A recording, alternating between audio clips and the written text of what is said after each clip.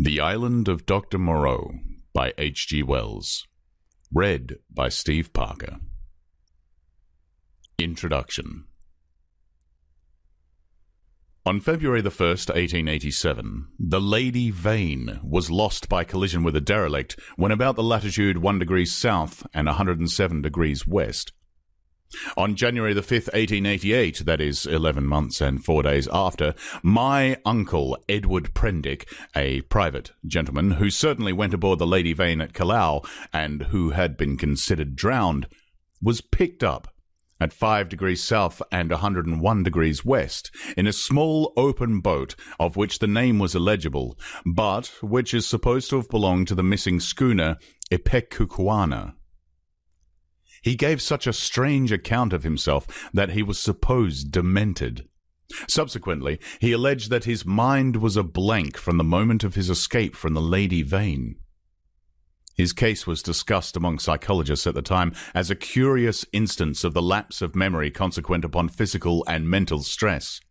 The following narrative was found amongst his papers by the undersigned, his nephew and heir, but unaccompanied by any definite request for publication.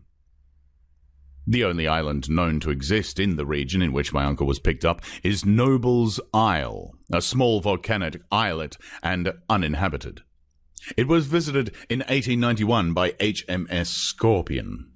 A party of sailors then landed, but found nothing living thereon except certain curious white moths, some hogs and rabbits, and some rather peculiar rats. So that this narrative is without confirmation in its most essential particular. With that understood, there seems no harm in putting this strange story before the public in accordance, as I believe, with my uncle's intentions. There is at least this much in its behalf. My uncle passed out of human knowledge about latitude 5 degrees south and longitude 105 degrees east, and reappeared in the same part of the ocean after a space of 11 months.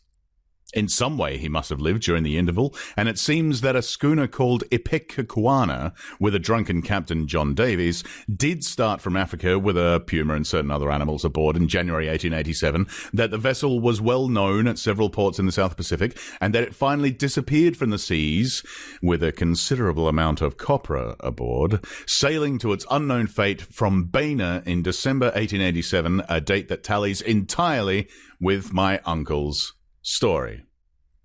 Charles Edward Prendick. The story written by Edward Prendick. 1. In the dinghy of the Lady Vane. I do not propose to add anything to what has already been written concerning the loss of the Lady Vane. As everyone knows, she collided with a derelict when 10 days out from Callao. The longboat, with 7 of the crew, was picked up 18 days after by HM gunboat Myrtle, and the story of their terrible privations has become quite as well known as the far more horrible Medusa case. But I have to add to the published story of the Lady Vane another, possibly as horrible and far stranger. It has hitherto been supposed that the 4 men who were in the dinghy perished, but this is incorrect. I have the best evidence for this assertion. I was one of the 4 men. But in the first place, I must state that there never were 4 men in the dinghy. The number was 3. Constance, who was seen by the captain to jump into the gig. Luckily for us and unluckily for him, he did not reach us. He came down out of the tangle of ropes under the stays of the smashed bowsprit. Some small rope catched his heel as he let go, and he hung for a moment head downward, and then fell and struck a block or spar floating in the water. We pulled towards him, but he never came up. I say luckily for us he did not reach us, and I might almost say luckily for himself, for we had only a small beaker of water and some soddened ship's biscuits with us. So sudden had been the alarm, so unprepared the ship for any disaster. We thought the people on the launch would be better provisioned, though it seems they were not, and we tried to hail them. They could not have heard us, and the next morning when the drizzle cleared, which was not until past midday, we could see nothing of them. We could not stand up to look about us because of the pitching of the boat. The two other men who had escaped so far with me were a man named Helmar, a passenger like myself, and a seaman whose name I don't know, a short, sturdy man with a stammer. We drifted, famishing, and after our water had come to an end, tormented by an intolerable thirst, for 8 days altogether. After the second day, the sea subsided slowly to a glassy calm. It is quite impossible for the ordinary reader to imagine those 8 days. He has not, luckily for himself, anything in his memory to imagine with. After the first day, we said little to one another and lay in our places in the boat and stared at the horizon, or watched, with eyes that grew larger and more haggard every day, the misery and weakness gaining upon our companions. The sun became pitiless. The water ended on the 4th day, and we were already thinking strange things and saying them with our eyes. But it was, I think, the 6th, before Helmer gave voice to the thing we had all been thinking. I remember our voices were dry and thin, so that we bent towards one another and spared our words. I stood out against it with all my might, was rather for scuttling the boat and perishing together amongst the sharks than followed us. But when Helmar said that if his proposal was accepted we should have drink, the sailors came around him. I would not draw lots, however, and in the night the sailor whispered to Helmar again, and I sat in the bows with my clasp knife in my hand, though I doubt if I had the stuff in me to fight, and in the morning I agreed to Helmar's proposal, and we handed halfpence to find the off man. The lot fell upon the sailor, but he was the strongest of us and would not abide by it, and attacked Helmar with his hands. They grappled together and almost stood up. I crawled along the boat to them, intending to help Helmar by grasping the sailor's leg, but the sailor stumbled with the swaying of the boat, and the two fell upon the gunwale and rolled overboard together. They sank like stones. I remember laughing at that, and wondering why I laughed. The laugh caught me suddenly, like a thing from without. I lay across one of the thwarts for I know not how long, thinking that if I had the strength I would drink sea-water and madden myself to die quickly. And even as I lay there, I saw, with no more interest than if it had been a picture, a sail come towards me over the skyline. My mind must have been wandering, and yet I remember all that happened quite distinctly. I remember how my head swayed with the seas, and the horizon with the sail above it danced up and down. But I also remember as distinctly that I had a persuasion that I was dead, and that I thought what a jest it was that they should come too late by such a little to catch me in my body. For an endless period, as it seemed to me, I lay with my head on the thwart, watching the schooner, she was a little ship, schooner rigged fore and aft, came up out of the sea. She kept tacking to and fro in a widening compass, for she was sailing dead into the wind. It never entered my head to attempt to attract attention, and I do not remember anything distinctly after the sight of her side until I found myself in a little cabin aft. There's a dim half-memory of being lifted up to the gangway and of a big round countenance covered with freckles and surrounded with red hair staring at me over the bulwarks. I also had a disconnected impression of a dark face with extraordinary eyes close to mine, but that I thought was a nightmare until I met it again. I fancy I recollect some stuff being poured in between my teeth, and that is all. 2. The Man Who Was Going Nowhere. The cabin in which I found myself was small and rather untidy. A youngish man with flaxen hair, a bristly straw-coloured moustache and a drooping nether lip was sitting and holding my wrist. For a minute we stared at each other without speaking.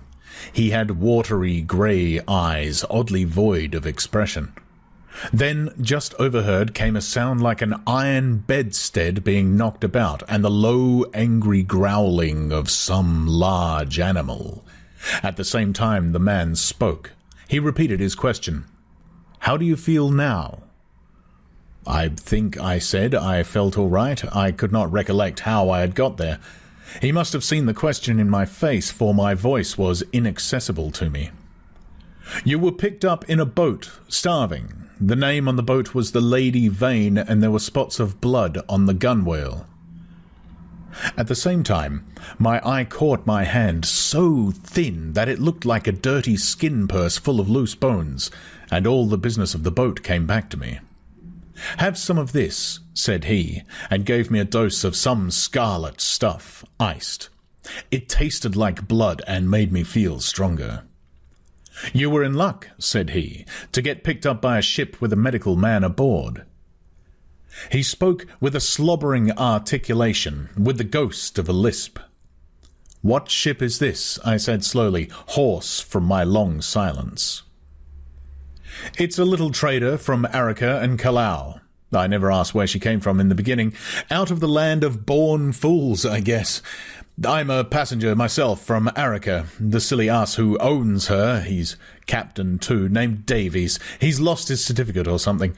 You know the kind of man calls this thing Ipecacuana of all the silly infernal names, though when there's much of a sea without wind he certainly acts according. Then the noise overheard began again, a snarling growl and the voice of a human being together. Then another voice telling some heaven-forsaken idiot to desist. "You were nearly dead," said my interlocutor. "It was a very near thing indeed, but I've put some stuff into you now. Notice your arms sore? Injections. You've been insensible for nearly 30 hours. I thought slowly. I was distracted now by the yelping of a number of dogs. "Am I eligible for solid food?" I asked. "Thanks to me," he said. "Even now the mutton is boiling." "Yes," I said with assurance, "I could eat some mutton."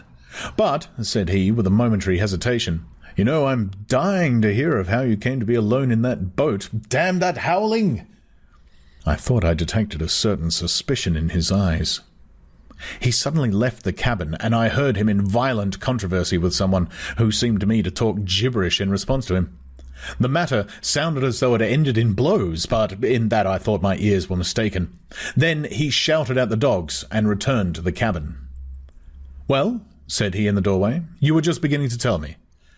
I told him my name, Edward Prendick, and how I had taken to natural history as a relief from the dullness of my comfortable independence.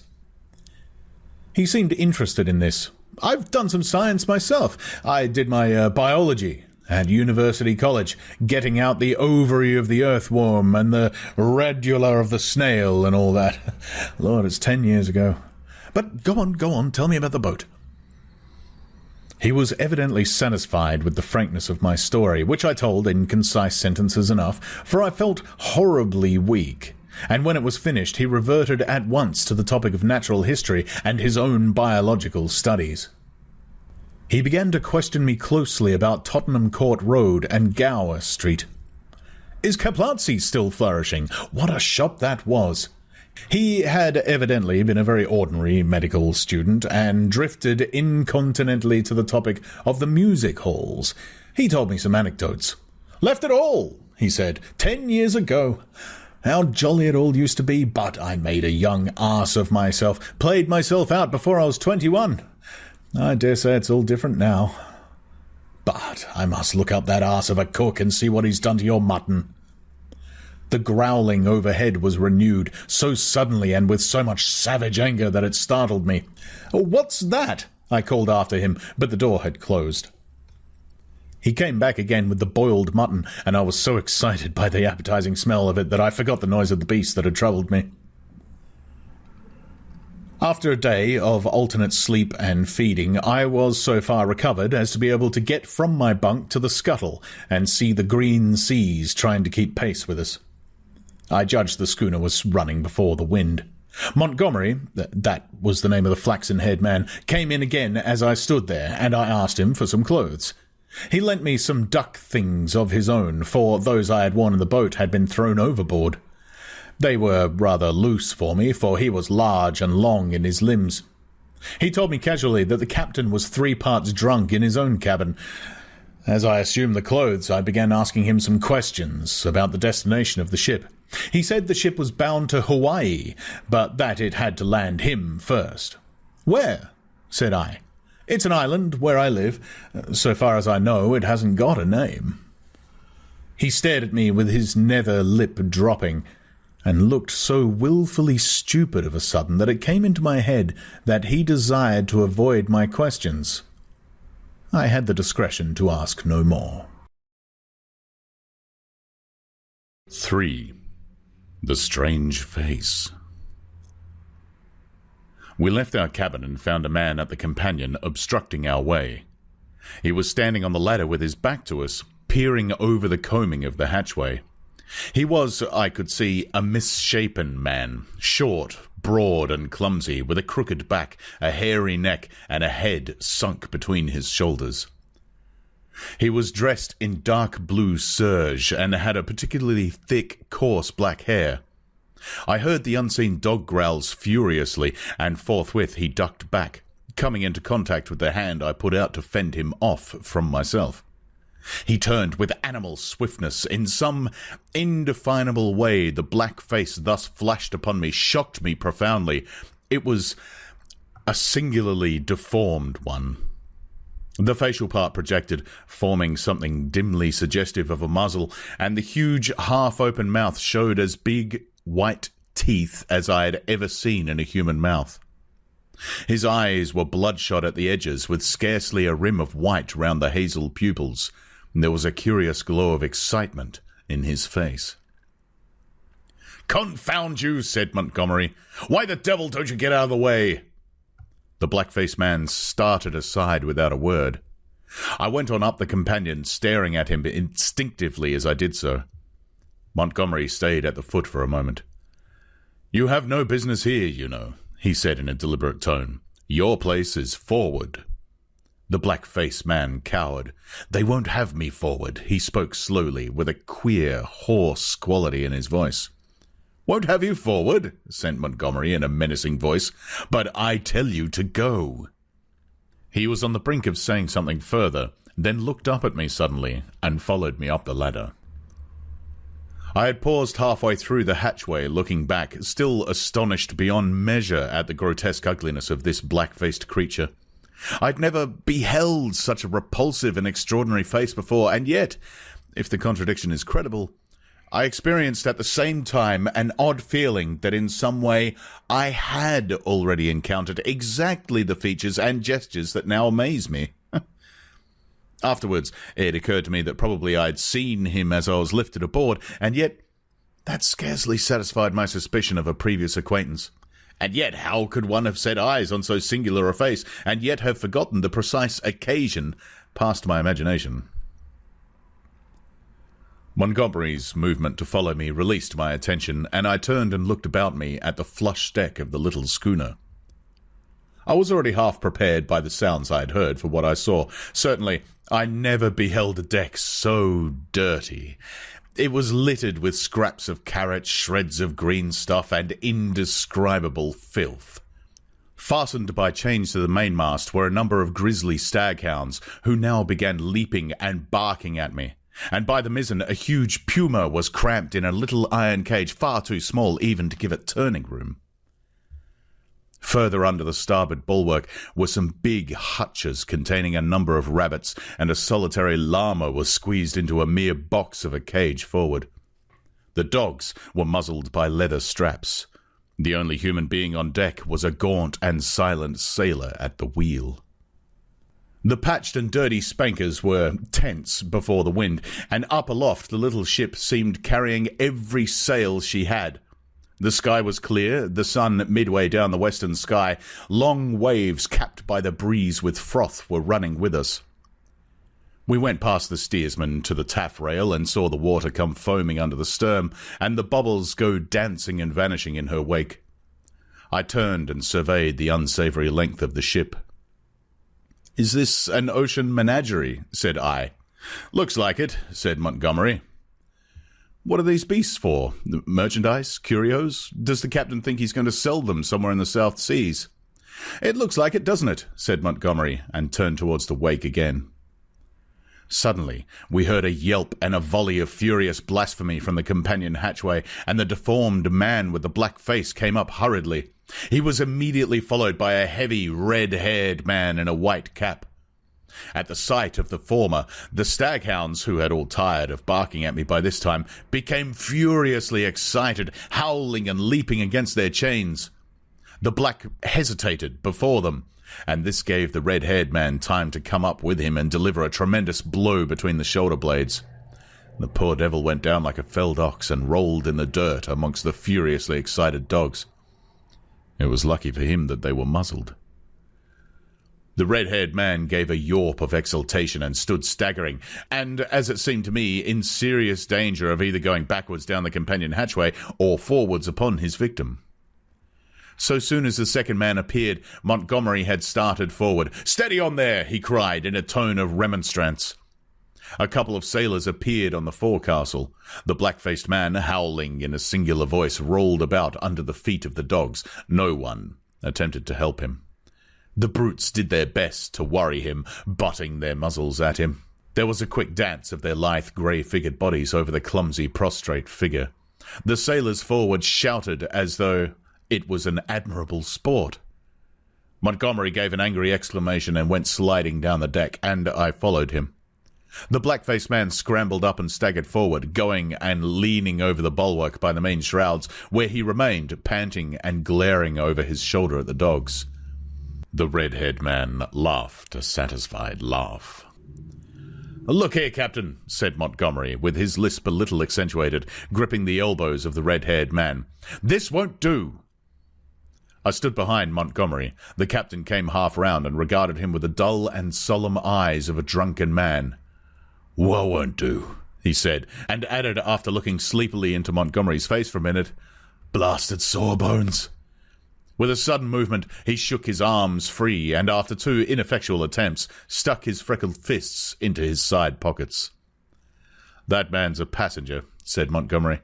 "I'd advise you to keep your hands off him." "Go to hell," said the captain loudly. He suddenly turned and staggered towards the side. "Do what I like on my own ship," he said.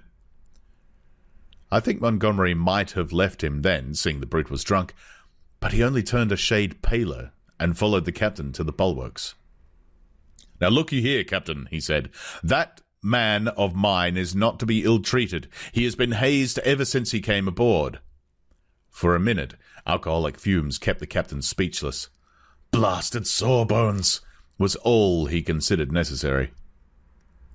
I could see that Montgomery had one of those slow, pertinacious tempers that will warm day after day to a white heat and never again cool to forgiveness, and I saw, too, that this quarrel had been some time growing. "The man's drunk," said I, perhaps officiously.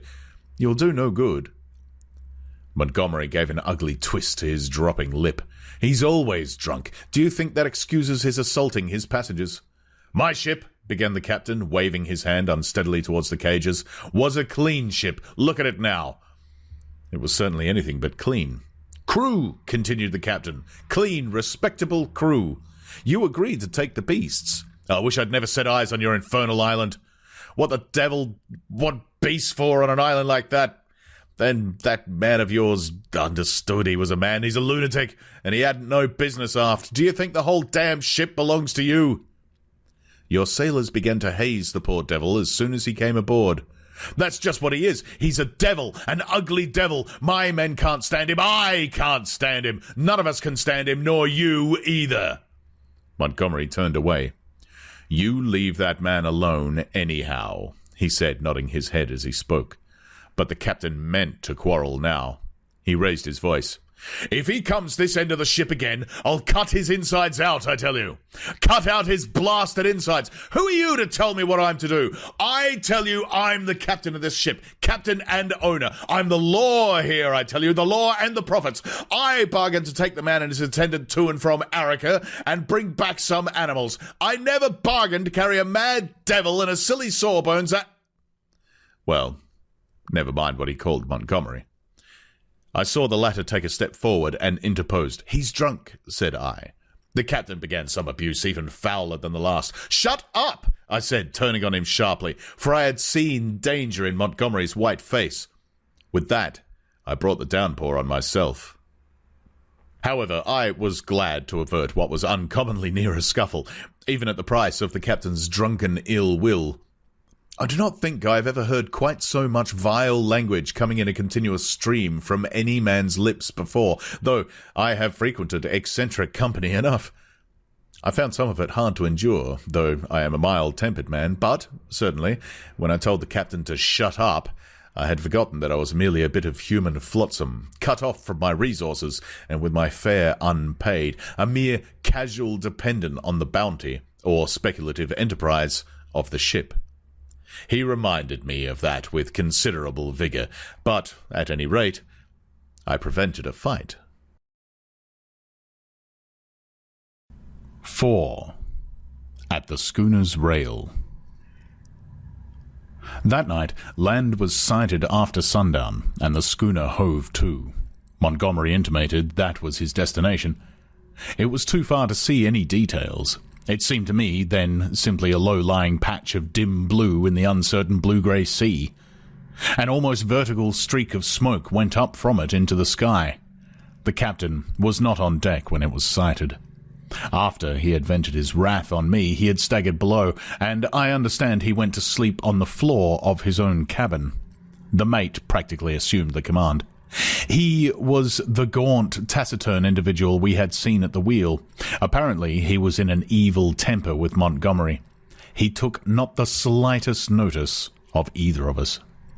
We dined with him in a sulky silence, after a few ineffectual efforts on my part to talk. It struck me, too, that the men regarded my companion and his animals in a singularly unfriendly manner. I found Montgomery very reticent about his purpose with these creatures, and about his destination, and though I was sensible of a growing curiosity as to both, I did not press him. We remained talking on the quarter-deck until the sky was thick with stars. Except for an occasional sound in the yellow-lit forecastle and a movement of the animals now and then, the night was very still. The puma lay crouched together, watching us with shining eyes, a black heap in the corner of its cage. Montgomery produced some cigars. He talked to me of London in a tone of half-painful reminiscence, asking all kinds of questions about changes that had taken place. He spoke like a man who had loved his life there and had been suddenly and irrevocably cut off from it. I gossiped as well as I could of this and that. All the time the strangeness of him was shaping itself in my mind, and as I talked I peered at his odd, pallid face in the dim light of the binnacle lantern behind me. Then I looked out at the darkling sea where in the dimness his little island was hidden. This man, it seemed to me, had come out of immensity merely to save my life. Tomorrow he would drop over the side and vanish again out of my existence. Even had it been under commonplace circumstances, it would have made me a trifle thoughtful, but, in the first place, was the singularity of an educated man living on this unknown little island, and coupled with that, the extraordinary nature of his luggage. I found myself repeating the captain's question. What did he want with the beasts?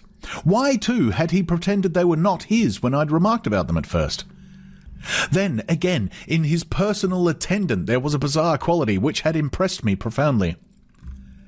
These circumstances threw a haze of mystery around the man. They lay hold of my imagination and hampered my tongue.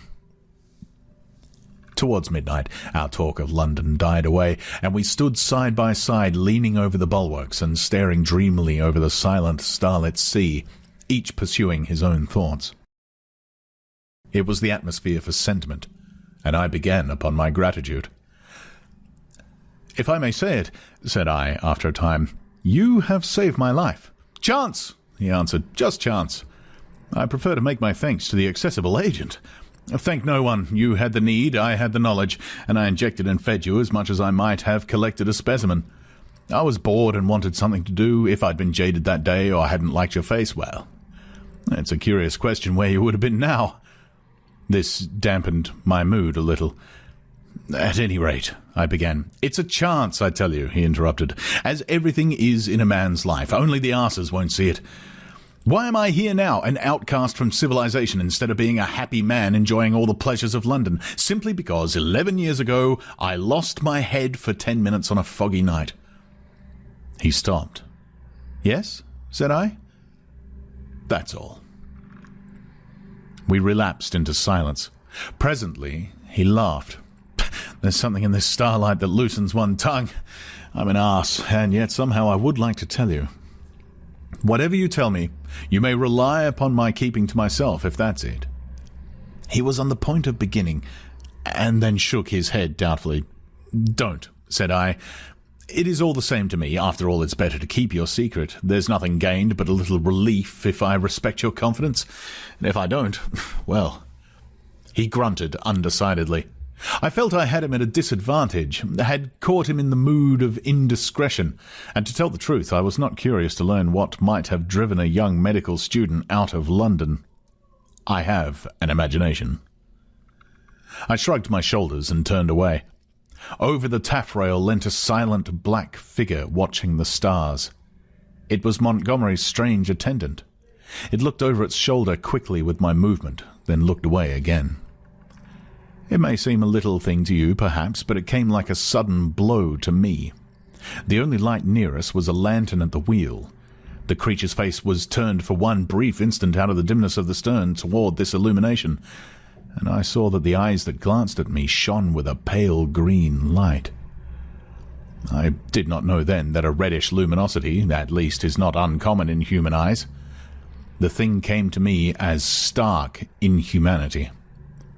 That black figure with its eyes of fire struck down through all my adult thoughts and feelings, and for a moment the forgotten horrors of childhood came back to my mind.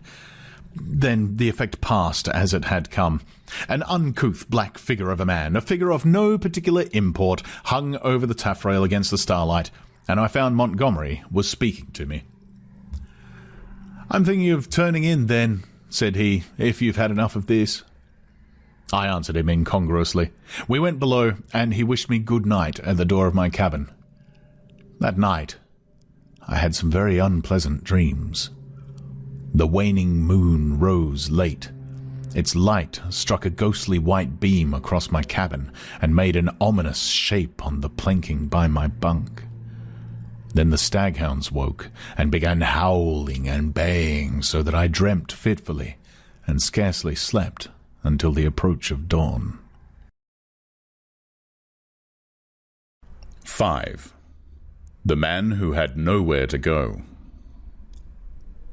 In the early morning, it was the second morning after my recovery, and I believe the fourth after I was picked up, I awoke through an avenue of tumultuous dreams of guns and howling mobs, and became sensible of a hoarse shouting above me.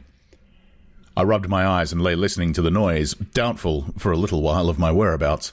Then came a sudden pattering of bare feet, the sound of heavy objects being thrown about, a violent creaking and the rattling of chains. I heard the swish of the water as the ship was suddenly brought round, and a foamy yellow-green wave flew across the little round window and left it streaming. I jumped into my clothes and went on deck.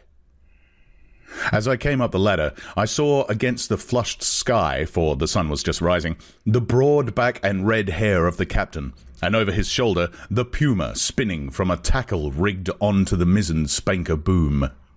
The poor brute seemed horribly scared and crouched in the bottom of its little cage. "Overboard with 'em!" bawled the captain. "Overboard with 'em! We'll have a clean ship soon of the whole bilin' of 'em!" He stood in my way so that I had perforce to tap his shoulder to come on deck. He came round with a start, and staggered back a few paces to stare at me. It needed no expert eye to tell me that the man was still drunk. "Hello," said he stupidly, and then with a light coming into his eyes, "Why, it's Mr.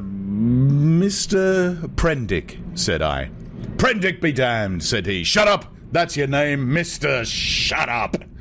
It was no good answering the brute, but I certainly did not expect his next move. He held out his hand to the gangway by which Montgomery stood talking to a massive grey-haired man in dirty blue flannels, who had apparently just come aboard. "That way, Mr. Blasted Shut Up, that way!" roared the captain. Montgomery and his companion turned as he spoke. "What do you mean?" I said. "That way, Mr. Blasted Shut Up, that's what I mean. Overboard, Mr. Shut Up, and sharp. We're cleaning the ship out, cleaning the whole blessed ship out, and overboard you go." I stared at him dumbfounded. Then it occurred to me that it was exactly the thing I wanted. The lost prospect of a journey as a sole passenger with this quarrelsome sot was not one to mourn over. I turned towards Montgomery. "Can't have you," said Montgomery's companion concisely.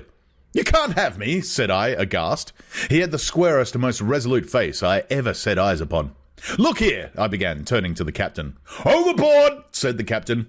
"This ship ain't for beasts and cannibals and worse than beasts anymore.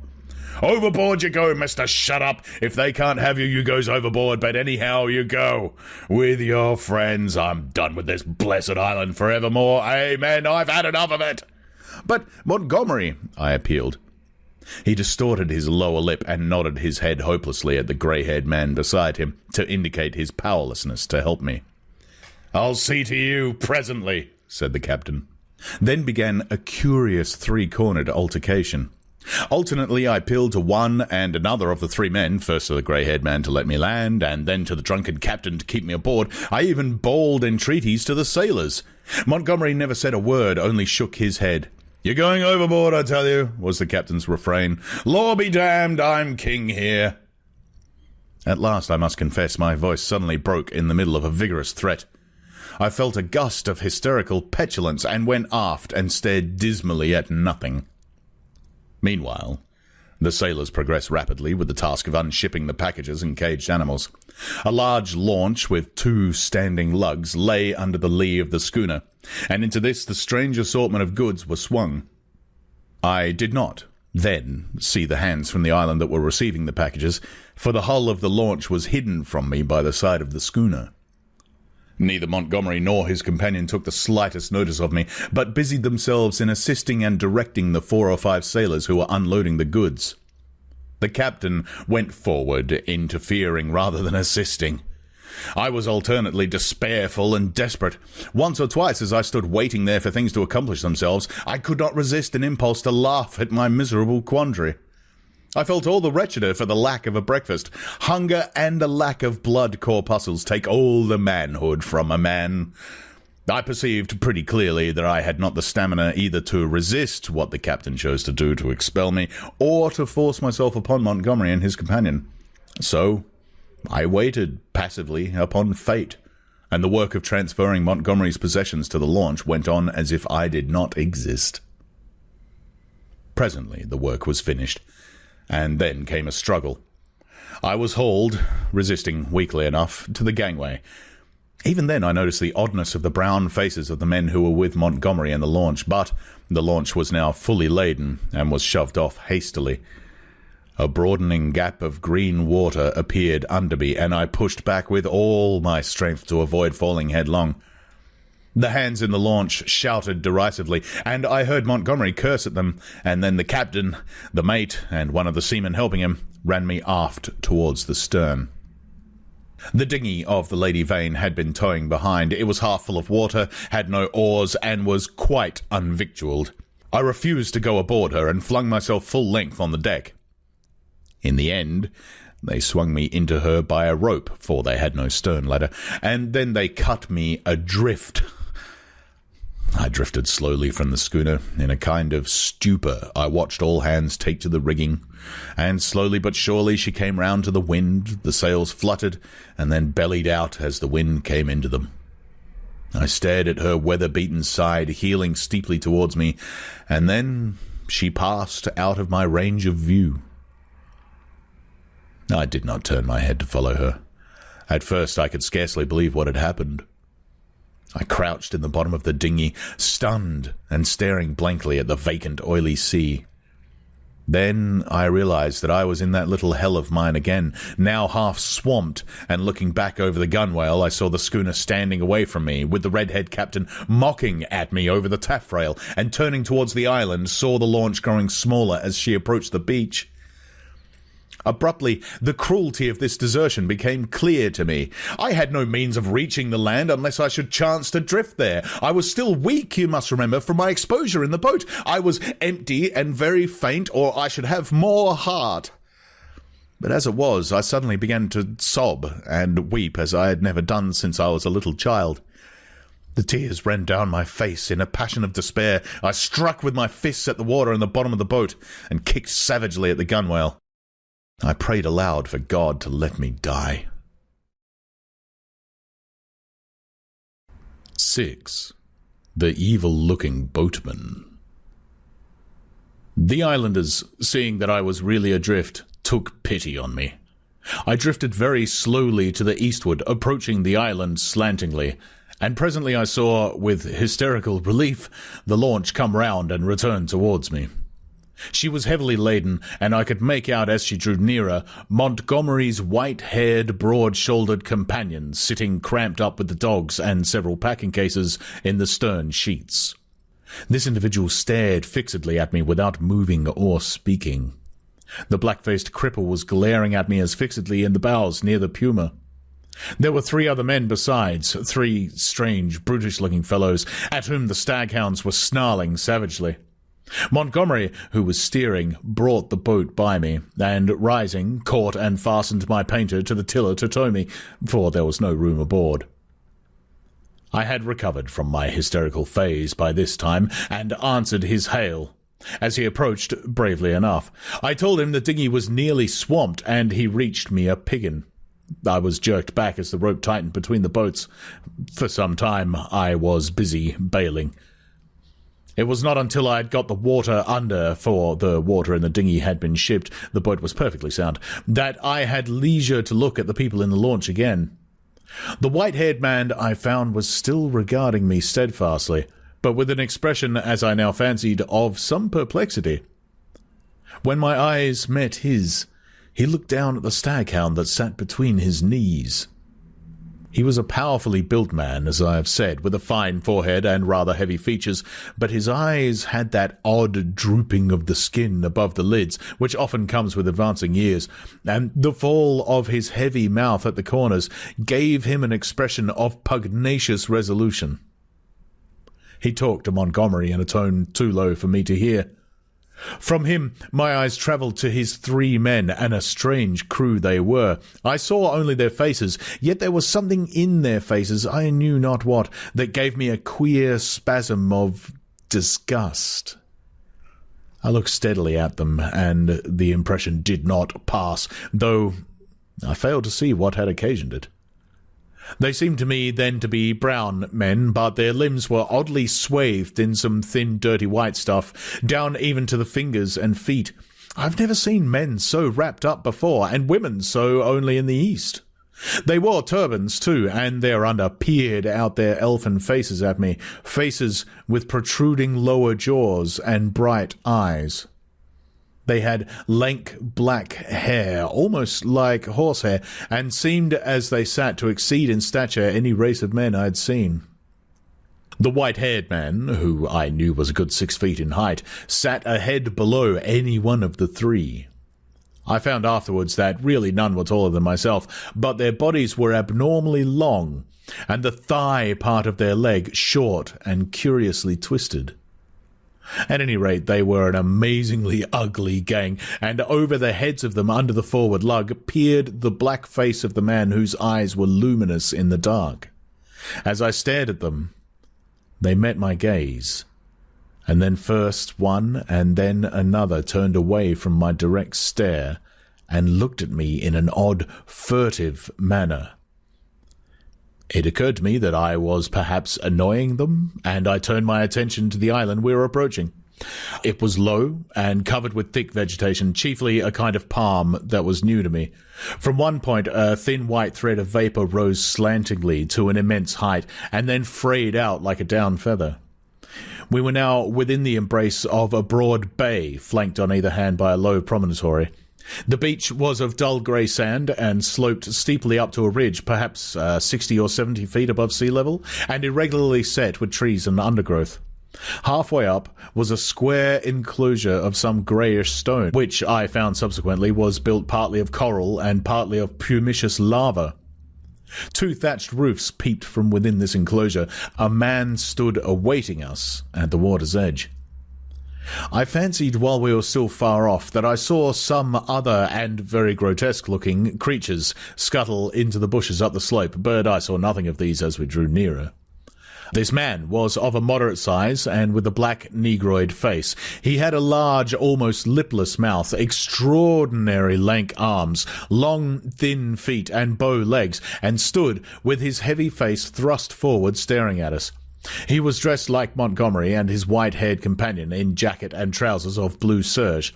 As we came still nearer, this individual began to run to and fro on the beach, making the most grotesque movements. At a word of command from Montgomery, the 4 men in the launch sprang up and with singularly awkward gestures struck the lugs. Montgomery steered us round and into a narrow little dock excavated in the beach. Then the man on the beach hastened towards us. This dock, as I call it, was really a mere ditch just long enough at this phase of the tide to take the longboat. I heard the bows ground in the sand, staved the dinghy off the rudder of the big boat with my piggin, and freeing the painter, landed. The 3 muffled men, with the clumsiest movements, scrambled up upon the sand, and forthwith set to landing the cargo, assisted by the man on the beach. I was struck especially by the curious movements of the legs of the 3 swathed and bandaged boatmen. Not stiff, they were, but distorted in some odd way, almost as if they were jointed in the wrong place. The dogs were still snarling and strained at their chains after these men, as the white-haired man landed with them. The 3 big fellows spoke to one another in odd guttural tones, and the man who had waited for us on the beach began chattering to them excitedly, a foreign language, I fancied, as they laid hands on some bales piled near the stern. Somewhere I had heard such a voice before, and I could not think where. The white-haired man stood holding in a tumult of 6 dogs and bawling orders over their din. Montgomery, having unshipped the rudder, landed likewise, and all set to work at unloading. I was too faint, what with my long fast and the sun beating down on my bare head, to offer any assistance. Presently the white-haired man seemed to recollect my presence, and came up to me. "You look," said he, "as though you had scarcely breakfasted." His little eyes were a brilliant black under his heavy brows. "I must apologize for that. Now you are our guest, we must make you comfortable, though you are uninvited, you know." He looked keenly into my face. "Montgomery says you are an educated man, Mr. Prendick. Says you know something of science. May I ask what that signifies?" I told him I'd spent some years at the Royal College of Science and had done some researches in biology under Huxley. He raised his eyebrows slightly at that. "That alters the case a little, Mr. Prendick," he said with a trifle more respect in his manner. "As it happens, we are biologists here. This is a biological station of a sort." His eyes rested on the men in white who were busily hauling the Puma on rollers towards the walled yard. "I and Montgomery, at least," he added. Then, "When you will be able to get away, I can't say. We're off the track to anywhere. We see a ship once in a 12-month or so." He left me abruptly and went up the beach past this group, and I think entered the enclosure. The other 2 men were with Montgomery, erecting a pile of smaller packages on a low-wheeled truck. The llama was still on the launch with the rabbit hutches. The staghounds were still lashed to the thwarts. The pile of things completed, all 3 men laid hold of the truck and began shoving the ton weight or so upon it after the Puma. Presently Montgomery left them and came back to me, held out his hand. "I'm glad," said he, "for my own part. The captain was a silly ass. He'd have made things lively for you." "It was you," said I, "that saved me again." "Oh, that depends. You'll find this island an infernally rum place, I promise you. I'd watch my goings carefully if I were you." He hesitated, and seemed to alter his mind about what was on his lips. "I wish you'd help me with these rabbits," he said. His procedure with the rabbits was singular. I waded in with him and helped him lug one of the hutches ashore. No sooner was that done than he opened the door of it and, tilting the thing on one end, turned its living contents out on the ground. They fell in a struggling heap, one on top of the other. He clapped his hands, and forthwith they went off with a hopping run of theirs, 15 or 20 of them, I should think, up the beach. "Increase and multiply, my friends," said Montgomery. "Replenish the island. Hitherto we've had a certain lack of meat here." As I watched them disappearing, the white-haired man returned with a brandy flask and some biscuits. "Something to go on with, Prendick," said he, in far more familiar tones than before. I made no ado, but set to work on the biscuits at once, while the white-haired man helped Montgomery to release about a score more of the rabbits. 3 big hutches, however, went up to the house with the puma. The brandy I did not touch, for I have been an abstainer from my birth. 7. The Locked Door.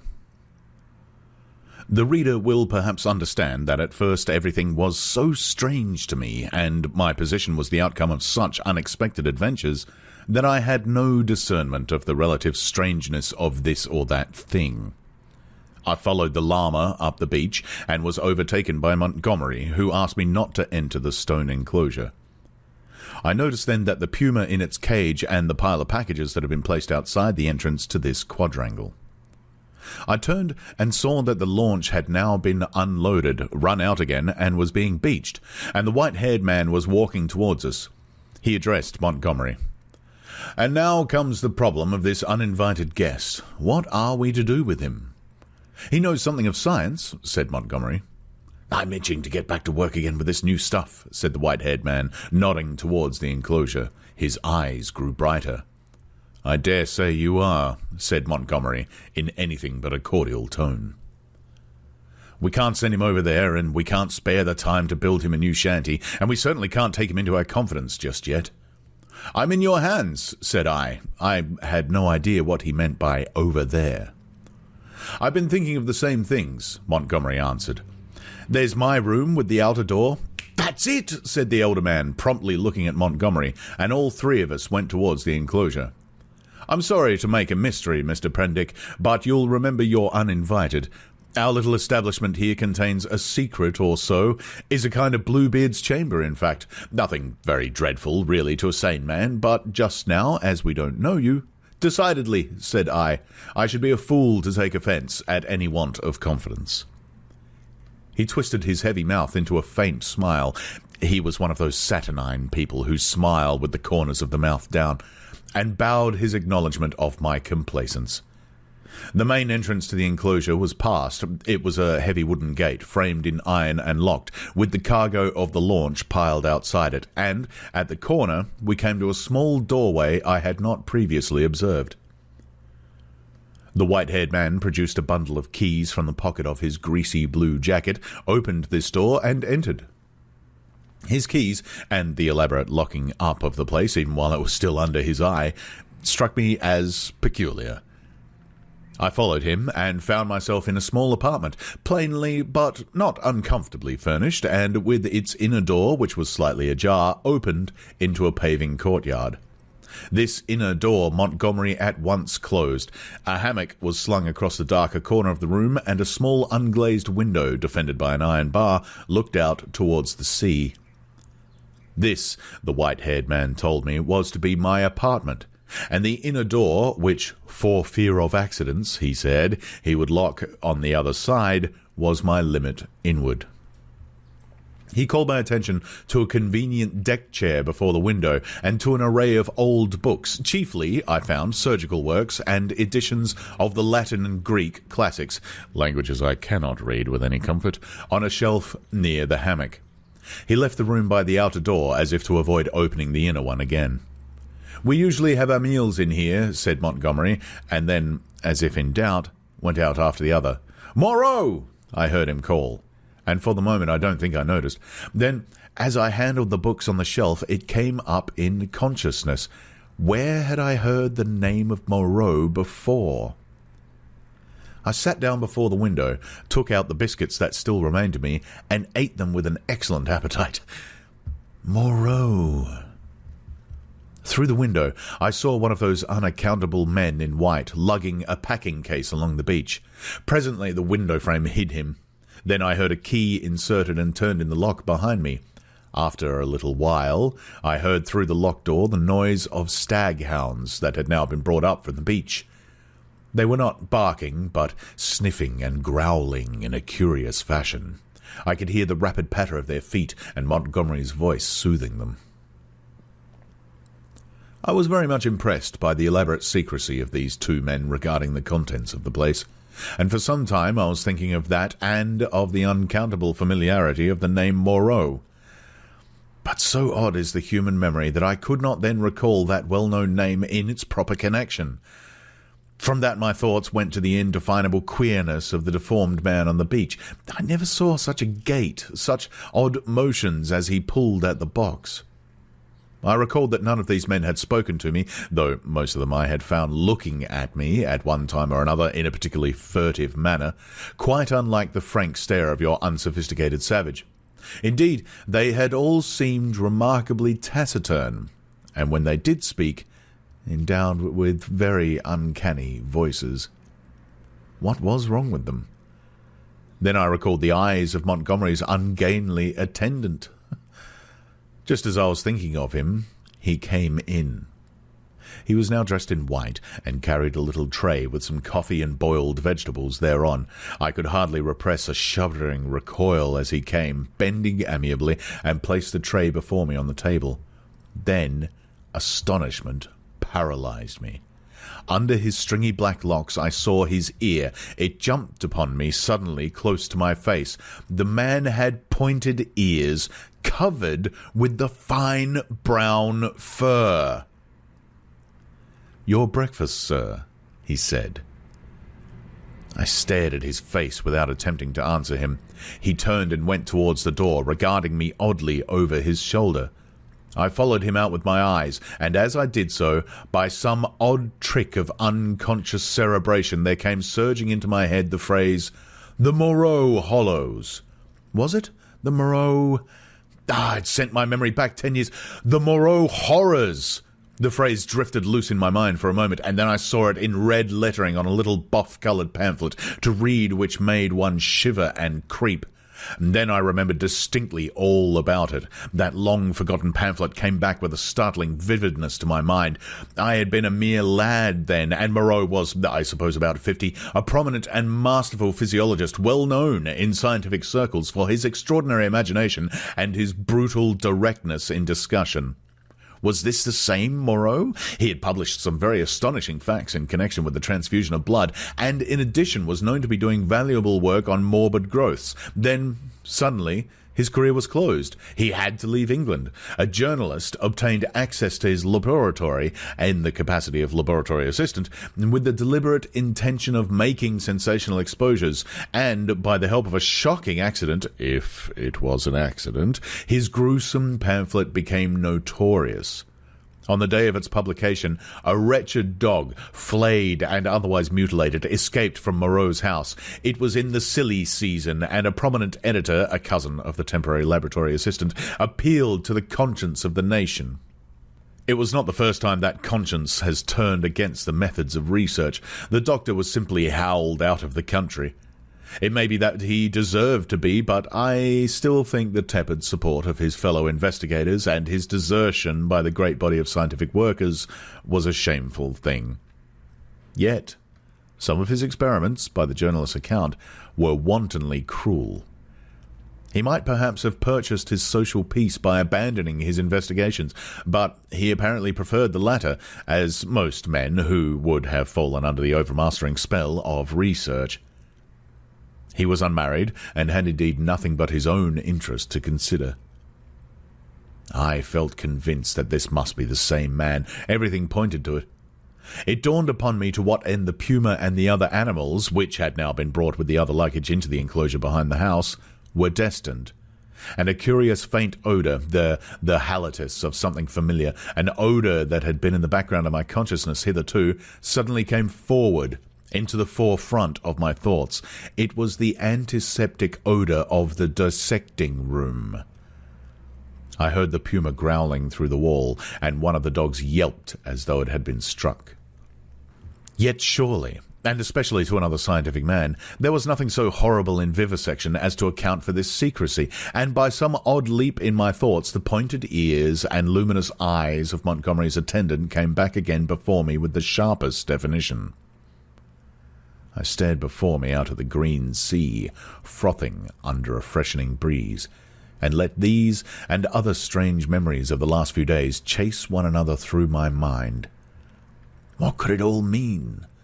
A locked enclosure on a lonely island, a notorious vivisector, and these crippled and distorted men.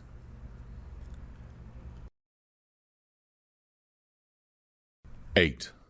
The Crying of the Puma." Montgomery interrupted my tangle of mystification and suspicion about 1 o'clock, and his grotesque attendant followed him with a tray bearing bread, some herbs and other eatables, a flask of whiskey, a jug of water, and 3 glasses and knives. I glanced askance at this strange creature and found him watching me with his queer, restless eyes. Montgomery said he would lunch with me, but that Moreau was too preoccupied with some work to come.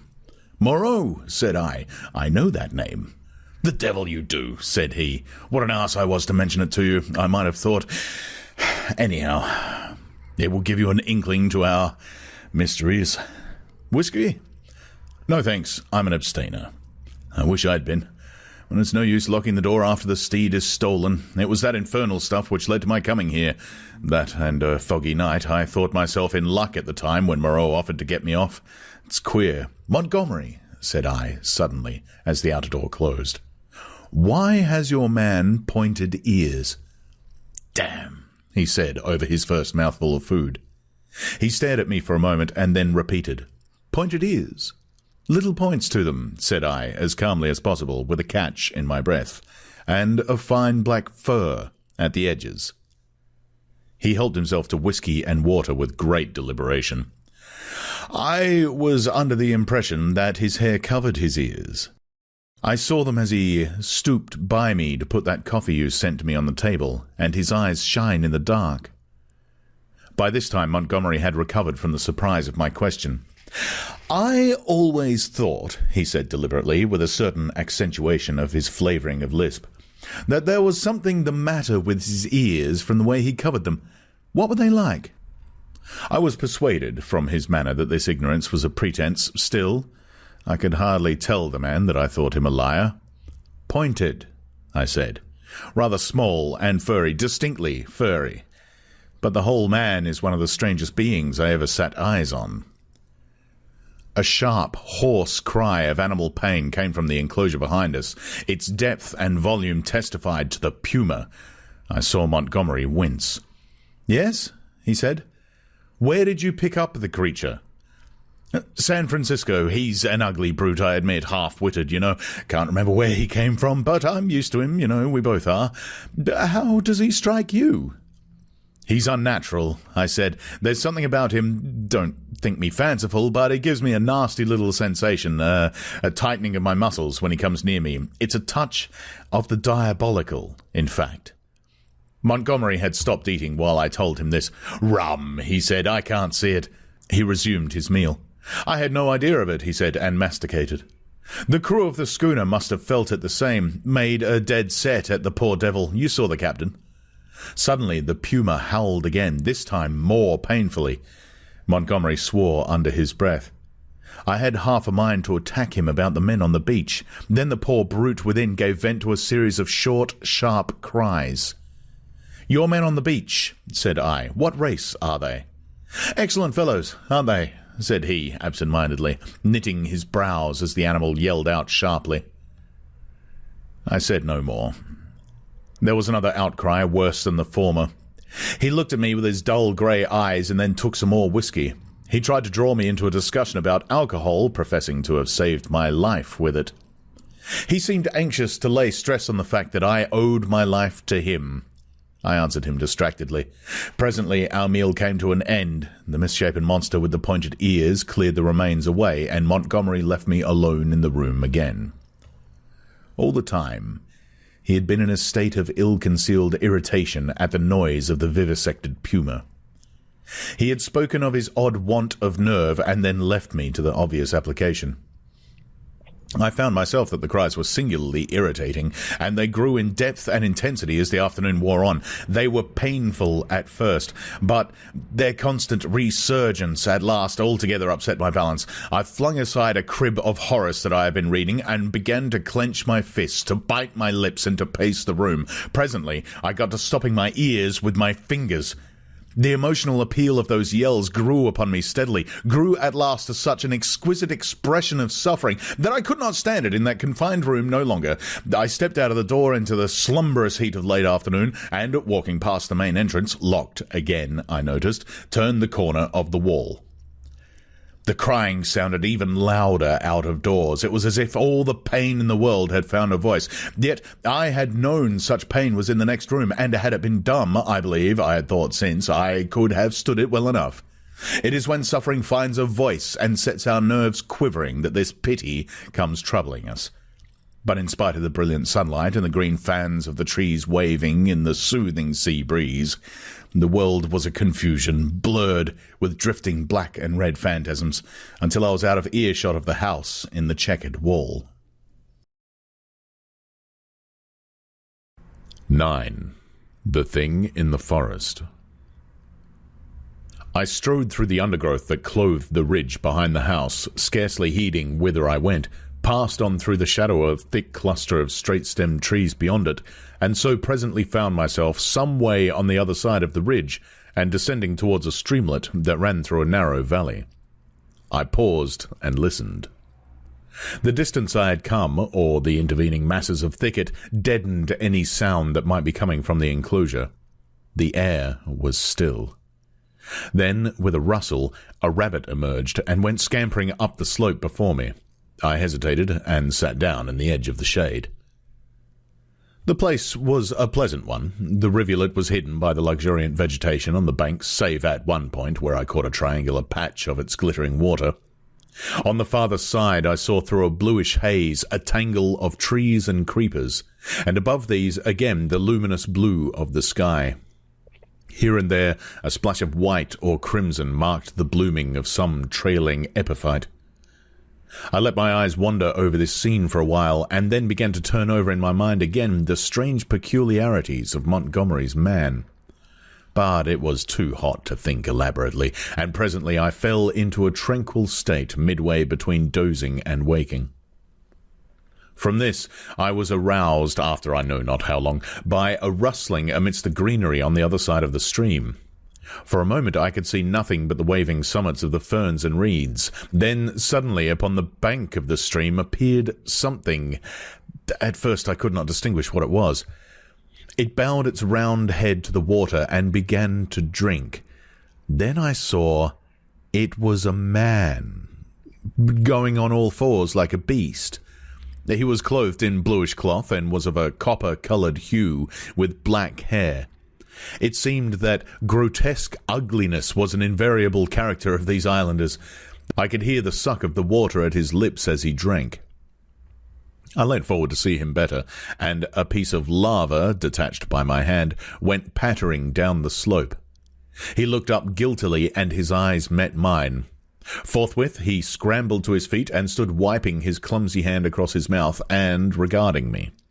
His legs were scarcely half the length of his body. So, staring at one another out of countenance, we remained for perhaps the space of a minute. Then, stopping to look back once or twice, he slunk off amongst the bushes to the right of me, and I heard the swish of the fronds go faint in the distance and die away. Long after he had disappeared, I remained sitting up, staring in the direction of his retreat. My drowsy tranquillity had gone. I was startled by a noise behind me, and turning suddenly saw the flapping white tail of a rabbit vanishing up the slope. I jumped to my feet. The apparition of this grotesque half-bestial creature had suddenly populated the stillness of the afternoon for me. I looked around me rather nervously and regretted that I was unarmed. Then I thought that the man I had just seen had been clothed in bluish cloth, had not been naked as a savage would have been, and I tried to persuade myself from that fact that he was, after all, probably a peaceful character, that the dull ferocity of his countenance belied him.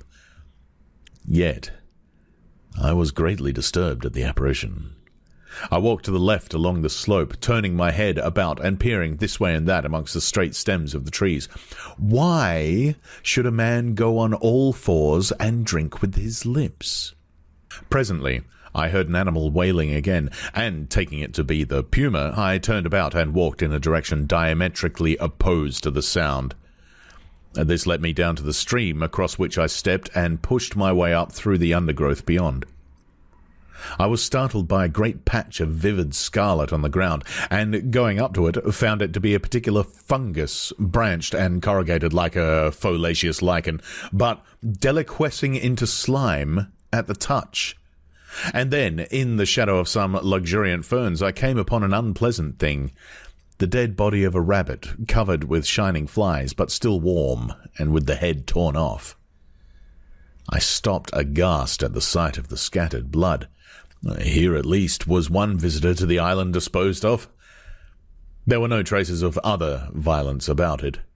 It looked as though it had been suddenly snatched up and killed, and as I stared at the little furry body came the difficulty of how the thing had been done. The vague dread that had been in my mind since I had seen the inhuman face of the man at the stream grew distincter as I stood there. I began to realize the hardihood of my expedition amongst these unknown people.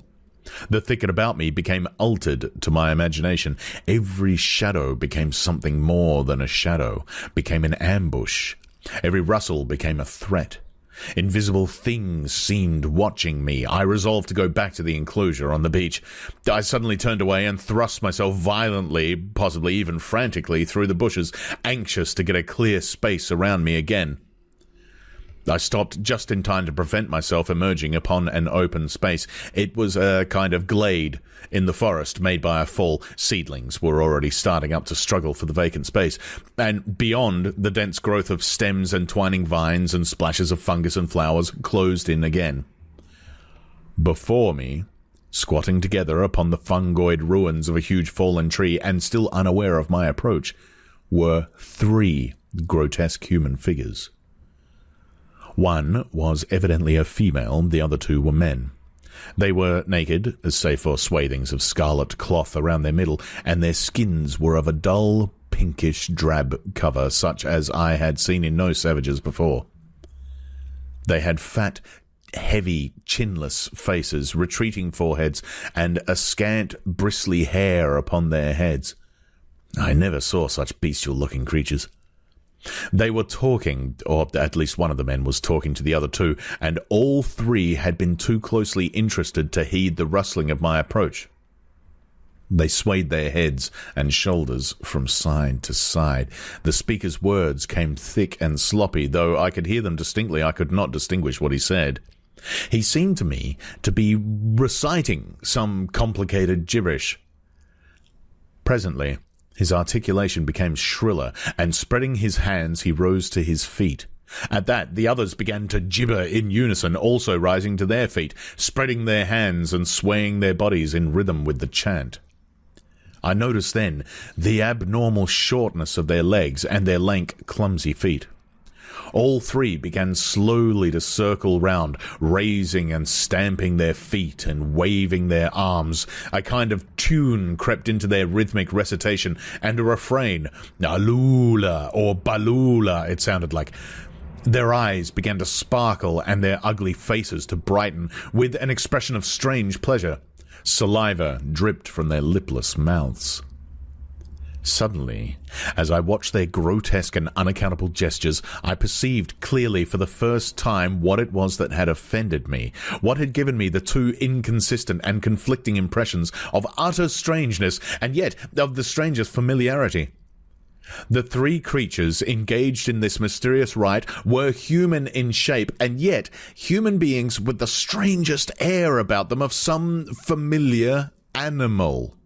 Each of these creatures, despite its human form, its rag of clothing, and the rough humanity of its body form, had woven into it, into its movements, into the expression of its countenance, into its whole presence, some now irresistible suggestion of a hog, a swinish taint, the unmistakable mark of the beast. I stood overcome by this amazing realization, and then the most horrible questions came rushing into my mind. They began leaping in the air, first one and then the other, whooping and grunting. Then one slipped and for a moment was on all fours, to recover indeed forthwith. But that transitory gleam of the true animalism of these monsters was enough. I turned as noiselessly as possible, and, becoming every now and again rigid with fear of being discovered as a branch cracked or a leaf rustled, I pushed back into the bushes. It was long before I grew bolder and dared to move freely. My only idea for the moment was to get away from these foul beings, and I scarcely noticed that I had emerged upon a faint pathway amidst the trees. Then, suddenly traversing a little glade, I saw with an unpleasant start 2 clumsy legs among the trees, walking with noiseless footsteps, parallel with my course, and perhaps 30 yards away from me. The head and upper part of the body was hidden by a tangle of creeper. I stopped abruptly, hoping the creature did not see me. The feet stopped as I did. So nervous was I that I controlled an impulse to headlong flight with the utmost difficulty. Then, looking hard, I distinguished through the interlacing network the head and body of the brute I had seen drinking. He moved his head. There was an emerald flash in his eyes as he glanced at me from the shadows of the trees, a half-luminous colour that vanished as he turned his head again. He was motionless for a moment, and then, with a noiseless tread, began running through the green confusion. In another moment he had vanished behind some bushes. I could not see him, but I felt that he had stopped and was watching me again. What on earth was he, man or beast? What did he want with me? I had no weapon, not even a stick. Flight would be madness. At any rate, the thing, whatever it was, lacked the courage to attack me. Setting my teeth hard, I walked straight towards him. I was anxious not to show the fear that seemed chilling my backbone. I pushed through a tangle of tall, white-flowered bushes and saw him 20 paces beyond, looking over his shoulder at me and hesitating. I advanced a step or two, looking steadfastly into his eyes. "Who are you?" said I. He tried to meet my gaze. "No," he said suddenly, and turning, went bounding away from me through the undergrowth. Then he turned and stared at me again. His eyes shone brightly out of the dusk under the trees. My heart was in my mouth, but I felt my only chance was bluff, and walked steadily towards him. He turned again and vanished into the dusk. Once more, I thought I caught the glint of his eyes, and that was all. For the first time, I realized how the lateness of the hour might affect me. The sun had set some minutes hence, the swift dusk of the tropics was already fading out of the eastern sky, and a pioneer moth fluttered silently by my head. Unless I would spend the night amongst the unknown dangers of the mysterious forest, I must hasten back to the enclosure. The thought of a return to that pain-haunted refuge was extremely disagreeable, but still more so was the idea of being overtaken in the open by darkness and all that darkness might conceal. I gave one more look into the blue shadows that had swallowed up this odd creature, and then retraced my way down the slope towards the stream, going, as I judged, in the direction from which I had come. I walked eagerly, my mind confused with many things, and presently found myself in a level place amongst scattered trees. The colourless clearness that comes after the sunset flush was darkling. The blue sky above grew momentarily deeper, and the little stars, one by one, pierced the attenuated light. The interspaces of the trees, the gaps in the further vegetation, that had been hazy blue in the daylight, grew black and mysterious. I pushed on. The colour vanished from the world. The treetops rose against the luminous blue sky in inky silhouette, and all below that outline melted into one formless blackness. Presently, the trees grew thinner, and the shrubby undergrowth more abundant. Then there was a desolate space covered with a white sand, and then another expanse of tangled bushes. I did not remember crossing the sand opening before. I began to be tormented by a faint rustling upon my right hand. I thought at first it was fancy, for whenever I stopped there was silence, save for the evening breeze in the treetops. Then when I turned to hurry on again, there was an echo to my footsteps. I turned away from the thickets, keeping to the more open ground, and endeavouring by sudden turns now and then to surprise something in the act of creeping upon me. I saw nothing, and nevertheless my sense of another presence grew steadily. I increased my pace, and after some time came to a slight ridge, crossed it, and turned sharply, regarding it steadfastly from the further side. It came out black and clear-cut against the darkling sky, and presently a shapeless lump heaved up momentarily against the skyline and vanished again. I felt assured now that my tawny-faced antagonist was stalking me once more, and coupled with that was another unpleasant realization that I had lost my way. For a time I hurried on, hopelessly perplexed, and pursued by that stealthy approach. Whatever it was, the thing either lacked the courage to attack me, or it was waiting to take me at some disadvantage. I kept studiously to the open.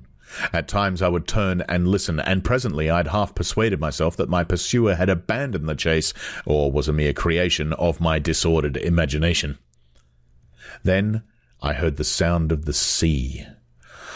I quickened my footsteps almost into a run, and immediately there was a stumble in my rear. I turned suddenly and stared at the uncertain trees behind me. One black shadow seemed to leap into another. I listened rigid and heard nothing but the creep of the blood in my ears. I thought that my nerves were unstrung and that my imagination was tricking me, and turned resolutely towards the sound of the sea again. In a minute or so the trees grew thinner, and I emerged upon a bare, low headland running out into the sombre water. The night was calm and clear, and the reflection of the growing multitude of the stars shivered in the tranquil heaving of the sea. Some way out, the wash upon an irregular band of reef shone with a pallid light of its own. Westward, I saw the zodiacal light mingling with the yellow brilliance of the evening star. The coast fell away from me to the east, and westward it was hidden by the shoulder of the cape. Then I recalled the fact that Moreau's beach lay to the west. A twig snapped behind me, and there was a rustle. I turned and stood facing the dark trees. I could see nothing, or else I could see too much. Every dark form in the dimness had its ominous quality, its peculiar suggestion of alert watchfulness. So I stood for perhaps a minute, and then with an eye to the trees still, turned westward to cross the headland. And as I moved, one among the lurking shadows moved to follow me.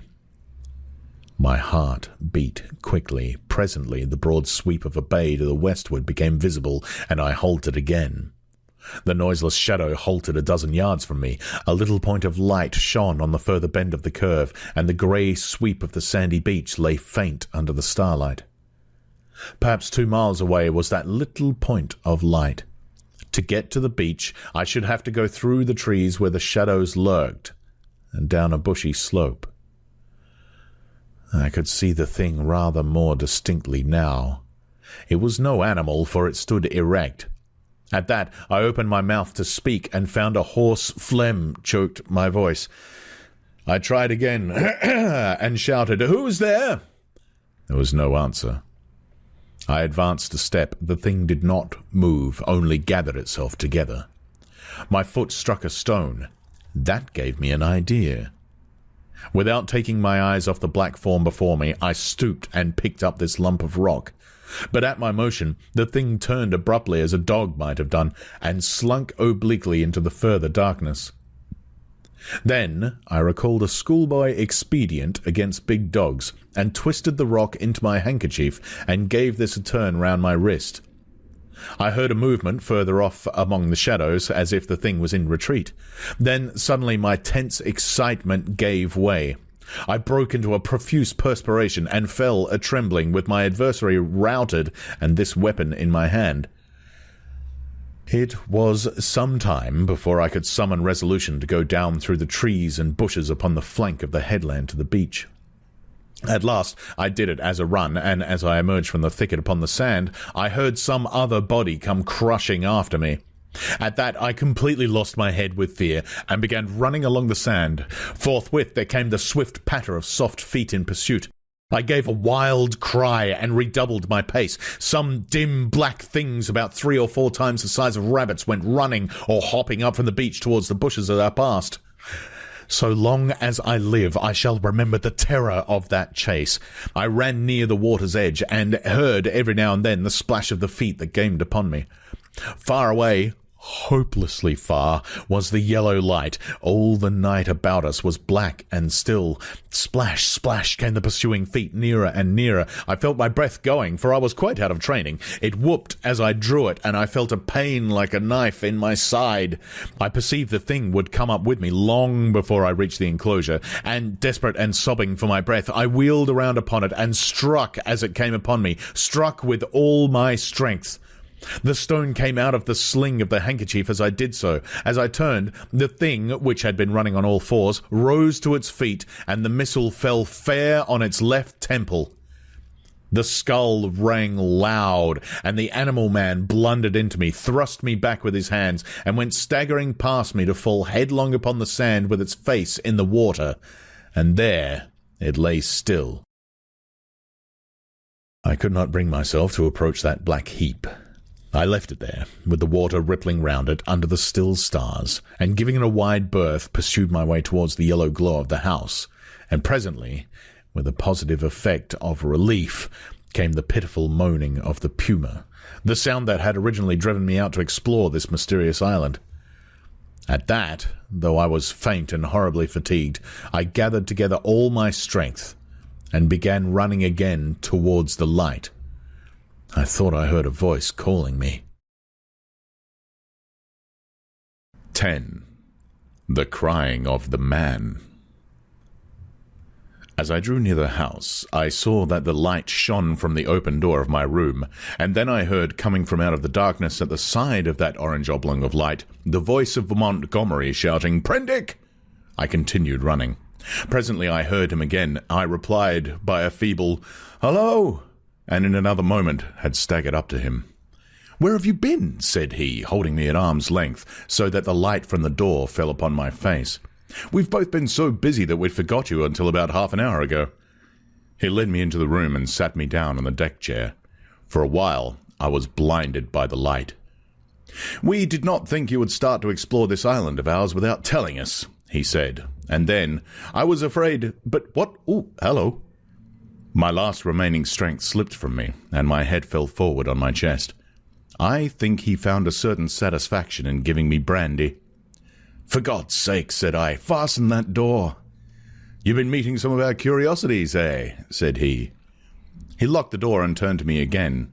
He asked me no questions, but gave me some brandy and water and pressed me to eat. I was in a state of collapse. He said something vague about his forgetting to warn me, and asked me briefly when I left the house and what I had seen. I answered him as briefly, in fragmentary sentences. "Tell me what it all means," said I, in a state bordering on hysterics. "It's nothing so very dreadful," said he, "but I think you have had enough for one day." The puma suddenly gave a sharp yell of pain. At that he swore under his breath. "I'm damned," said he, "if this place is not as bad as Gower Street with its cats." "Montgomery," said I, "what was that thing that came after me? Was it a beast, or was it a man?" "If you don't sleep tonight," he said, "you'll be off your head tomorrow." I stood up in front of him. "What was that thing that came after me?" I asked. He looked me squarely in the eyes and twisted his mouth askew. His eyes, which had seemed animated a minute before, went dull. "From your account," said he, "I'm thinking it was a bogle." I felt a gust of intense irritation, which passed as quickly as it came. I flung myself into the chair again and pressed my hands on my forehead. The puma began once more. Montgomery came round behind me and put his hand on my shoulder. "Look here, Prendick," he said. "I have no business to let you drift out into this silly island of ours, but it's not so bad as you feel, man. Your nerves are worked to rags. Let me give you something that will make you sleep. That will keep on for hours yet. You must simply get to sleep, or I won't answer for it." I did not reply. I bowed forward and covered my face with my hands. Presently he returned with a small measure containing a dark liquid. This he gave me. I took it unresistingly, and he helped me into the hammock. When I awoke, it was broad day. For a little while I lay flat, staring at the roof above me. The rafters, I observed, were made out of the timbers of a ship. Then I turned my head and saw a huge meal prepared for me on the table. I perceived that I was hungry, and prepared to clamber out of the hammock, which, very politely anticipating my intention, twisted round and deposited me upon all fours on the floor. I got up and sat down before the food. I had a heavy feeling in my head, and only the vaguest memory at first of the things that had happened overnight. The morning breeze blew very pleasantly through the unglazed window, and that and the food contributed to the sense of animal comfort which I experienced. Presently the door behind me, the door inward towards the yard of the enclosure, opened. I turned and saw Montgomery's face. "All right," said he, "I'm frightfully busy," and he shut the door. Afterwards, I discovered that he forgot to relock it. Then I recalled the expression of his face the previous night, and with that the memory of all I had experienced reconstructed itself before me. Even as that fear came back to me, came a cry from within, but this time it was not the cry of a puma. I put down the mouthful that hesitated upon my lips and listened. Silence, save for the whisper of the morning breeze. I began to think my ears had deceived me. After a long pause I resumed my meal, but with my ears still vigilant. Presently I heard something else, very faint and low. I sat as if frozen in my attitude. Though it was faint and low, it moved me more profoundly than all that I had hitherto heard of the abomination behind the wall. There was no mistake this time in the quality of the dim, broken sounds, no doubt at all of their source. For it was groaning, broken by sobs and gasps of anguish. It was no brute this time. It was a human being in torment. As I realized this, I rose, and in 3 steps had crossed the room, seized the handle of the door into the yard, and flung it open before me. "Prendick, man, stop!" cried Montgomery, intervening. A startled deer-hound yelped and snarled. There was blood, I saw, in the sink, brown and some scarlet, and I smelt the peculiar smell of carbolic acid. Then, through an open doorway beyond, in the dim light of the shadow, I saw something bound painfully upon a framework, scarred, red, and bandaged, and then, blotting this out, appeared the face of old Moreau, white and terrible. In a moment he had gripped me by the shoulder with a hand that was smeared red, had twisted me off my feet, and flung me headlong back into my own room. He lifted me as though I was a little child. I fell at full length upon the floor, and the door slammed and shut out the passionate intensity of his face. Then I heard the key turn in the lock, and Montgomery's voice rise in expostulation. "Ruin the work of a lifetime," I heard Moreau say. "He does not understand," said Montgomery, and other things that were inaudible. "I can't spare the time yet," said Moreau. The rest I did not hear. I picked myself up and stood, trembling, my mind a chaos of the most horrible misgivings. Could it be possible, I thought, that such a thing as the vivisection of men was carried on here? The question shot like lightning across a tumultuous sky, and suddenly the clouded horror of my mind condensed into a vivid realization of my own danger.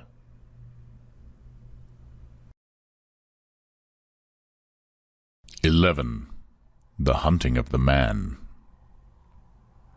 It came before my mind with an unreasonable hope of escape that the outer door of my room was still open to me. I was convinced now, absolutely assured, that Moreau had been vivisecting a human being. All the time since I had heard his name, I'd been trying to link in my mind in some way the grotesque animalism of the islanders with his abominations, and now I thought I saw it all. The memory of his work on the transfusion of blood recurred to me. These creatures I had seen were the victims of some hideous experiment. These sickening scoundrels had merely intended to keep me back, to fool me with their display of confidence, and presently to fall upon me with a fate more horrible than death, with torture, and after torture the most hideous degradation it is possible to conceive, to send me off a lost soul, a beast, to the rest of their common rout. I looked round for some weapon. Nothing. Then, with an inspiration, I turned over a deck chair, put my foot on the side of it, and tore away the side rail. It happened that a nail came away with the wood, and, projecting, gave a touch of danger to an otherwise petty weapon. I heard a step outside, and incontinently flung open the door and found Montgomery within a yard of it. He meant to lock the outer door. I raised this nailed stick of mine and cut at his face, but he sprang back. I hesitated a moment, then turned and fled round the corner of the house. "Prendick, man!" I heard his astonished cry. "Don't be a silly ass, man!" Another minute, thought I, and he would have had me locked in, and as ready as a hospital rabbit for my fate. He emerged behind the corner, for I heard him shout, "Prendick!" Then he began to run after me, shouting things as he ran. This time running blindly, I went north-eastward in a direction at right angles to my previous expedition. Once, as I went running headlong up the beach, I glanced over my shoulder and saw his attendant with him.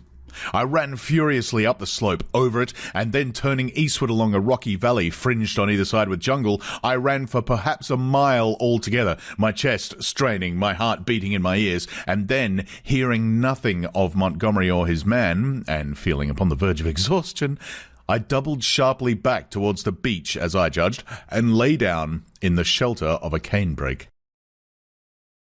There I remained for a long time, too fearful to move, and indeed too fearful even to plan a course of action. The wild scene about me lay sleeping silently under the sun, and only the sounds near me was the thin hum of some small gnats that had discovered me. Presently I became aware of a drowsy breathing sound, the soughing of the sea upon the beach. After about an hour, I heard Montgomery shouting my name far away to the north. That set me thinking of my plan of action.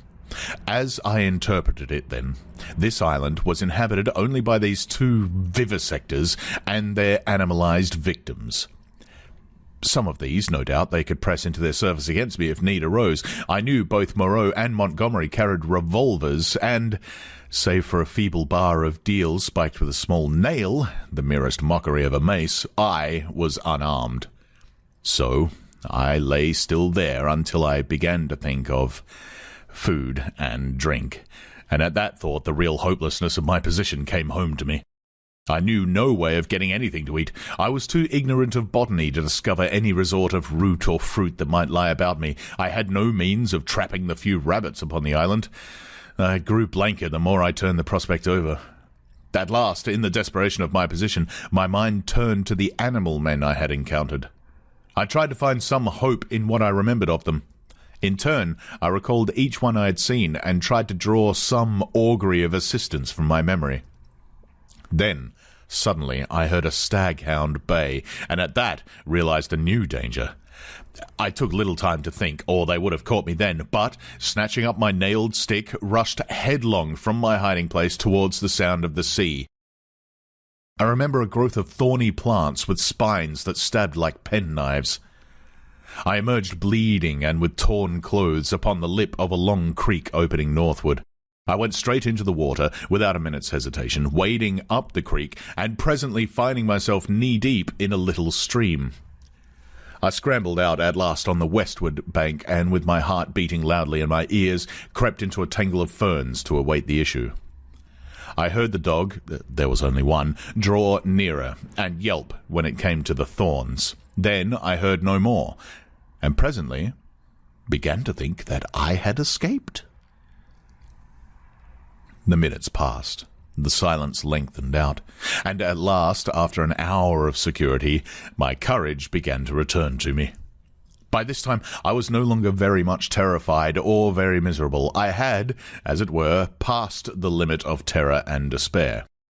I felt now that my life was practically lost, and that persuasion made me capable of daring anything.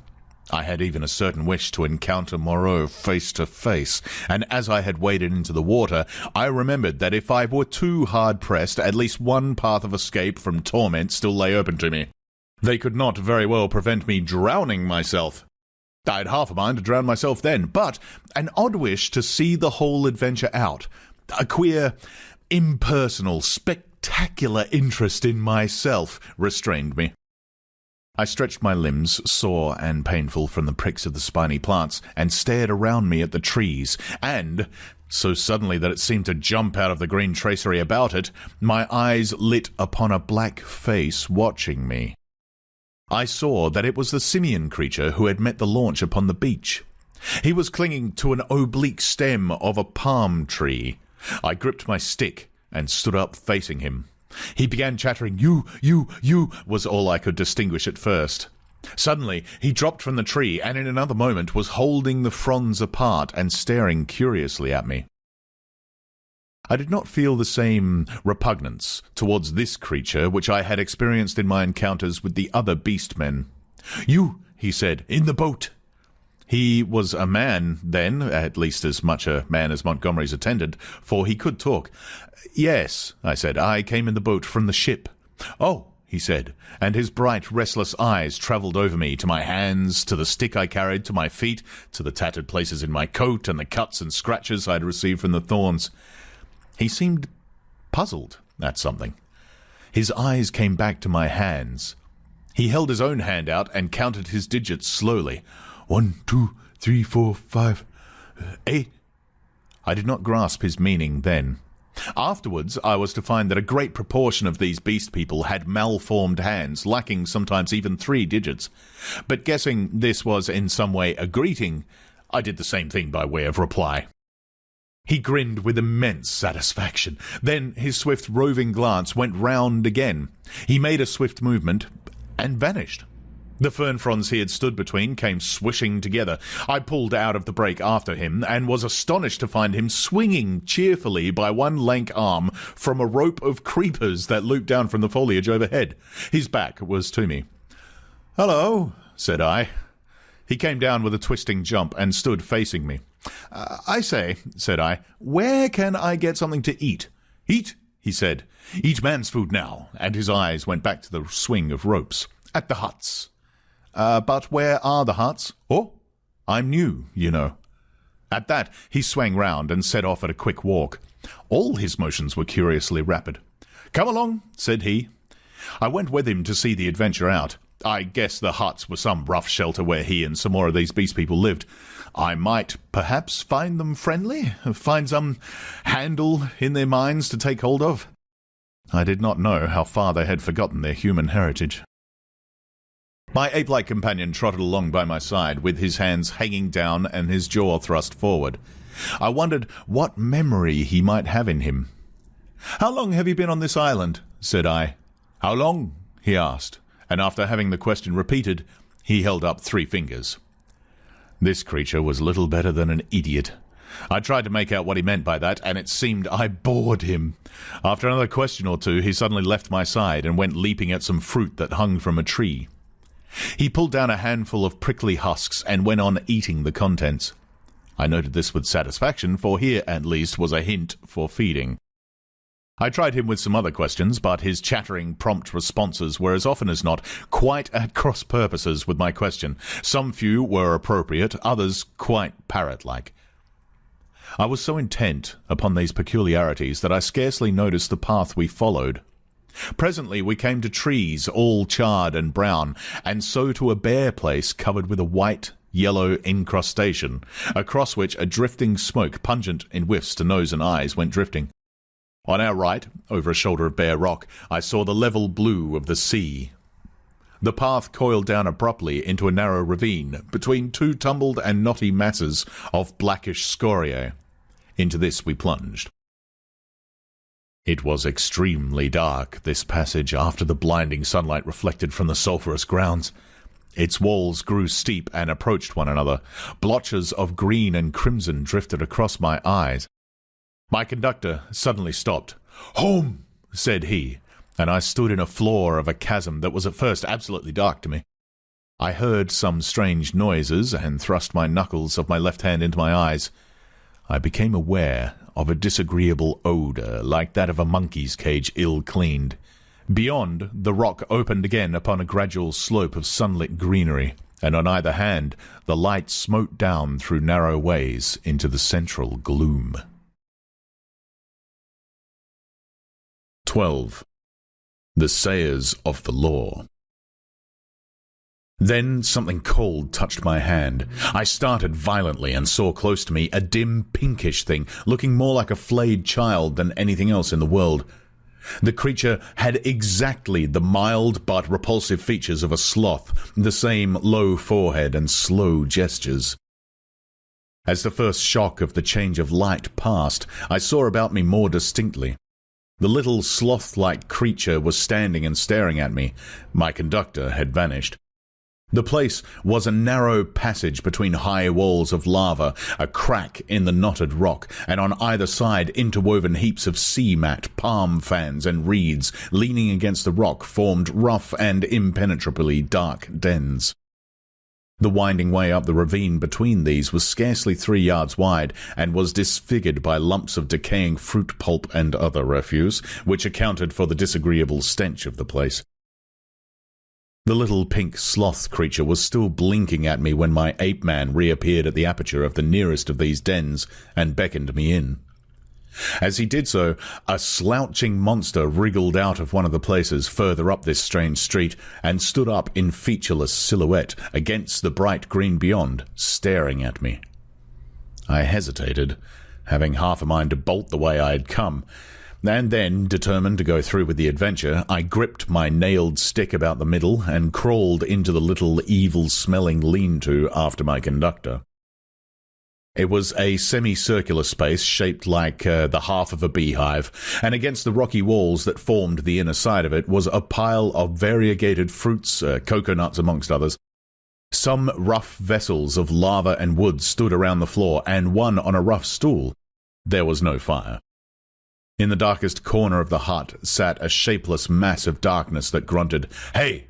as I came in, and my ape-man stood in the dim light of the doorway and held out a split coconut to me as I crawled into the other corner and squatted down.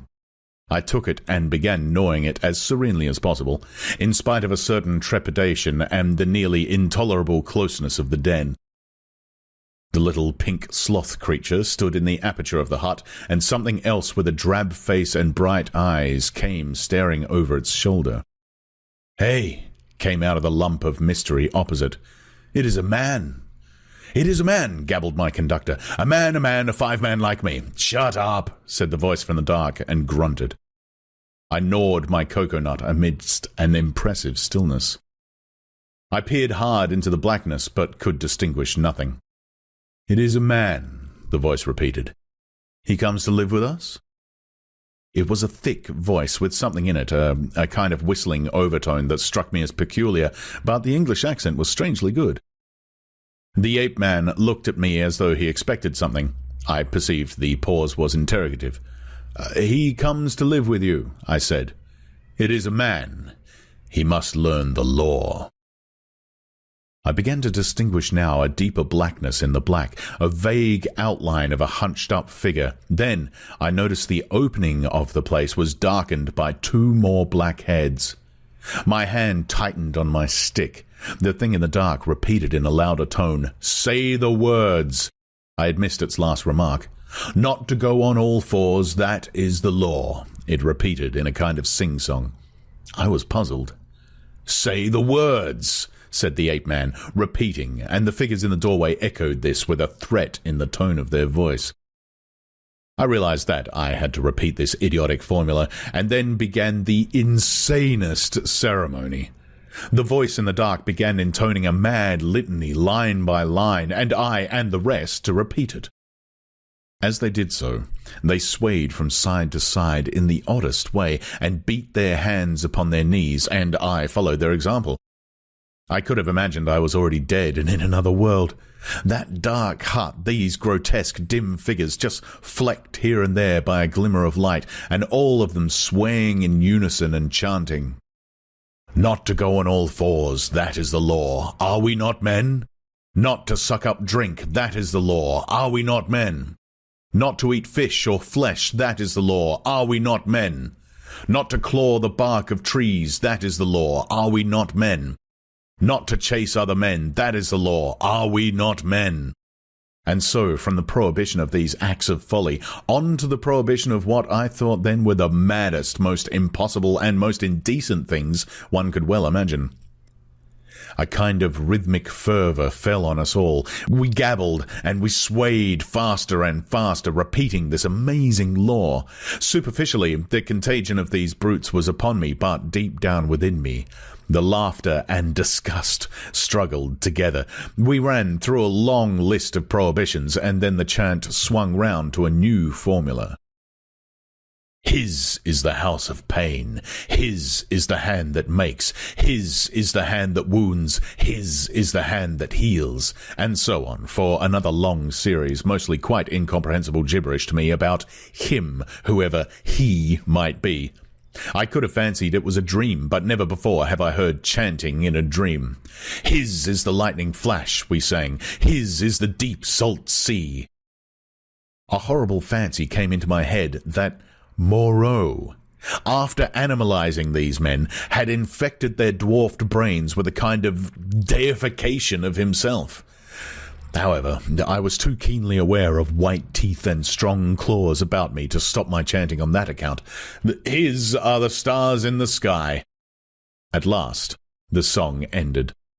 I saw the ape-man's face shining with perspiration, and my eyes being now accustomed to the darkness, I saw more distinctly the figure in the corner from which the voice came. It was the size of a man, but it seemed covered with a dull grey hair, almost like a Skye terrier. What was it? What were they all? Imagine yourself surrounded by all the most horrible cripples and maniacs it is possible to conceive, and you may understand a little of my feelings with these grotesque caricatures of humanity around me. He is a five-man like me, said the ape-man. I held out my hands. The grey creature in the corner leant forward. Not to run on all fours, that is the law. Are we not men? He said. He put out a strangely distorted talon and gripped my fingers. The thing was almost like the hoof of a deer produced into claws. I could have yelled with surprise and pain. His face came forward and peered at my nails, came forward into the light of the opening of the hut, and I saw with a quivering disgust that it was like the face of neither man nor beast, but a mere shock of grey hair, with 3 shadowy overarchings to mark the eyes and mouth. He has little nails, said this grisly creature in his hairy beard. It is well. He threw my hand down, and instinctively I gripped my stick. Eat herbs and roots. It is his will, said the ape-man. I am the sayer of the law, said the grey figure. Here come all that be new to learn the law. I sit in the darkness and say the law. It is even so, said one of the beasts in the doorway. Evil are the punishments of those who break the law. None escape. None escape, said the beast folk, glancing furtively at one another. None, said the ape-man. None escape. See, I did a little thing, a wrong thing once. I jabbered, stopped talking. None could understand. I am burned, branded in the hand. He is great. He is good. None escape, said the grey creature in the corner. None escape, said the beast people, looking askance at one another. For every one the want that is bad, said the grey sayer of the law. What you will want we do not know. We shall know. Some want to follow things that move, to watch and slink and wait and spring, to kill and bite deep and rich, sucking the blood. It is bad. Not to chase other men, that is the law. Are we not men? Not to eat flesh or fish, that is the law. Are we not men? None escape, said a dappled brute standing in the doorway. For every one the want is bad, said the grey sayer of the law. Some want to go tearing with teeth and hands into the roots of things, snuffling into the earth. It is bad. None escape, said the man in the door. Some go clawing trees, some go scratching at the graves of the dead, some go fighting with foreheads or feet or claws, some bite suddenly, none giving occasion, some love uncleanness. None escape, said the ape-man, scratching his calf. None escape, said the little pink sloth creature. Punishment is sharp and sure, therefore learn the law. Say the words. And incontinently he began again the strange litany of the law, and again I and all these creatures began singing and swaying. My head reeled with this jabbering and the close stench of the place, but I kept on, trusting to find presently some chance of a new development. Not to go on all fours, that is the law. Are we not men? We were making such a noise that I noticed nothing of a tumult outside, until someone, who I think was one of the two swine men I had seen, thrust his head over the little pink sloth creature and shouted something excitedly, something I did not catch.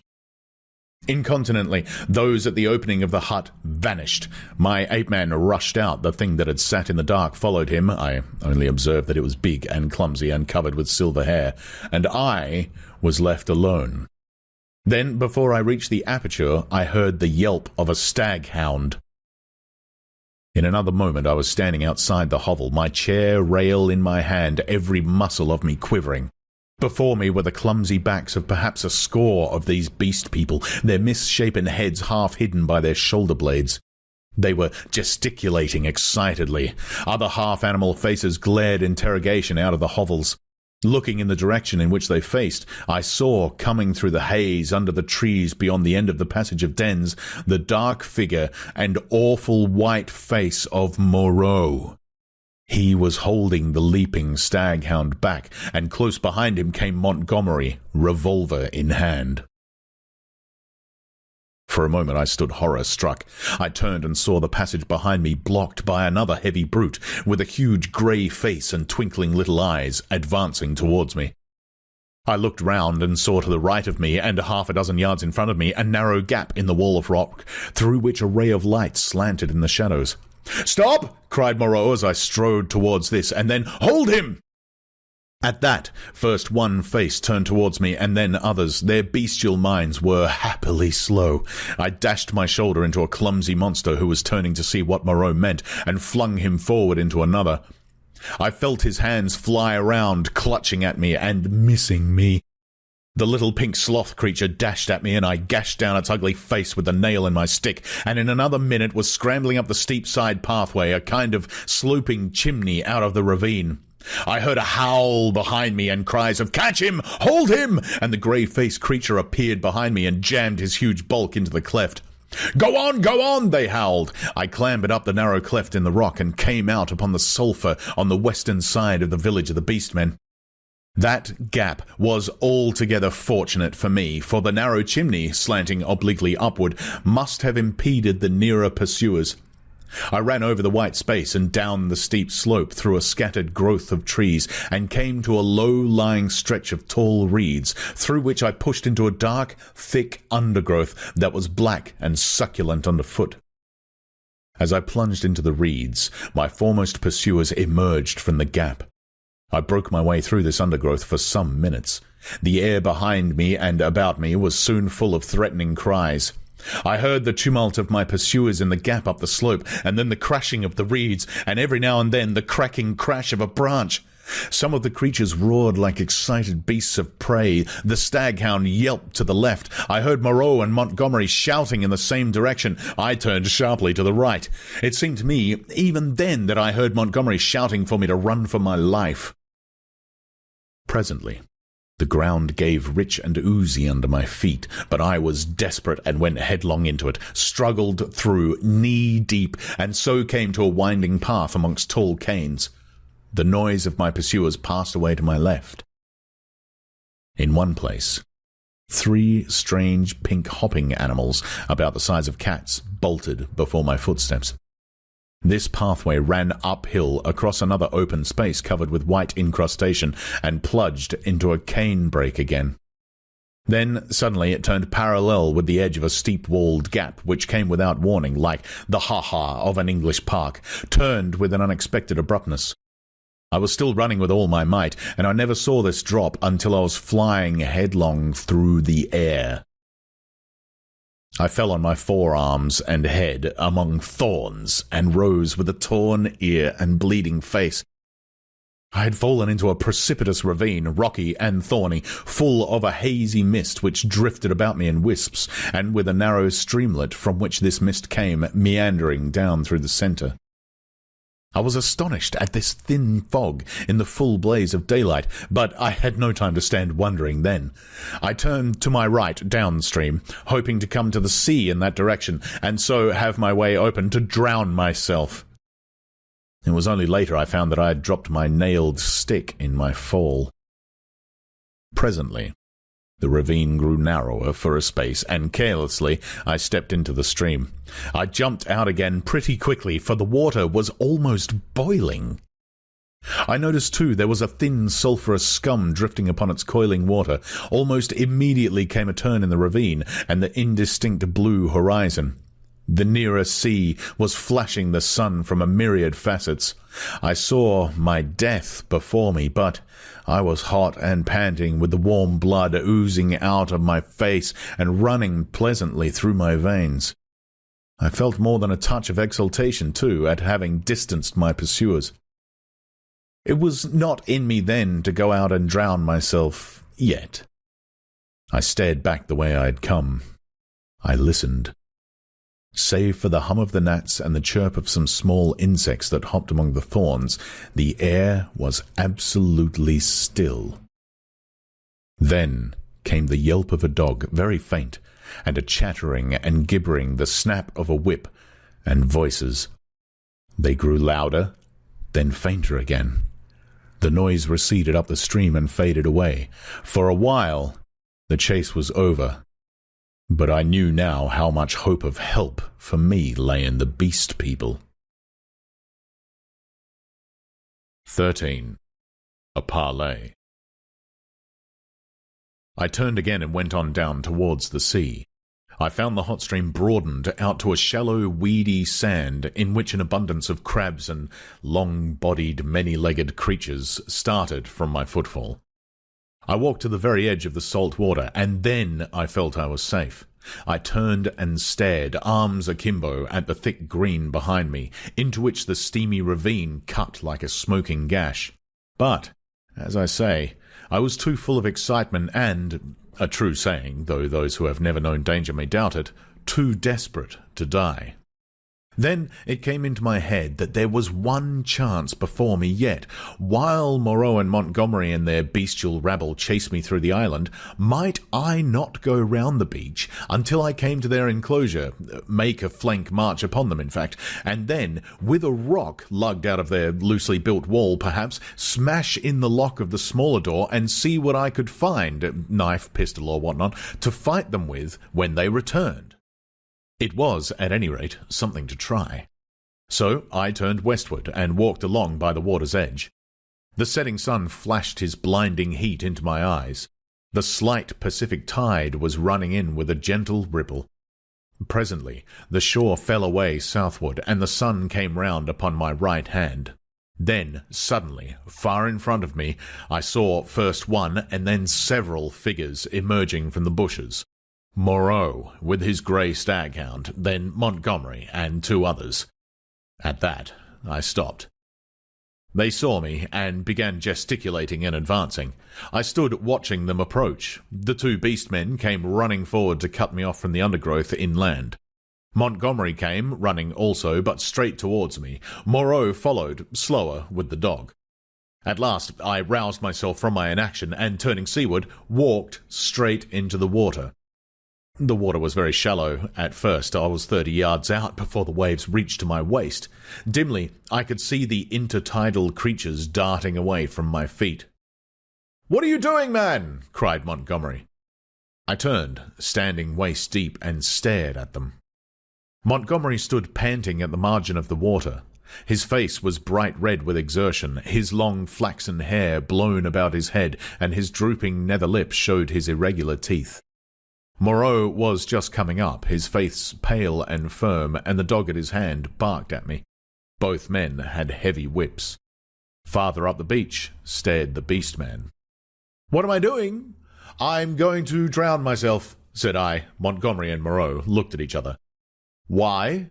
asked Moreau. "Because that is better than being tortured by you." "I told you so," said Montgomery, and Moreau said something in a low tone. "What makes you think I shall torture you?" asked Moreau. "What I saw," I said, "and those yonder."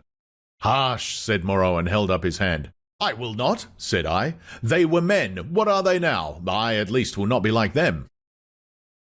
I looked past my interlocutors. Up the beach were Meling, Montgomery's attendant, and one of the white swathed brutes from the boat. Farther up, in the shadow of the trees, I saw my little ape-man, and behind him some other dim figures. "Who are these creatures?" said I, pointing to them and raising my voice more and more that it might reach them. "They were men like yourselves, whom you have infected with some bestial taint, men whom you have enslaved and whom you still fear." "You who listen," I cried, pointing now to Moreau and shouting past him to the beastmen. "You who listen, do you not see these men still fear you? Go in dread of you. Why then do you fear them? You are many." "For God's sake," cried Montgomery. "Stop that, Prendick." "Prendick!" cried Moreau. They both shouted together as if to drown my voice, and behind them lowered the staring faces of the beastmen, wondering. Their deformed hands hanging down, their shoulders hunched up. They seemed, as I fancied, to be trying to understand me, to remember, I thought, something of their human past. I went on shouting, I scarcely remember what, that Moreau and Montgomery could be killed, that they were not to be feared. That was the burden of what I put into the heads of the beast people. I saw the green-eyed man in the dark rags who had met me on the evening of my arrival come out from among the trees, and others followed him to hear me better. At last, for want of breath, I paused. "Listen to me for a moment," said the steady voice of Moreau, "and then say what you will." "Well," said I. He coughed, thought, then shouted. "Latin, Prendick. Bad Latin, schoolboy Latin, but try and understand. Hainon sunt homines. These are not men. They are animals who we are vivisected.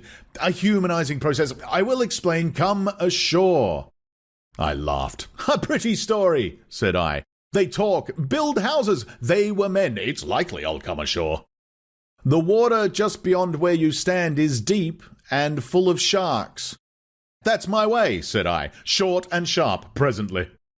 "Wait a minute." He took something out of his pocket that flashed back the sun and dropped the object at his feet. "That's a loaded revolver," said he. "Montgomery here will do the same. Now, we are going up the beach until you're satisfied the distance is safe. Then come and take the revolvers." "Not I. You have a third between you." "I want you to think things over, Prendick. In the first place, I never asked you to come upon this island. If we vivisected men, we should import men, not beasts. In the next, we had you drugged last night, had we wanted to work you any mischief. And in the next, now your panic is over and you can think a little, is Montgomery here quite up to the character you give him? I mean, we have chased you for your good, because this island is full of inimical phenomena. Besides, why should we want to shoot you when you have just offered to drown yourself? Why did you set your people onto me when I was in the hut?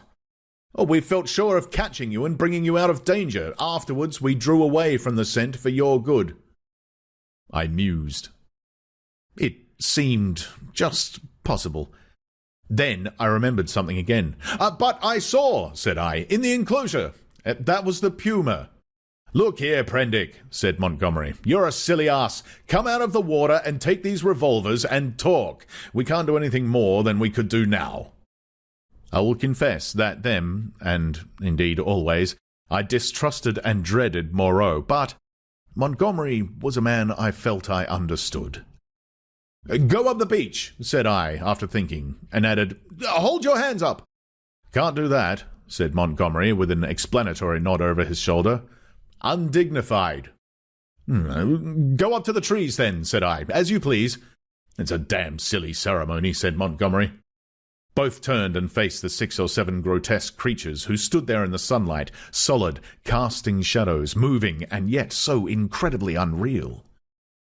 Montgomery cracked his whip at them, and forthwith they all turned and fled helter-skelter into the trees, and when Montgomery and Moreau were at a distance I judged sufficient, I waded ashore and picked up and examined the revolvers.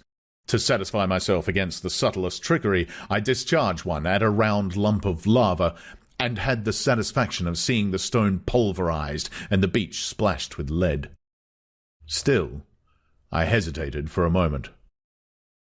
"I'll take the risk," said I, at last, and with a revolver in each hand I walked up the beach towards them. "That's better," said Moreau without affectation. "As it is, you have wasted the best part of my day with your confounded imagination." And with a touch of contempt which humiliated me, he and Montgomery turned and went on in silence before me. The knot of beastmen, still wondering, stood back among the trees. I passed them as serenely as possible. One started to follow me, but retreated again when Montgomery cracked his whip. The rest stood silent, watching. They may once have been animals, but I never before saw an animal trying to think. 14. Dr. Moreau explains. "And now, Prendick, I will explain," said Dr. Moreau, so soon as we had eaten and drunk. "I must confess that you are the most dictatorial guest I ever entertained.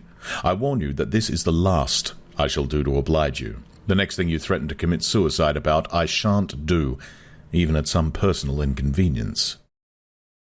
He sat in my desk chair, a cigar half consumed in his white, dexterous-looking fingers. The light of the swinging lamp fell upon his white hair. He stared through the little window out at the starlight. I sat as far away from him as possible, with the table between us and the revolvers to hand. Montgomery was not present. I did not care to be with the two of them in such a little room.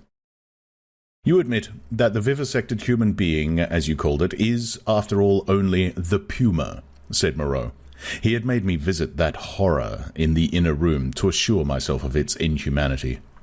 "It is the puma," I said, "still alive, but so cut and mutilated as I pray I may never see living flesh again. Of all the vile—" "Never mind that," said Moreau. "At least spare me those youthful horrors. Montgomery used to be just the same. You admit that it is the puma. Now be quiet while I reel off my physiological lecture to you." And forthwith, beginning in the tone of a man supremely bored, but presently warming a little, he explained his work to me. He was very simple and convincing. Now and then there was a touch of sarcasm in his voice. Presently I found myself hot with shame at our mutual positions. The creatures I had seen were not men, had never been men. They were animals, humanized animals, triumphs of vivisection. "You forget all that a skilled vivisector can do with living things," said Moreau. "For my part, I'm puzzled why these things I have done here have not been done before. Small efforts, of course, have been made. Amputation, tongue-cutting, excisions. Of course, you know a squint may be induced or cured by surgery. Then, in the case of excisions, you have all kinds of secondary changes, pigmentary disturbances, modifications of the passions, alterations in the secretions of fatty tissue. I have no doubt you have heard of these things." "Of course," said I, "but these foul creatures of yours—" "All in good time," said he, waving his hand at me. "I'm only beginning. Those are trivial cases of alteration. Surgery can do better things than that. There is a building up as well as a breaking down and changing. You have heard, perhaps, of a common surgical operation resorted to in cases where the nose has been destroyed. A flap of skin is cut from the forehead, turned down on the nose, and heals in the new position. This is a kind of grafting in a new position of part of an animal upon itself.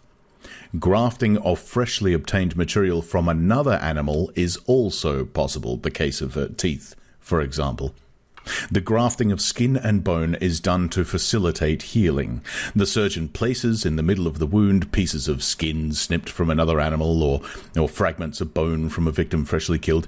Hunter's cock spur, possibly you've heard of that, flourished on the bull's neck, and the rhinoceros rats of the Algerian zouaves are also to be thought of, monsters manufactured by transferring a slip from the tail of an ordinary rat to its snout and allowing it to heal in that position. "Monsters manufactured," said I. "Then you mean to tell me—" "Yes. These creatures you have seen are animals carven and wrought into new shapes. To the study of the plasticity of living forms, my life has been devoted. I've studied for years, gaining in knowledge as I go." I see you look horrified, and yet I'm telling you nothing new. It all lay in the surface of practical anatomy years ago, but no one had the temerity to touch it. It's not simply the outward form of the animal which I can change.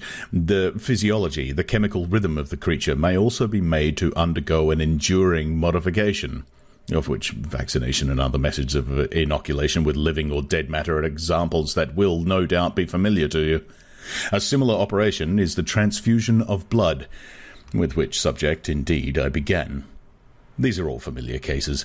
Less so, and probably far more extensive, were the operations of those medieval practitioners who made dwarves and beggar cripples, show monsters, some vestiges of whose art still remain in the preliminary manipulations of the young mountebank or contortionist. Victor Hugo gives an account of them in L'Homme qui rit, but perhaps my meaning grows plain now. You begin to see that it is a possible thing to transplant tissue from one part of an animal to another, or from one animal to another, to alter its chemical reactions and methods of growth, to modify the articulations of its limbs, and, indeed, to change it in its most intimate structure. And yet, this extraordinary branch of knowledge has never been sought as an end, and systematically by modern investigators, until I took it up. Some such things have been hit upon in the last resort of surgery. Most of the kindred evidence that will recur to your mind has been demonstrated, as it were, by accident, by tyrants, by criminals, by the breeders of horses and dogs, by all kinds of untrained, clumsy-handed men working for their own immediate ends. I was the first man to take up this question armed with antiseptic surgery and with a really scientific knowledge of the laws of growth. Yet, one would imagine it must have been practiced in secret before, Such creatures as the Siamese twins, and in the vaults of the Inquisition. No doubt their chief aim was artistic torture, but some, at least, of the inquisitors must have had a touch of scientific curiosity. "But," said I, "these things, these animals, talk."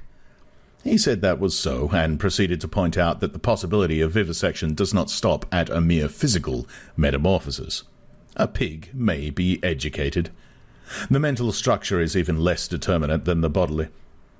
In our growing science of hypnotism, we find the promise of a possibility of superseding old inherent instincts by new suggestions, grafting upon or replacing the inherent fixed ideas. Very much indeed of what we call moral education, he said, is such an artificial modification and perversion of instinct. Pugnacity is trained into courageous self-sacrifice, and suppressed sexuality into religious emotion. And the great difference between man and monkey is in the larynx, he continued, in the incapacity to frame delicately different sound symbols by which thought could be sustained. In this I failed to agree with him, but with a certain incivility he declined to notice my objection. He repeated that the thing was so, and continued his account of his work. I asked him why he had taken the human form as a model. There seemed to me then, and still seems to me now, a strange wickedness for that choice.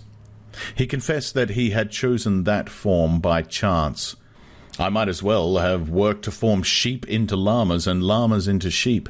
I suppose there is something in the human form that appeals to the artistic turn of mind more powerfully than any animal shape can, but I've not confined myself to man-making. Once or twice he was silent, for a minute perhaps. These years, how they have slipped by. And here I've wasted a day saving your life, and am now wasting an hour explaining myself. But, said I still don't understand. Where is your justification for inflicting all this pain? The only thing that could excuse vivisection to me would be some application. Precisely, said he. But You see, I am differently constituted. We are on different platforms. You are a materialist. I am not a materialist, I began hotly. In my view. For it is just this question of pain that parts us.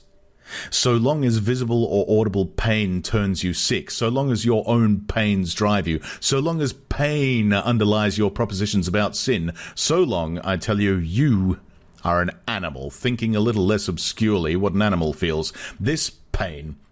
I gave an impatient shrug at such sophistry. Oh, but it is such a little thing. A mind truly open to what science has to teach must see that it is a little thing. It may be that, save in this little planet, this speck of cosmic dust, invisible long before the nearest star could be attained, it may be, I say, that nowhere else does this thing called pain occur. But the laws we feel our way towards, why, even on this earth, even amongst living things, what pain is there? As we spoke, he drew a little penknife from his pocket, opened the smaller blade, and moved his chair so that I could see his thigh. Then, choosing the place deliberately, he drove the blade into his leg and withdrew it. No doubt, he said, you've seen that before. It does not hurt a pinprick. But what does it show? The capacity for pain is not needed in the muscle and is not placed there. Is but little needed in the skin, and only here and there over the thigh is a spot capable of feeling pain. Pain is simply our intrinsic medical advisor to warn us and stimulate us. Not all of living flesh is painful, nor is all nerve, not even all sensory nerve. There's no taint of pain, real pain, in the sensations of the optic nerve.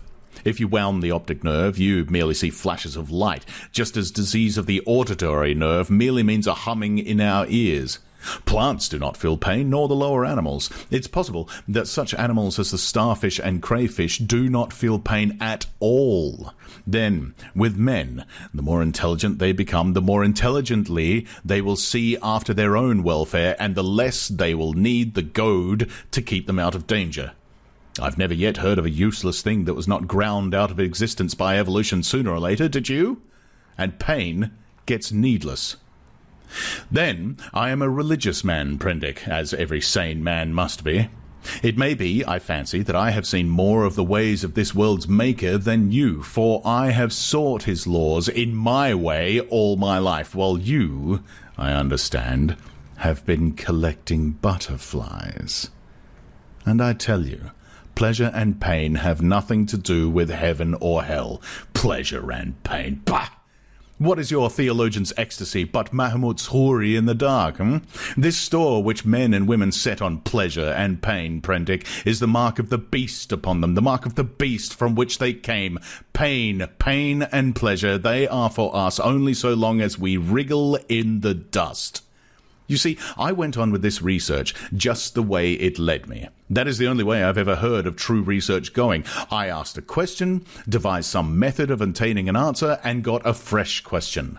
Was this possible or that possible? You cannot imagine what this means to an investigator, what an intellectual passion grows upon him. You cannot imagine the strange, colourless delight of these intellectual desires. The thing before you is no longer an animal, a fellow creature, but a problem.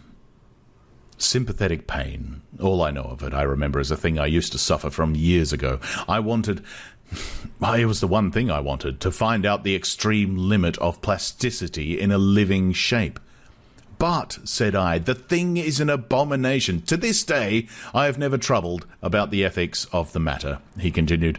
The study of nature makes a man at last as remorseless as nature. I've gone on not heeding anything but the question I was pursuing, and the material has dripped into the huts yonder. It is nearly 11 years since we came here, I and Montgomery and 6 Kanakas. I remember the green stillness of the island and the empty ocean about us as though it was yesterday. The place seemed waiting for me. The stores were landed and the house was built. The Kanakas founded some huts near the ravine. I went to work here upon what I had brought with me. There were some disagreeable things happened at first. I began with a sheep and killed it after a day and a half by a slip of the scalpel. I took another sheep and made a thing of pain and fear and left it bound up to heal. It looked quite human to me when I'd finished it, but when I went to it, I was discontented with it. It remembered me and was terrified beyond imagination, and it had no more wits than those of a sheep. The more I looked at it, the clumsier it seemed, until at last I put the monster out of its misery. These animals without courage, these fear-haunted, pain-driven things without a spark of pugnacious energy to face torment, they were no good for man-making. Then I took a gorilla I had, and upon that, working with infinite care and mastering difficulty after difficulty, I made my first man. All the week, night and day, I moulded him. With him, it was chiefly the brain that needed moulding. Much had to be added, much changed.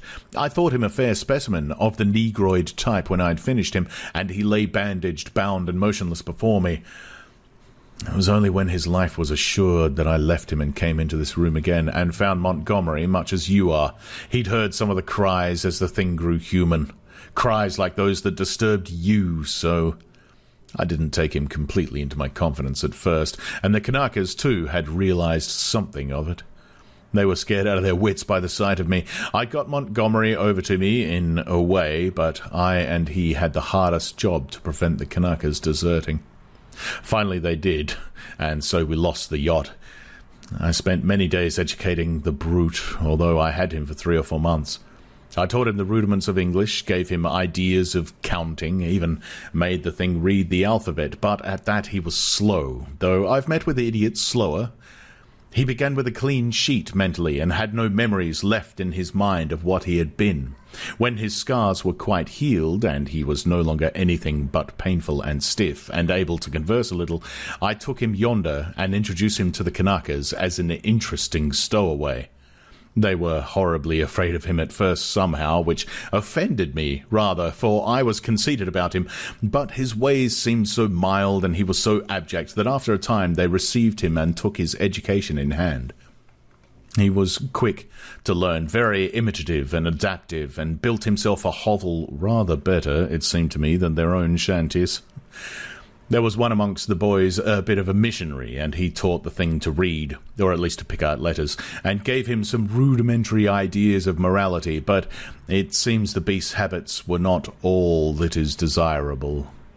I rested from work for some days after this, and was in a mind to write an account of the whole affair to wake up English physiology. And then I came upon the creature squatting up in a tree and gibbering at 2 of the Kanakas who had been teasing him. I threatened him and told him of the inhumanity of such a proceeding, aroused his sense of shame, and came home, resolved to do better before I took my work back to England.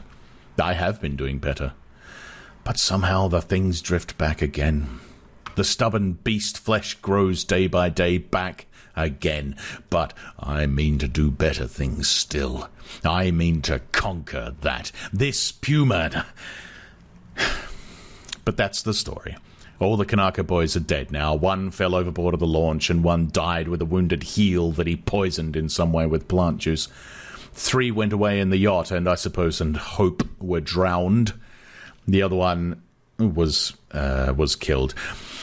Well, I've replaced them. Montgomery went on much as you were disposed to do at first. And then, what became of the other one? Said I sharply. The other Kanaka who was killed. The fact is, after I'd made a number of human creatures, I made a thing. He hesitated. Yes, said I. It was killed.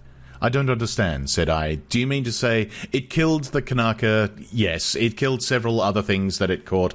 We chased it for a couple of days. It only got loose by accident. I never meant for it to get away. It wasn't finished. It was purely an experiment. It was a limbless thing with a horrible face that writhed along the ground in a serpentine fashion.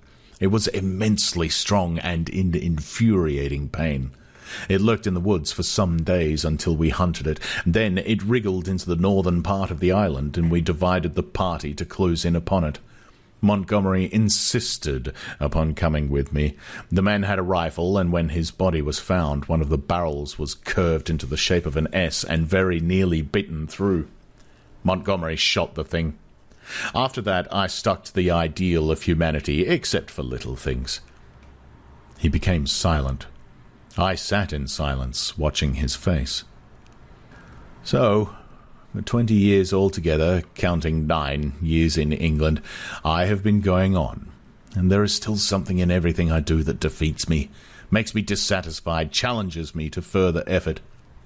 Sometimes I rise above my level, sometimes I fall below it, but always I fall short of the things I dream. The human shape I can get now almost with ease, so that it is lithe and graceful or thick and strong, but often there is trouble with the hands and the claws, painful things that I dare not shape too freely. But it is in the subtle grafting and reshaping one must needs do to the brain that my trouble lies. The intelligence is often oddly low, with unaccountable blank ends, unexpected gaps. And least satisfactory of all is something that I cannot touch. Somewhere, I cannot determine where, is the seat of the emotions, cravings, instincts, desires that harm humanity, a strange hidden reservoir to burst forth suddenly and inundate the whole being of the creature with anger, hate, or fear. These creatures of mine seemed strange and uncanny to you so soon you began to observe them, but to me, just after I make them, they seem to be indisputably human beings. It's afterwards, as I observe them, that the persuasion fades. First one animal trait, then another creeps to the surface and stares out at me. But I will conquer yet. Each time I dip a living creature into that bath of burning pain, I say, this time I will burn out all the animal. This time I will make a rational creature of my own. After all, what is 10 years? Men have been 100,000 in the making. He thought darkly. But I am drawing near the fastness. This puma of mine. After a silence, and they revert. As soon as my hand is taken from them, the beast begins to creep back, begins to assert itself again. Another long silence. Then you take the things you make into those dens, said I. They go. I turn them out when I begin to feel the beast in them, and presently they wander there. They all dread this house and me. There's a travesty of humanity over there. Montgomery knows about it, for he interferes in their affairs. He has trained 1 or 2 of them to our service. He's ashamed of it, but I believe he half likes some of those beasts. That's his business, not mine. They only sicken me with a sense of failure. I take no interest in them. I fancy they follow in the lines of the Kanaka missionary marked out and have a kind of mockery over rational life, poor beasts. There's something they call the law, sing hymns about all thine. They build themselves their dens, gather fruit and pull herbs, marry, even. But I can see through it all. See into their very souls, and see there is nothing but the souls of beasts, beasts that perish, anger and the lust to live and gratify themselves. Yet they're odd, complex like everything else alive. There is a kind of upward striving in them, part vanity, part waste sexual emotion, part waste curiosity. It only mocks me. I have some hopes of this puma. I've worked hard at her head and brain. And now, said he, standing up after a long gap of silence, during which we had each pursued our own thoughts, what do you think? Are you in fear of me still? I looked at him and saw but a white-faced, white-haired man with calm eyes. Save for his serenity, the touch almost of beauty that resulted from his set tranquillity and his magnificent build, he might have passed muster amongst 100 other comfortable old gentlemen. Then I shivered. By way of answer to his second question, I handed him a revolver with each hand. "Keep them," he said, and snatched at a yawn. He stood up, stared at me for a moment, and smiled. "You have had 2 eventful days," said he. "I should advise some sleep. I'm glad it's all clear. Good night." He thought me over for a moment, then went out by the inner door. I immediately turned the key in the outer one. I sat down again, sat for a time in a kind of stagnant mood, so weary emotionally, mentally, and physically that I could not think beyond the point at which he had left me. The black window stared at me like an eye. At last, with an effort, I put out the light and got into the hammock. Very soon I was asleep. 15. Concerning the Beast Folk. I woke early. Moreau's explanation stood before my mind clear and definite from the moment of my awakening. I got out of the hammock and went to the door to assure myself that the key was turned. Then I tried the window bar and found it firmly fixed. That these man-like creatures were in truth only bestial monsters, mere grotesque travesties of men, filled me with a vague uncertainty of their possibilities, which was far worse than any definite fear. A tapping came at the door, and I heard the glutinous accents of Maling speaking. I pocketed one of the revolvers, keeping one hand upon it, and opened to him. "Good morning, Sair," he said, bringing in addition to the customary herb breakfast, an ill-cooked rabbit. Montgomery followed him. His roving eye caught the position of my arm, and he smiled askew. The puma was resting to heal that day, but Moreau, who was singularly solitary in his habits, did not join us. I talked with Montgomery to clear my ideas of the way in which the beast folk lived. In particular, I was urgent to know how these inhuman monsters were kept from falling upon Moreau and Montgomery and from rending one another. He explained to me that the comparative safety of Moreau and himself was due to the limited mental scope of these monsters. In spite of their increased intelligence and the tendency of their animal instincts to reawaken, they had certain fixed ideas implanted by Moreau in their minds, which absolutely bounded their imaginations. They were really hypnotized, had been told that certain things were impossible and that certain things were not to be done, and these prohibitions were woven into the texture of their minds beyond any possibility of disobedience or dispute. Certain matters, however, in which old instinct was at war with Moreau's convenience, were in a less stable condition. A series of propositions called the law, I had already heard them recited, battled in their minds with the deep-seated, ever-rebellious cravings of their animal natures. This law they were ever repeating, I found, and ever breaking. Both Montgomery and Moreau displayed particular solicitude to keep them ignorant of the taste of blood. They feared the inevitable suggestion of that flavour. Montgomery told me that the law, especially among the feline beast people, became oddly weakened about nightfall, that then the animal was at its strongest, that a spirit of adventure sprang up in them at dusk, when they would dare things they never seemed to dream about by day. To that I owed my stalking by the leopard man on the night of my arrival. But during these earlier days of my stay, they broke the law only furtively and after dark. In the daylight, there was a general atmosphere of respect for its multifarious prohibitions. And here, perhaps, I may give a few general facts about the island and the beast people. The island, which was irregular outline and lay low upon the wide sea, had a total area, I suppose, of 7 or 8 square miles. It was volcanic in origin and was now fringed on 3 sides by coral reefs. Some fumaroles to the northward and a hot spring were the only vestiges of the forces that had long since originated it. Now and then a faint quiver of earthquake would be sensible, and sometimes the ascent of the spire of smoke would be rendered tumultuous by gusts of steam, but that was all.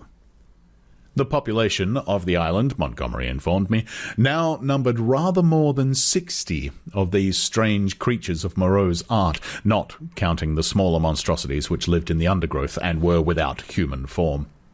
Altogether, he had made nearly 120, but many had died, and others, like the writhing, footless thing of which he had told me, had come by violent ends.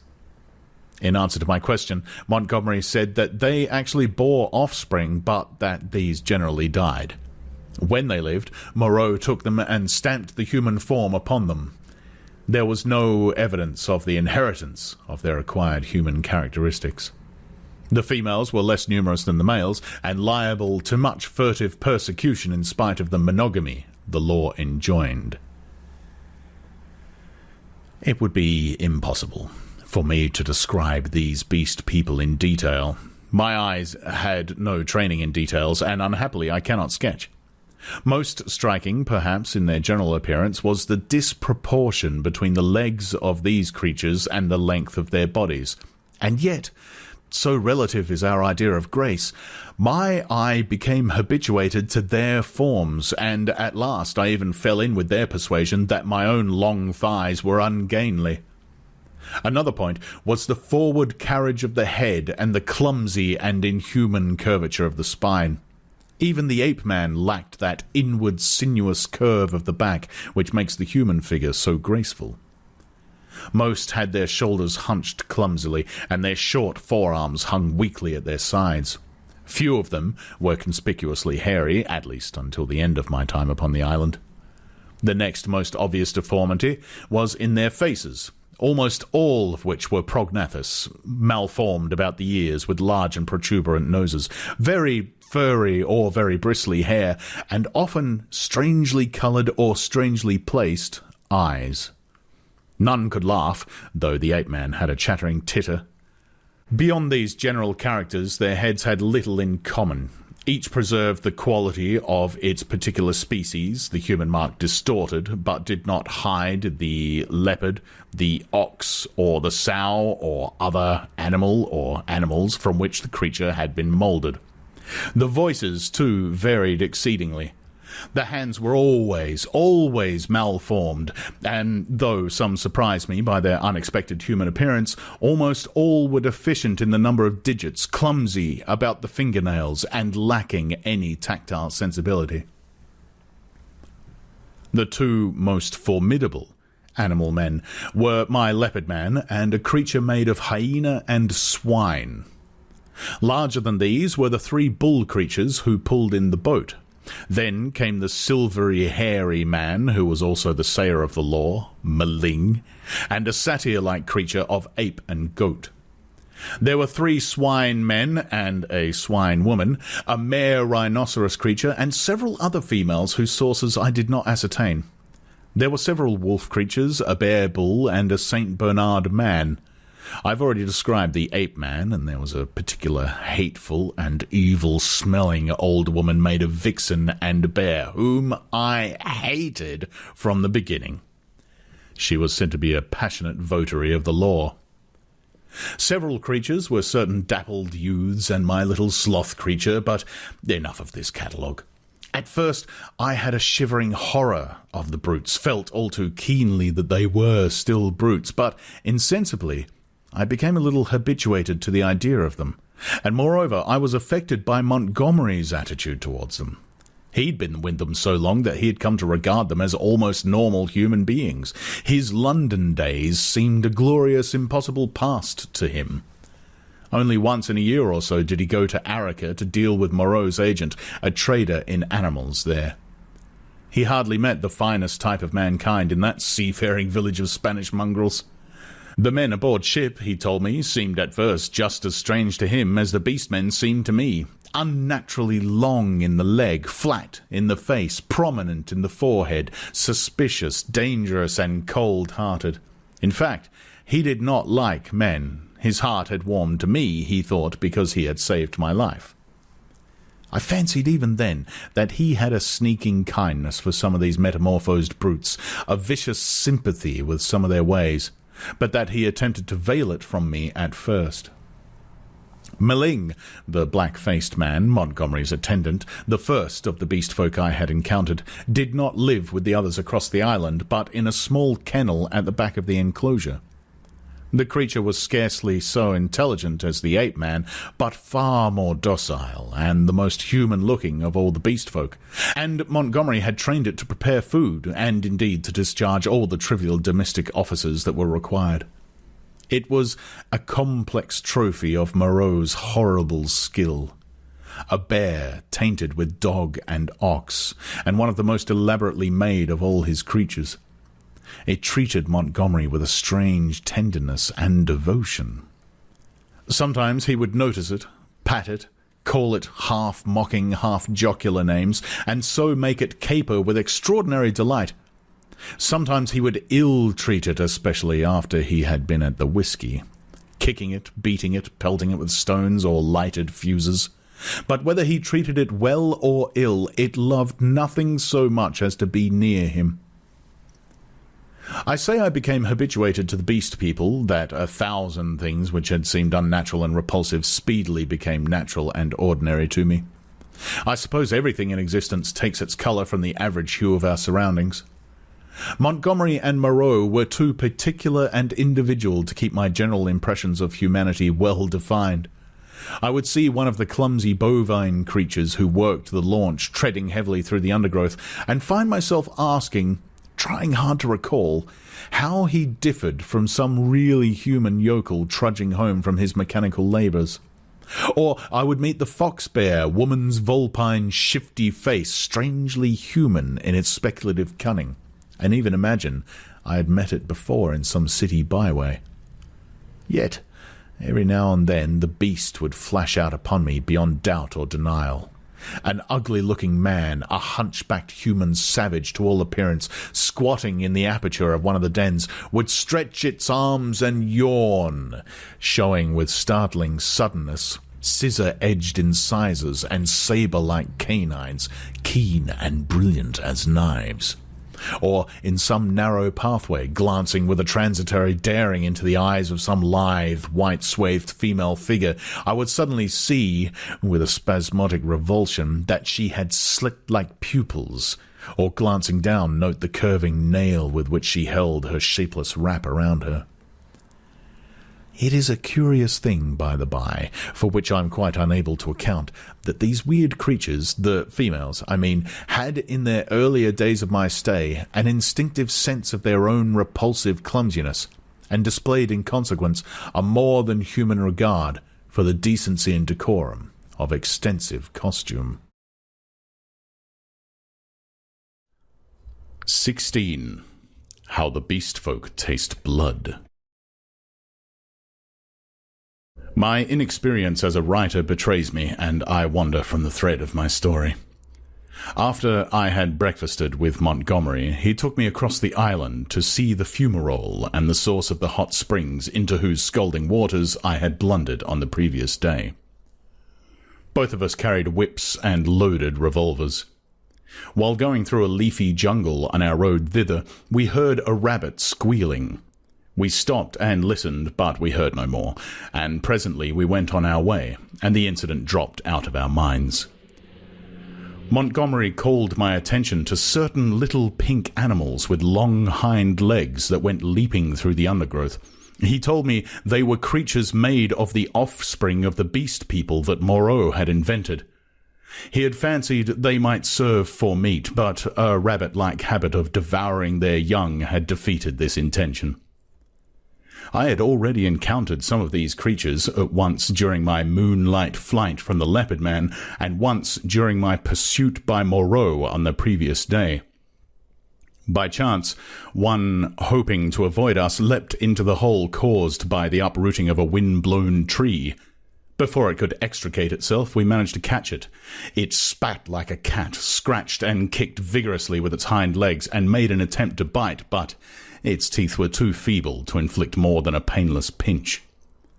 It seemed to me rather a pretty little creature, and as Montgomery stated that it never destroyed the turf by burrowing and was very cleanly in its habits, I should imagine it might prove a convenient substitute for the common rabbit in gentlemen's parks. We also saw, on our way, the trunk of a tree barked in long strips and splintered deeply. Montgomery called my attention to this. "Not to claw bark of trees, that is the law," he said. "Much some of them care for it." It was after this, I think, that we met the satyr and the ape-man. The satyr was a gleam of classical memory on the part of Moreau, his face ovine in expression, like the coarser Hebrew type, his voice a harsh bleat, his nether extremities satanic. He was gnawing the husk of a pod-like fruit as he passed us. Both of them saluted Montgomery. "Hail," said they, "to the other with the whip." "There's a third with the whip now," said Montgomery, "so you'd better mind." "Was he not made?" said the ape-man. He said he was made." The satyr man looked curiously at me. The third with the whip, he that walks weeping into the sea, has a thin white face. He has a thin long whip, said Montgomery. Yesterday he bled and wept, said the satyr. You never bleed nor weep. The master does not bleed nor weep. Ollendorff beggar, said Montgomery. You'll bleed and weep if you don't look out. He has 5 fingers. He is a 5-man like me, said the ape-man. Come along, Prendick, said Montgomery, taking my arm, and I went on with him. The satyr and the ape-man stood watching us and making other remarks to each other. He says nothing, said the satyr. Men have voices. Yesterday he asked me of things to eat, said the ape-man. He did not know. Then they spoke inaudible things, and I heard the satyr laughing. It was on our way back that we came upon the dead rabbit. The red body of the wretched little beast was rent to pieces, many of the ribs stripped white, and the backbone indisputably gnawed. At that, Montgomery stopped. Good God, said he, stooping down and picking up some of the crushed vertebrae to examine them more closely. Good God, he repeated, what can this mean? Some carnivore of yours has remembered its old habits, I said after a pause. This backbone has been bitten through. He stood staring, with his face white and his lip pulled askew. I don't like this, he said slowly. I saw something of the same kind, said I, the first day I came here. The devil you did! What was it? A rabbit with its head twisted off. The day you came here. The day I came here. In the undergrowth at the back of the enclosure when I went out in the evening, the head was completely wrung off. He gave a long, low whistle. And what's more, I have an idea which of your brutes did the thing. It's only a suspicion, you know. Before I came on the rabbit, I saw one of your monsters drinking in the stream. Sucking his drink? Yes. Not to suck your drink, that is the law. Much the brutes care for the law, eh, when Moreau's not about? It was the brute who chased me. Of course, said Montgomery. It's just the way with carnivores. After a kill, they drink. It's the taste of blood, you know. What was the brute like? He continued. Would you know him again? He glanced about us, standing astride over the mess of dead rabbit, his eyes roving amongst the shadows and screens of greenery, the lurking places and ambuscades of the forest that bounded us in. The taste of blood, he said again. He took out his revolver, examined the cartridges in it, and replaced it. Then he began to pull at his dropping lip. I think I should know the brute again, I said. I stunned him. He ought to have a handsome bruise on the forehead of him. But then we have to prove that he killed the rabbit, said Montgomery. I wish I'd never brought the things here. I should have gone on, but he stayed there thinking over the mangled rabbit in a puzzle-headed way. As it was, I went to such a distance that the rabbit's remains were hidden. Come on, I said. Presently, he woke up and came towards me. You see, he said, almost in a whisper, they're all supposed to have a fixed idea against eating anything that runs on land. If some brute has by accident tasted blood. We went on some way in silence. I wonder what can have happened, he said to himself. Then, after a pause again, I did a foolish thing the other day. That servant of mine, I showed him how to skin and cook a rabbit. It's odd. I saw him licking his hands. It never occurred to me. Then, we must put a stop to this. I must tell Moreau. He could think of nothing else on our homeward journey. Moreau took the matter even more seriously than Montgomery, and I need scarcely say that I was affected by their evident consternation. We must make an example, said Moreau. I've no doubt in my own mind that the leopard man was the sinner, but how can we prove it? I wish, Montgomery, you had kept your taste for meat in hand and gone without these exciting novelties. We may find ourselves in a mess yet through it. I was a silly ass, said Montgomery, but the thing's done now, and you said I might have them, you know. We must see to the thing at once, said Moreau. I suppose if anything should turn up, Meling can take care of himself. I'm not so sure of Meling, said Montgomery. I think I ought to know him. In the afternoon, Moreau, Montgomery, myself, and Meling went across the island to the huts in the ravine. We three were armed. Meling carried the little hatchet he used in chopping firewood and some coils of wire. Moreau had a huge cowherd's horn slung over his shoulder. "You will see a gathering of the beast people," said Montgomery. "It is a pretty sight." Moreau said not a word on the way, but the expression of his heavy, white-fringed face was grimly set. We crossed the ravine down which smoked the stream of hot water, and followed the winding pathway through the cane brakes until we reached a wide area covered over with a thick, powdery yellow substance, which I believe was sulphur. Above the shoulder of a weedy bank the sea glittered. We came to a kind of shallow natural amphitheatre, and here the four of us halted. Then Moreau sounded the horn and broke the sleeping stillness of the tropical afternoon. He must have had strong lungs. The hooting note rose and rose amidst its echoes, to, at last, an ear-penetrating intensity. "Ah," said Moreau, letting the curved instrument fall to his side again. Immediately there was a crashing through the yellow canes, and a sound of voices from the dense green jungle that marked the morass through which I had run on the previous day. Then, at 3 or 4 points on the edge of the sulphurous area, appeared the grotesque forms of the beast people hurrying towards us. I could not help a creeping horror as I perceived first one, then another trot out from the trees or reeds and come shambling along over the hot dust. But Moreau and Montgomery stood calmly enough, and perforce I stuck behind them. First to arrive was the satyr, strangely unreal for all that he cast a shadow and tossed the dust with his hoofs. After him from the brake came a monstrous lout, a thing of horse and rhinoceros, chewing a straw as it came. Then appeared the swine women and 2 wolf women, then the fox-bear witch with her red eyes in her peaked red face, and then others, all hurrying eagerly.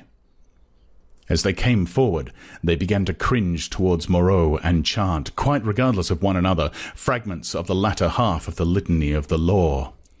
His is the hand that wounds, his is the hand that heals, and so forth.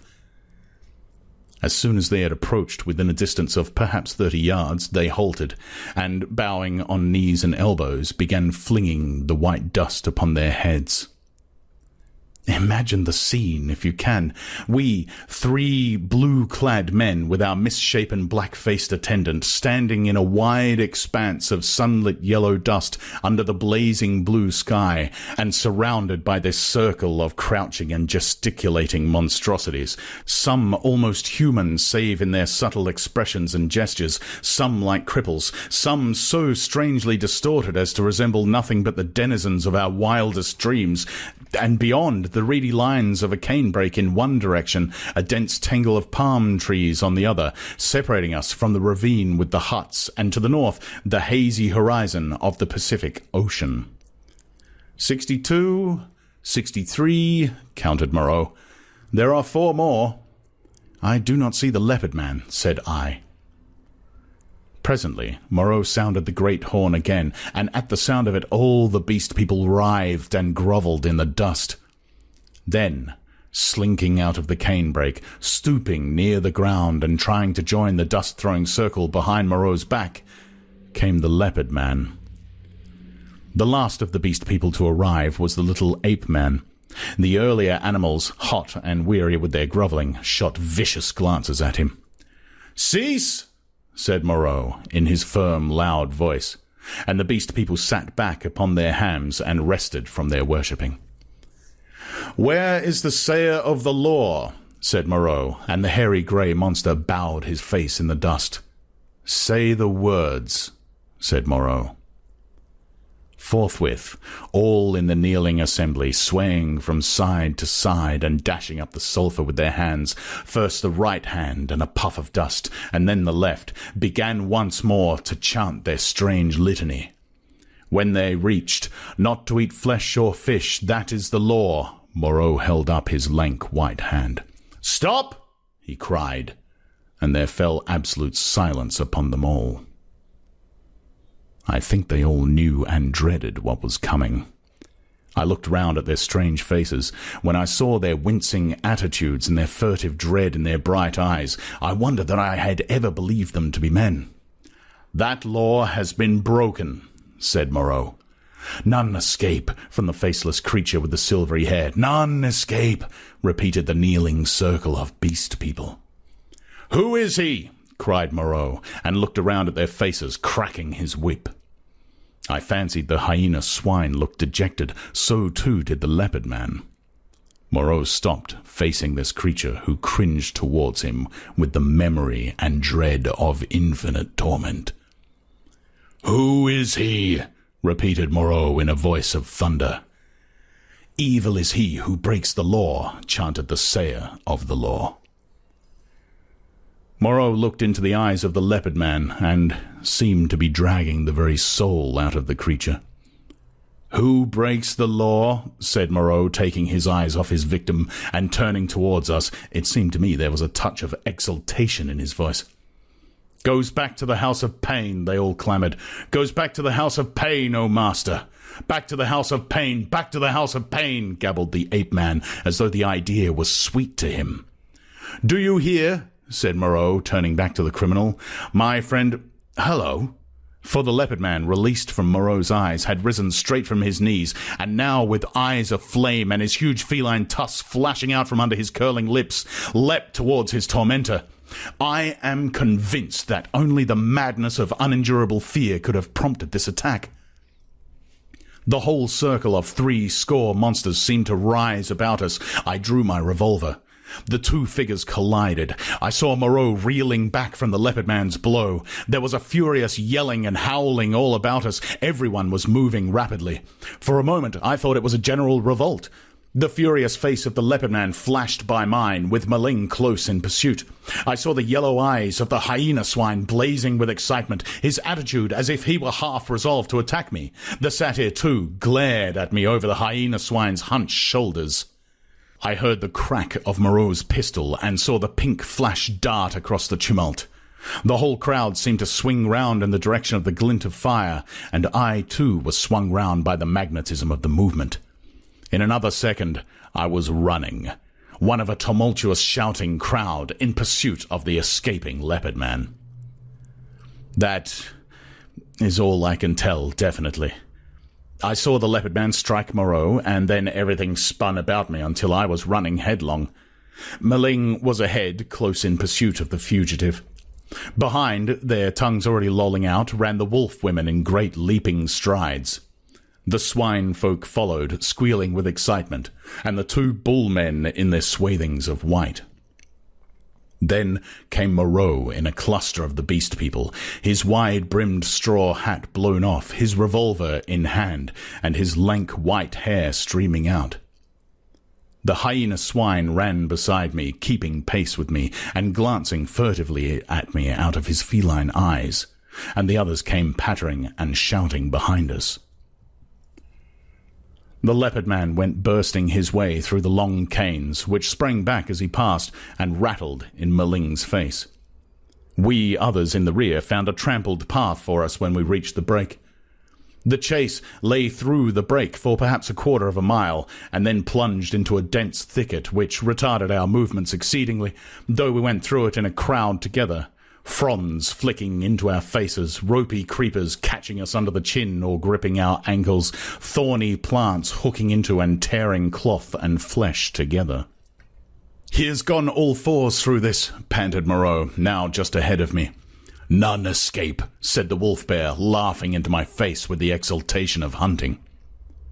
We burst out again amongst the rocks and saw the quarry ahead running lightly on all fours and snarling at us over his shoulder. At that, the wolf folk howled with delight.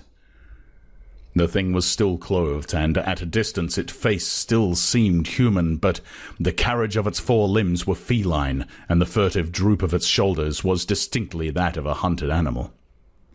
It leapt over some thorny yellow flowering bushes and was hidden. Maling was halfway across the space. Most of us now had lost the first speed of the chase and had fallen into a longer and steadier stride. I saw, as we traversed the open, that the pursuit was now spreading from a column into a line. The hyena swine still ran close to me, watching me as it ran, every now and again puckering its muzzle with a snarling laugh. At the edge of the rocks, the leopard man, realizing that he was making for the projecting cape upon which he had stalked me on the night of my arrival, had doubled in the undergrowth. But Montgomery had seen the maneuver and turned him again. So, panting, tumbling against rocks, torn by brambles, impeded by ferns and reeds, I helped to pursue the leopard man who had broken the law, and the hyena swine ran, laughing savagely by my side. I staggered on, my head reeling and my heart beating against my ribs, tired almost to death, and yet not daring to lose sight of the chase, lest I should be left alone with this horrible companion. I staggered on in spite of infinite fatigue and the dense heat of the tropical afternoon. At last, the fury of the hunt slackened. We had pinned the wretched brute into a corner of the island. Moreau, whip in hand, marshalled us all into an irregular line, and we advanced now slowly, shouting to one another as we advanced and tightened the cordon about our victim. He lurked, noiseless and invisible in the bushes through which I had run from him during that midnight pursuit. "Steady!" cried Moreau. "Steady!" as the ends of the line crept around the tangle of undergrowth and hemmed the brute in. "Where a rush!" came the voice of Montgomery from beyond the thicket. I was on the slope above the bushes. Montgomery and Moreau beat along the beach beneath. Slowly we pushed in among the fretted network of branches and leaves. The quarry was silent. "Back to the house of pain, the house of pain, the house of pain," yelped the voice of the ape-man, some 20 yards to the right. When I heard that, I forgave the poor wretch all the fear he had inspired in me. I heard the twigs snap and the boughs swish aside before the heavy tread of the horse rhinoceros upon my right. Then, suddenly, through a polygon of green in the half-darkness under the luxuriant growth, I saw the creature we were hunting. I halted. He was crouched together into the smallest possible compass, his luminous green eyes turned over his shoulder, regarding me. It may seem a strange contradiction in me. I cannot explain the fact.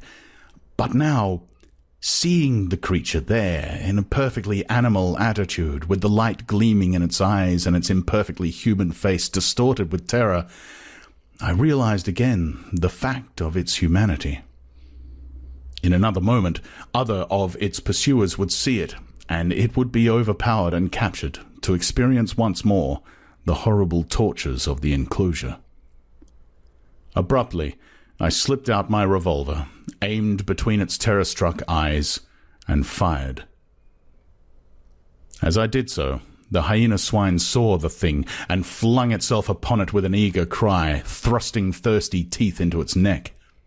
All about me the green masses of the thicket were swaying and cracking as the beast people came rushing together.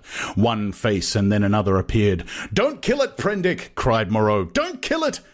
And I saw him stooping as he pushed through under the fronds of the big ferns. In another moment he had beaten off the hyena swine with the handles of his whip, and he and Montgomery were keeping away the excited carnivorous beast people, and particularly Maling, from the still quivering body. The hairy grey thing came sniffing at the corpse under my arm. The other animals, in their animal ardour, jostled me to get a nearer view. "Confound you, Prendick," said Moreau. "I wanted him." "I'm sorry," said I, though I was not. It was the impulse of the moment. I felt sick with exertion and excitement. Turning, I pushed my way out of the crowding beast people and went on alone up the slope towards the higher part of the headland. Under the shouted directions of Moreau, I heard the 3 white-swathed bullmen begin dragging the victim down towards the water. It was easy now for me to be alone. The beast people manifested a quite human curiosity about the dead body and followed it in a thick knot, sniffing and growling at it as the bullmen dragged it down the beach. I went to the headland and watched the bullmen, black against the evening sky, as they carried the weighted dead body out to sea. And like a wave across my mind came the realization of the unspeakable aimlessness of things upon the island. Upon the beach, among the rocks beneath me, were the ape-man, the hyena swine, and several other of the beast people, standing about Montgomery and Moreau. They were all still intensely excited, and all overflowing with noisy expressions of their loyalty to the law, yet I felt an absolute assurance in my own mind that the hyena swine was implicated in the rabbit killing. A strange persuasion came upon me that, save for the grossness of the line, the grotesqueness of the forms, I had here before me the whole balance of human life in miniature, the whole interplay of instinct, reason, and fate in its simplest form. The leopard man had happened to go under. That was all the difference. Poor brute. Poor brutes. I began to see the viler aspect of Moreau's cruelty. I had not thought before of the pain and trouble that came to these poor victims after they passed from Moreau's hands. I had shivered only at the days of actual torment in the enclosure, but now that seemed to me the lesser part. Before they had been beasts, their instincts fitly adapted to their surroundings and happy as living things may be. Now they stumbled in the shackles of humanity, living in a fear that never died, fretted by a law they could not understand. Their mock-human existence, begun in an agony, was one long internal struggle, one long dread of Moreau. And for what? It was the wantonness of it that stirred me. Had Moreau any intelligible object, I could have sympathized at least a little with him. I'm not so squeamish about pain as that. I could have forgiven him a little even had his motive been only hate. But he was so irresponsible, so utterly careless. His curiosity, his mad, aimless investigations drove him on, and the things were thrown out to live a year or so, to struggle and blunder and suffer, and at last to die painfully. They were wretched in themselves. The old animal hate moved them to trouble one another. The law held them back from a brief, hot struggle and a decisive end to their natural animosities. In those days, my fear of the beast people went the way of my personal fear of Moreau. I fell, indeed, into a morbid state, deep and enduring and alien to fear, which has left permanent scars upon my mind. I must confess that I lost faith in the sanity of the world when I saw it suffering the painful disorder of this island. A blind fate, a vast pitiless mechanism seemed to cut and shape the fabric of existence, and I, Moreau, by his passion for research, Montgomery, by his passion for drink, the best people with their instincts and mental restrictions were torn and crushed ruthlessly, inevitably, amid the infinite complexity of its incessant wheels. But this condition did not come all at once. I think, indeed, that I anticipate a little in speaking of it now. 17. A catastrophe. Scarcely 6 weeks passed before I had lost every feeling but dislike and abhorrence for this infamous experiment of Moreau's. The one idea was to get away from these horrible caricatures of my Maker's image, back to the sweet and wholesome intercourse of men. My fellow creatures, from whom I was thus separated, began to assume idyllic virtue and beauty in my memory. My first friendship with Montgomery did not increase. His long separation from humanity, his secret vice of drunkenness, his evident sympathy with the beast people tainted him to me.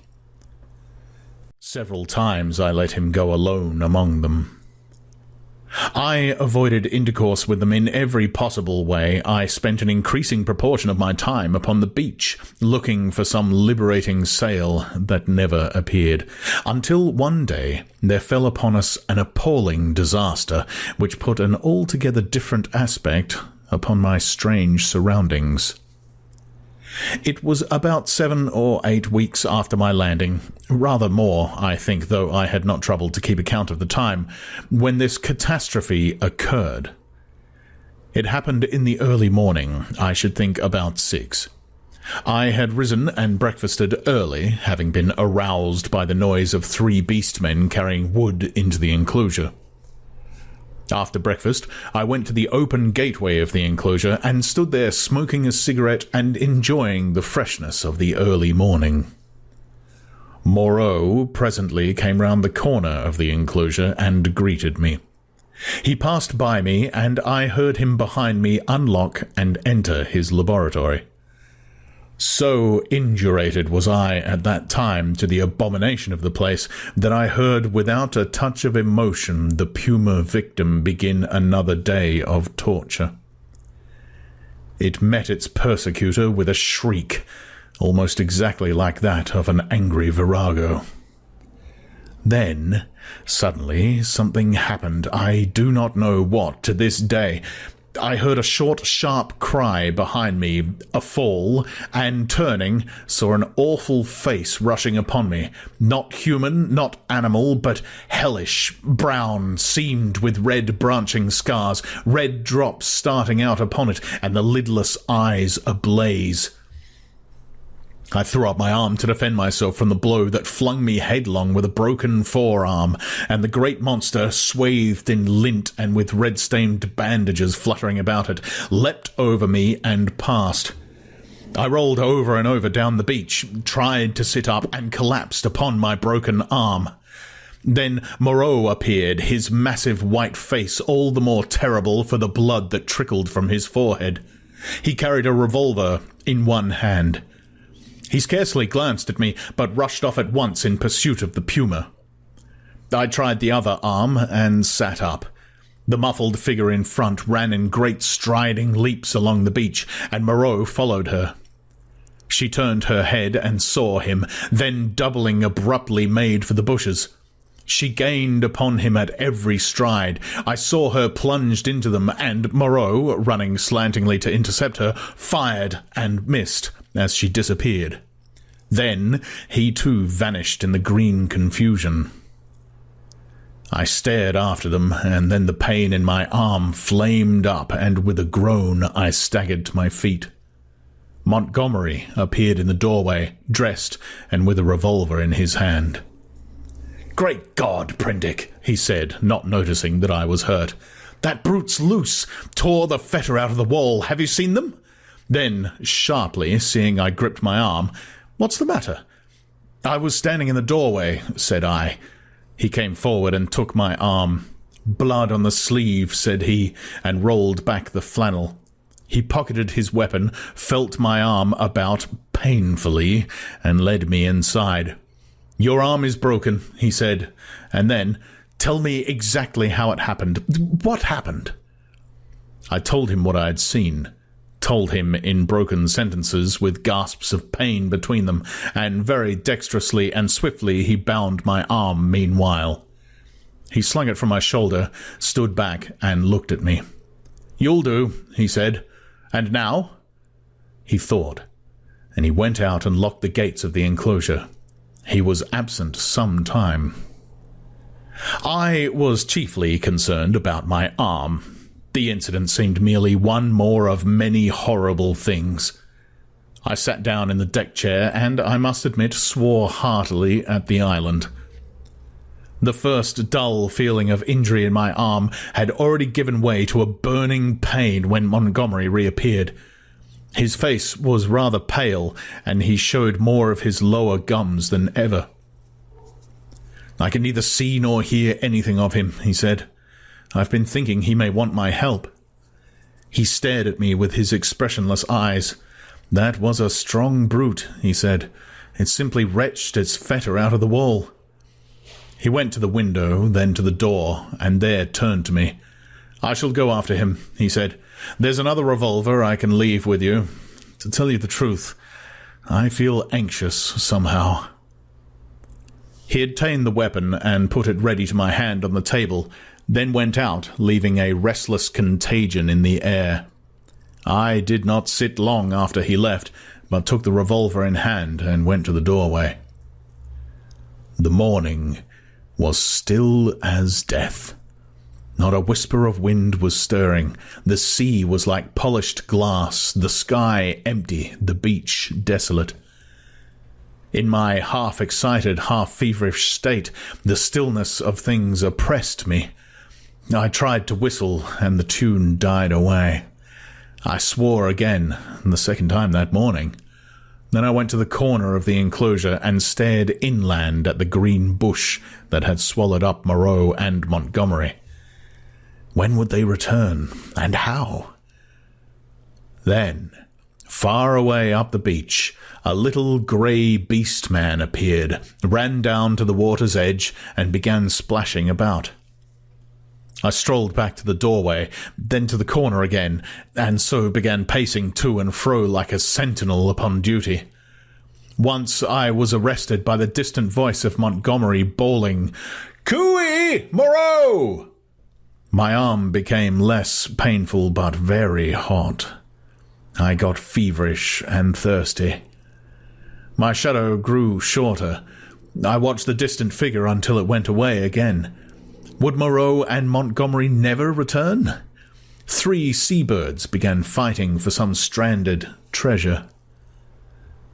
Then, from far away behind the enclosure, I heard a pistol shot. A long silence, and then came another. Then a yelling cry, nearer, and another dismal gap of silence. My unfortunate imagination set to work to torment me. Then suddenly a shot close by.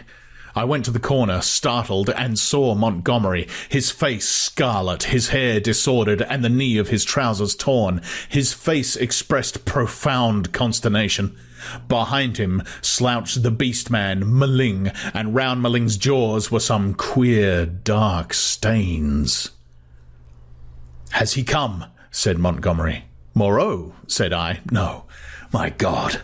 The man was panting, almost sobbing. "Go back in," he said, taking my arm. "They're mad. They're all rushing about, mad. What can have happened? I don't know. I'll tell you when my breath comes. Where's some brandy?" Montgomery limped before me into the room and sat down in the deck chair. Maling flung himself down just outside the doorway and began panting like a dog. I got Montgomery some brandy and water. He sat staring in front of him at nothing, recovering his breath. After some minutes, he began to tell me what had happened. He had followed their track for some way. It was plain enough at first on account of the crushed and broken bushes, white rags torn from the puma's bandages, and occasional smears of blood on the leaves of the shrubs and undergrowth. He lost the track, however, on the stony ground beyond the stream where I had seen the beast man drinking, and went wandering aimlessly westward, shouting Moreau's name. Then Maling came to him carrying a light hatchet. Maling had seen nothing of the puma affair, had been felling wood, and heard him calling. They went on shouting together. 2 beastmen came crouching and peering at them through the undergrowth, with gestures and a furtive carriage that alarmed Montgomery by their strangeness. He hailed them, and they fled guiltily. He stopped shouting after that, and after wandering some time further in an undecided way, determined to visit the huts.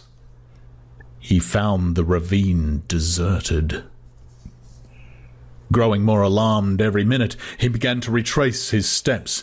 Then it was he encountered the 2 swine men I had seen dancing on the night of my arrival. Blood-stained they were about the mouth, and intensely excited. They came crashing through the ferns and stopped with fierce faces when they saw him. He cracked his whip in some trepidation, and forthwith they rushed at him. Never before had a beastman dared to do that. One he shot through the head. Maling flung himself upon the other, and the 2 rolled, grappling. Maling got his brute under and with his teeth in his throat, and Montgomery shot that too as it struggled in Maling's grip. He had some difficulty in inducing Maling to come with him. Thence they had hurried back to me. On the way, Maling had suddenly rushed into a thicket and driven out an undersized ocelot man, also blood-stained and lame through a wound in the foot. This brute had run a little way and then turned savagely at bay, and Montgomery, with a certain wantonness, I thought, had shot him. "What does it all mean?" said I. He shook his head and turned once more to the brandy. 18. The Finding of Moreau. When I saw Montgomery swallow a third dose of brandy, I took it upon myself to interfere. He was already more than half fuddled. I told him that some serious thing must have happened to Moreau by this time, or he would have returned before this, and that it behooved us to ascertain what that catastrophe was. Montgomery raised some feeble objections, and at last agreed. We had some food, and then all three of us started.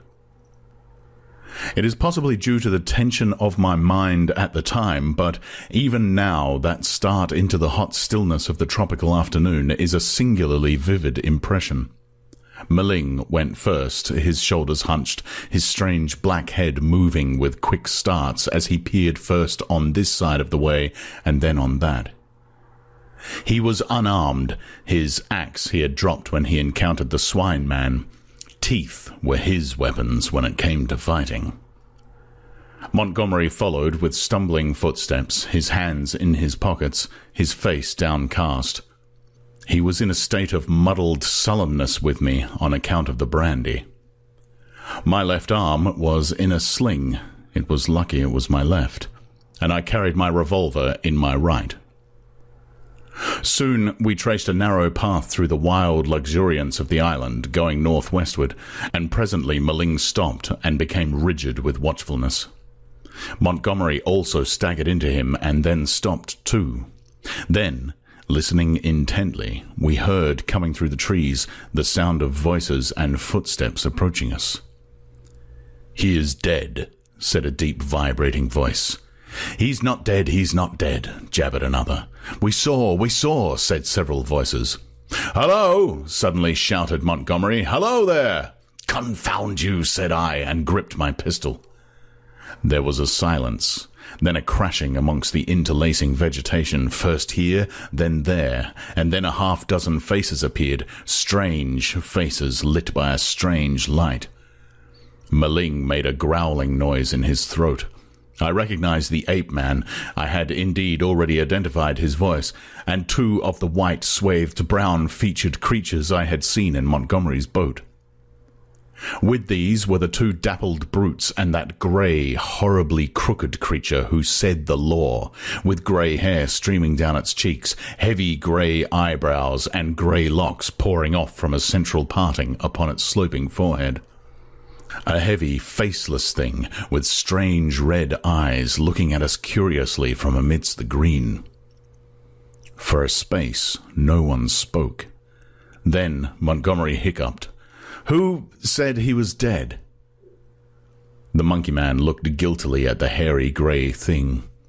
"He is dead," said the monster. "They saw." There was nothing threatening about this detachment, at any rate. They seemed awe-stricken and puzzled. "Where is he?" said Montgomery. "Beyond," and the grey creature pointed. "Is there a lord now?" asked the monkey man. "Is it still to be this and that? Is he dead indeed?" "Is there a law?" repeated the man in white. "Is there a law, thou other thing with the whip?" "He is dead," said the hairy grey thing, and they all stood watching us. "Prendick," said Montgomery, turning his dull eyes to me. "He's dead, evidently." I had been standing behind him during this colloquy. I began to see how things lay with them. I suddenly stepped in front of Montgomery and lifted up my voice. "Children of the law," I said, "he is not dead." Maling turned his sharp eyes on me. "He has changed his shape. He has changed his body, I went on. For a time you will not see him. He is there, I pointed upward, where he can watch you. You cannot see him, but he can see you. Fear the law. I looked at them squarely. They flinched. He is great, he is good, said the ape-man, peering fearfully upward amongst the dense trees. And the other thing? I demanded.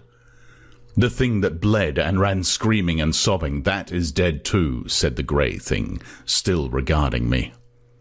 That's well, grunted Montgomery. The other with the whip, began the grey thing. Well, said I. Said he was dead. But Montgomery was still sober enough to understand my motive in denying Moreau's death. He's not dead, he said slowly, not dead at all, no more dead than I am. Some, said I, have broken the law. They will die. Some have died. Show us now where his old body lies, the body he cast away because he has no more need of it. It is this way, man who walked in the sea, said the grey thing. And with these 6 creatures guiding us, we went through the tumult of ferns and creepers and tree stems towards the northwest. Then came a yelling, a crashing amongst the branches, and a little pink homunculus rushed by us, shrieking. Immediately after appeared a monster in headlong pursuit, blood bedabbled, who was amongst us almost before he could stop his career. The grey thing leapt aside. Maling, with a snarl, flew at it and was struck aside. Montgomery fired and missed, bowed his head, threw up his arm, and turned to run. I fired, and the thing still came on, fired again, point blank into its ugly face. I saw its features vanish in a flash. Its face was driven in. Yet it passed me, gripped Montgomery, and, holding him, fell headlong beside him and pulled him sprawling upon itself in its death agony. I found myself alone with Maling, the dead brute, and the prostrate man. Montgomery raised himself slowly and stared in a muddled way at the shattered beast-man beside him. It more than half sobered him. He scrabbled to his feet. Then I saw the grey thing returning cautiously through the trees. See, said I, pointing to the dead brute, is the law not alive? This came of breaking the law. He peered at the body. He sends the fire that kills, said he in his deep voice, repeating part of the ritual. The others gathered around and stared for a space. At last we drew near the westward extremity of the island. We came upon the gnawed and mutilated body of the puma, its shoulder bones smashed by a bullet, and perhaps 20 yards further found at last what we sought. Moreau lay face downward in a trampled space in a canebrake. One hand was almost severed at the wrist, and his silvery hair was dabbled in blood. His head had been battered in by the fetters of the puma. The broken canes beneath him were smeared with blood. His revolver we could not find. Montgomery turned him over, resting at intervals, and with the help of 7 beast people, for he was a heavy man, we carried Moreau back to the enclosure. The night was darkling. Twice we heard unseen creatures howling and shrieking past our little band, and once the little pink sloth creature appeared and stared at us and vanished again. But we were not attacked again. At the gates of the enclosure, our company of beast people left us, Maling going with the rest. We locked ourselves in, and then took Moreau's mangled body into the yard and laid it upon a pile of brushwood. Then we went into the laboratory and put an end to all we found living there. 19. Montgomery's Bank Holiday. When this was accomplished, and we had washed and eaten, Montgomery and I went into my little room and seriously discussed our position for the first time. It was then near midnight. He was almost sober, but greatly disturbed in his mind. He'd been strangely under the influence of Moreau's personality. I do not think it had ever occurred to him that Moreau could die. This disaster was the sudden collapse of the habits that had become part of his nature in the 10 or more monotonous years he had spent on the island.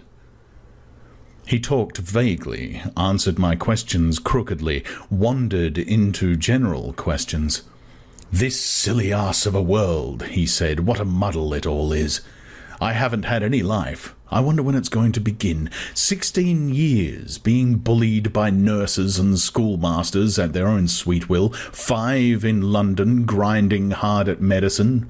Bad food, shabby lodgings, shabby clothes, shabby vice. A blunder. I didn't know any better, and hustled off to this beastly island. 10 years here. What's it all for, Prendick? Are we bubbles blown by a baby?"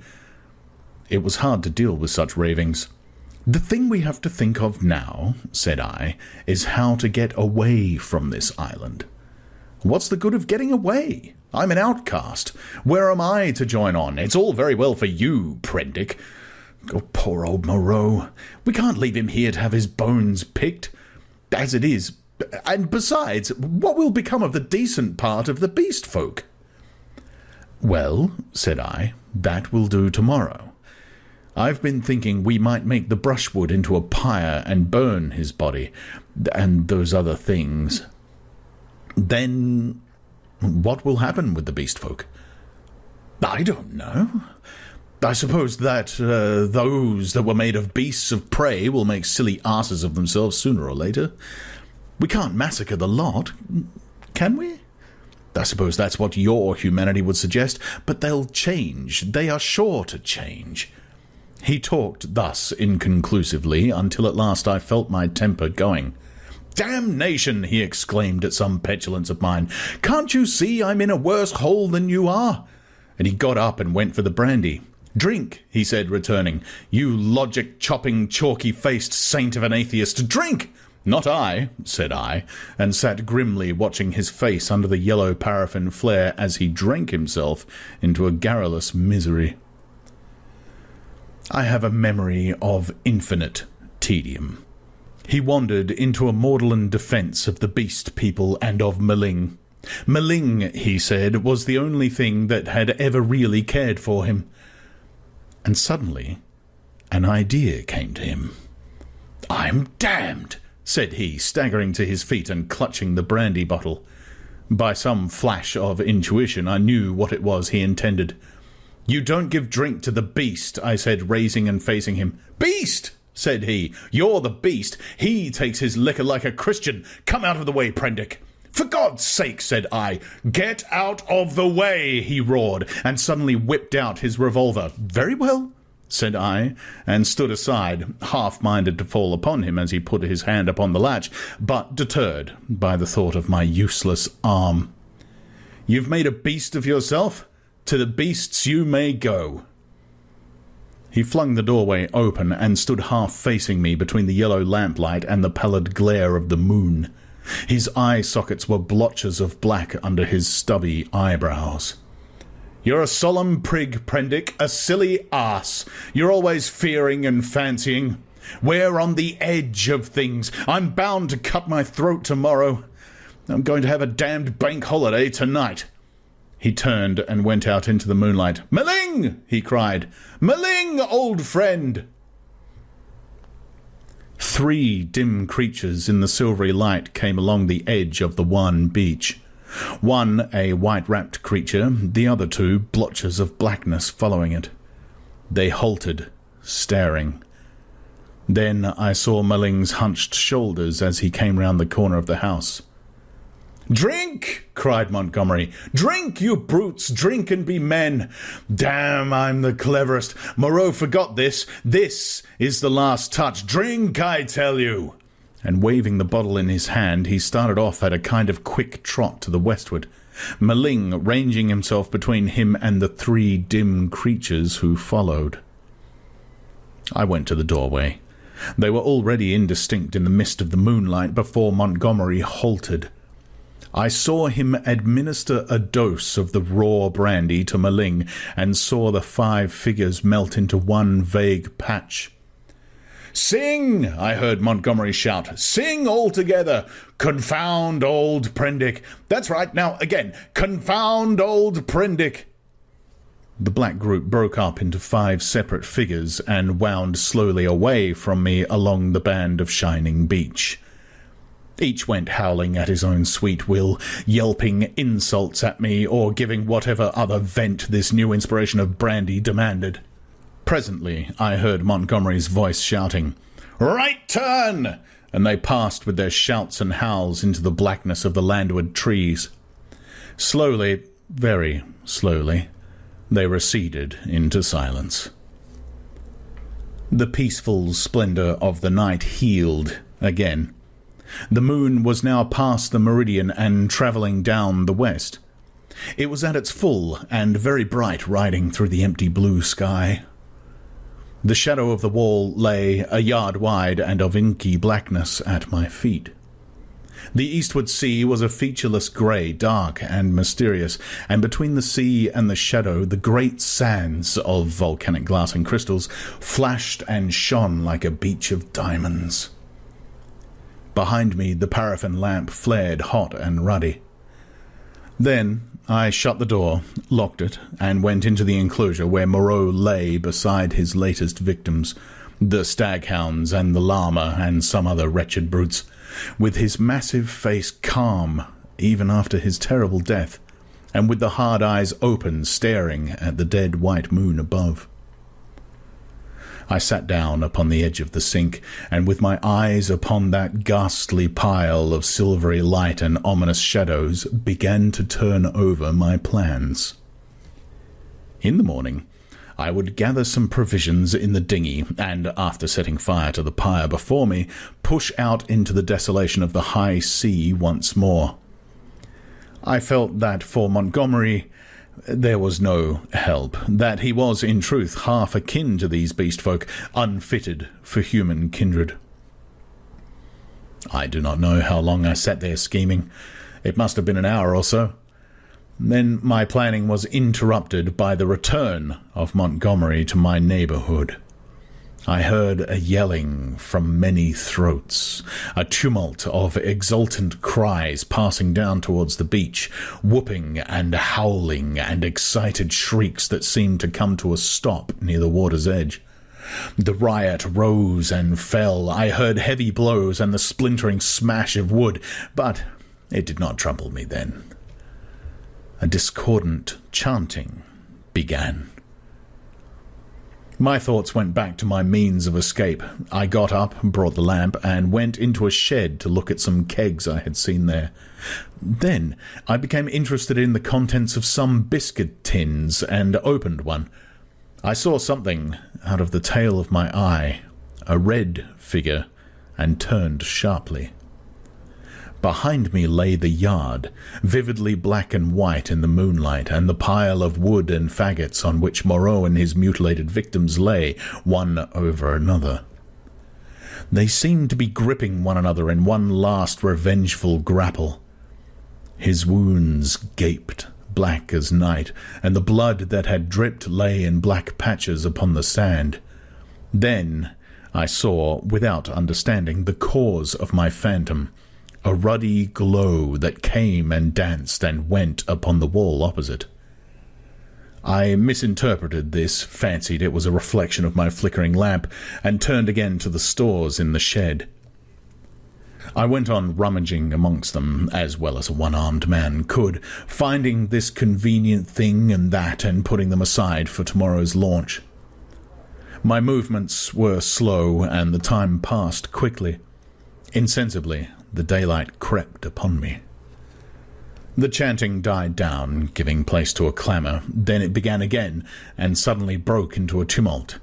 I heard cries of "More! More!" a sound like quarrelling, and a sudden wild shriek. The quality of the sounds changed so greatly that it arrested my attention. I went out into the yard and listened. Then, cutting like a knife across the confusion, came the crack of a revolver. I rushed at once through my door to the little doorway. As I did so, I heard some of the packing cases behind me go sliding down and smash together with a clatter of glass on the floor of the shed, but I did not heed these. I flung the door open and looked out. Up the beach, by the boathouse, a bonfire was burning, raining up sparks into the indistinctness of the dawn. Around this struggled a mass of black figures. I heard Montgomery call my name. I began to run at once towards this fire, revolver in hand. I saw the pink tongue of Montgomery's pistol lick out once close to the ground. He was down. I shouted with all my strength and fired into the air. I heard someone cry, "The Master!" The knotted black struggle broke into scattering units. The fire leapt and sank down. The crowd of beast people fled in sudden panic before me up the beach. In my excitement, I fired at their retreating backs as they disappeared among the bushes. Then I turned to the black heaps upon the ground. Montgomery lay on his back, with the hairy grey beast-man sprawling across his body. The brute was dead, but still gripping Montgomery's throat with its curving claws. Nearby lay Maling on his face and quite still, his neck bitten open and the upper part of the smashed brandy bottle in his hand. Two other figures lay near the fire, the one motionless, the other groaning fitfully, every now and then raising its head slowly, then dropping it again. I caught hold of the grey man and pulled him off Montgomery's body. His claws drew down the torn coat reluctantly as I dragged him away. Montgomery was dark in the face and scarcely breathing. I splashed seawater on his face and pillowed his head on my rolled-up coat. Maling was dead. The wounded creature by the fire, it was a wolf brute by the bearded grey face, lay, I found, with the forepart of its body upon the still glowing timber. The wretched thing was injured so dreadfully that, in mercy, I blew its brains out at once. The other brute was one of the bullmen swathed in white. He, too, was dead. The rest of the beast people had vanished from the beach. I went to Montgomery again and knelt beside him, cursing my ignorance of medicine. The fire beside me had shrunk down, and only charred beams of timber glowing at the central ends and mixed with the grey ash of brushwood remained. I wondered, casually, where Montgomery had got his wood. Then I saw that the dawn was upon us. The sky had grown brighter, the setting moon was becoming pale and opaque in the luminous blue of the day. The sky to the eastward was rimmed with red. Suddenly I heard a thud and a hissing behind me, and looking around, sprang to my feet with a cry of horror. Against the warm dawn, great tumultuous masses of black smoke were boiling up out of the enclosure, and through their stormy darkness shot flickering threads of blood-red flame. Then the thatched roof caught. I saw the curving charges of the flames across the sloping straw. A spurt of fire jetted from the window of my room. I knew at once what had happened. I remembered the crash I had heard. When I had rushed out to Montgomery's assistance, I had overturned the lamp. The hopelessness of saving any of the contents of the enclosure stared me in the face. My mind came back to my plans of flight, and turning swiftly, I looked to see where the two boats lay upon the beach. They were gone. 2 axes lay upon the sands beside me. Chips and splinters were scattered broadcast, and the ashes of the bonfire were blackening and smoking under the dawn. Montgomery had burnt the boats to revenge himself upon me and prevent our return to mankind. A sudden convulsion of rage shook me. I was almost moved to batter his foolish head in as he lay there helpless at my feet. Then suddenly his hand moved so feebly, so pitifully, that my wrath vanished. He groaned and opened his eyes for a minute. I knelt down beside him and raised his head. He opened his eyes again, staring silently at the dawn, and then they met mine. The lids fell. "Sorry," he said presently with an effort. He seemed trying to think. "The last," he murmured, "the last of this silly universe. What a mess." I listened. His head fell helplessly to one side. I thought some drink might revive him, but there was neither drink nor vessel in which to bring drink at hand. He seemed suddenly heavier. My heart went cold. I bent down to his face, put my hand through the rent in his blouse. He was dead. And even as he died, a line of white heat, the limb of the sun, rose eastward beyond the projection of the bay, splashing its radiance across the sky and turning the dark sea into a weltering tumult of dazzling light. It fell like a glory upon his death-shrunken face. I let his head fall gently upon the rough pillow I had made for him, and stood up. Before me was the glittering desolation of the sea, the awful solitude upon which I had already suffered so much. Behind me the island, hushed under the dawn, its beast people silent and unseen. The enclosure, with all its provisions and ammunition, burnt noisily, with sudden gusts of flame, a fitful crackling, and now and then a crash. The heavy smoke drove up the beach away from me, rolling low over the distant treetops towards the huts in the ravine. Beside me were the charred vestiges of the boats and these 5 dead bodies. Then, out of the bushes, came 3 beast people with hunched shoulders, protruding heads, misshapen hands awkwardly held, and inquisitive, unfriendly eyes, and advanced towards me with hesitating gestures. 20. Alone with the beast folk. I faced these people, facing my fate in them, single-handed now, literally single-handed, for I had a broken arm. In my pocket was a revolver with 2 empty chambers.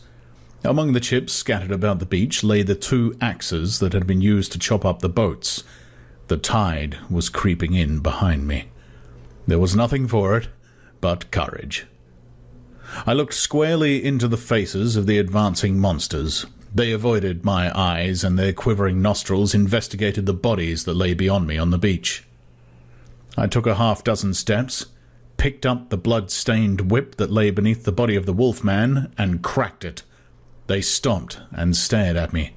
"Salute," said I. "Bow down." They hesitated. One bent his knees. I repeated my command, with my heart in my mouth, and advanced upon them. One knelt, then the other too. I turned and walked towards the dead bodies, keeping my face towards the 3 kneeling beast men, very much as an actor passing up the stage faces the audience. "They broke the law," said I, putting my foot on the sayer of the law. "They have been slain. Even the sayer of the law, even the other with the whip. Great is the law, come and see." "None escape," said one of them, advancing and peering. "None escape," said I. "Therefore hear and do as I command." They stood up, looking questioningly at one another. "Stand there," said I. I picked up the hatchets and swung them by their heads from the sling of my arm, turned Montgomery over, picked up his revolver, still loaded in 2 chambers, and bending down to rummage, found 6 cartridges in his pocket. "Take him," said I, standing up again and pointing with the whip. "Take him and carry him out and cast him into the sea."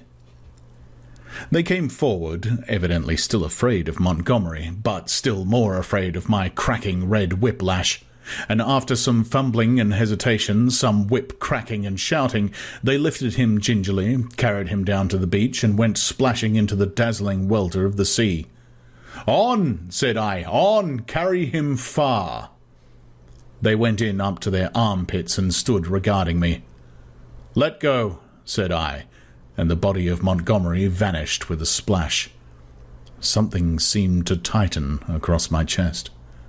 "Good," said I, with a break in my voice, and they came back, hurrying and fearful, to the margin of the water, leaving long wakes of black in the silver. At the water's edge they stopped, turning and glaring into the sea, as though they presently expected Montgomery to arise therefrom and exact vengeance. "Now these," said I, pointing to the other bodies. They took care not to approach the place where they had thrown Montgomery into the water, but instead carried the 4 dead beast people slantingly along the beach for perhaps 100 yards before they waded out and cast them away. As I watched them disposing of the mangled remains of Meling, I heard a light footfall behind me, and, turning quickly, saw the big hyena swine perhaps a dozen yards away. His head was bent down, his bright eyes were fixed upon me, his stumpy hands clenched and held close by his side. He stood in this crouching attitude when I turned, his eyes a little averted. For a moment we stood eye to eye. I dropped the whip and snatched at the pistol in my pocket, for I meant to kill this brute, the most formidable of any left now upon the island, at the first excuse. It may seem treacherous, but so I was resolved. I was far more afraid of him than of any other 2 of the beast folk. His continued life was, I knew, a threat against mine. I was perhaps a dozen seconds collecting myself. Then cried I, "Salute! Bow down!" His teeth flashed upon me in a snarl. "Who are you that I should—" Perhaps a little too spasmodically, I drew my revolver, aimed quickly, and fired. I heard him yelp, saw him run sideways and turn, knew I had missed, and clicked back the cock with my thumb for the next shot. But he was already running headlong, jumping from side to side, and I dared not risk another miss. Every now and then he looked back at me over his shoulder. He went slanting across the beach and vanished beneath the driving masses of dense smoke that were still pouring out from the burning enclosure. For some time I stood staring after him. I turned to my 3 obedient beast folk again and signalled them to drop the body they still carried. Then I went back to the place by the fire where the bodies had fallen and kicked the sand until all the brown bloodstains were absorbed and hidden. I dismissed my 3 serfs with a wave of the hand and went up the beach into the thickets. I carried my pistol in my hand, my whip thrust with the hatchets in the sling of my arm. I was anxious to be alone, to think out the position in which I was now placed. A dreadful thing that I was only beginning to realize was that over all this island there was now no safe place where I could be alone and secure to rest or sleep. I had recovered strength amazingly since my landing, but I was still inclined to be nervous and to break down under any great stress.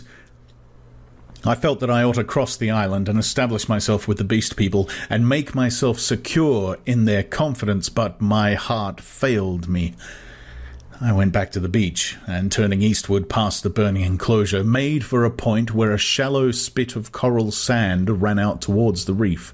Here I could sit down and think, my back to the sea and my face against any surprise. And there I sat, chin on knees, the sun beating down upon my head, and unspeakable dread in my mind, plotting how I could live on against the hour of my rescue, if ever rescue came. I tried to review the whole situation as calmly as I could, but it was difficult to clear the thing of emotion. I began turning over in my mind the reason of Montgomery's despair. "They will change," he said. "They are sure to change." And Moreau, what was it that Moreau had said? "The stubborn beast flesh grows day by day back again." And then I came round to the hyena swine. I felt sure that if I did not kill that brute, he would kill me. The sayer of the law was dead, worse luck. They knew now that we of the whips could be killed even as they themselves were killed.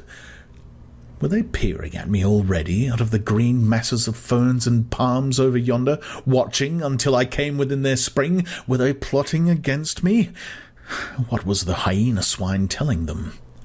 My imagination was running away with me in a morass of insubstantial fears. My thoughts were disturbed by a crying of seabirds hurrying towards some black object that had been stranded by the waves on the beach near the enclosure. I knew what the object was, but I had not the heart to go back and drive them off. I began walking along the beach in the opposite direction, designing to come round the eastward corner of the island, and so approach the ravine of the huts without traversing the possible ambuscades of the thickets. Perhaps half a mile along the beach, I became aware of one of my 3 beast folk advancing out of the landward bushes towards me. I was now so nervous with my own imaginings that I immediately drew my revolver.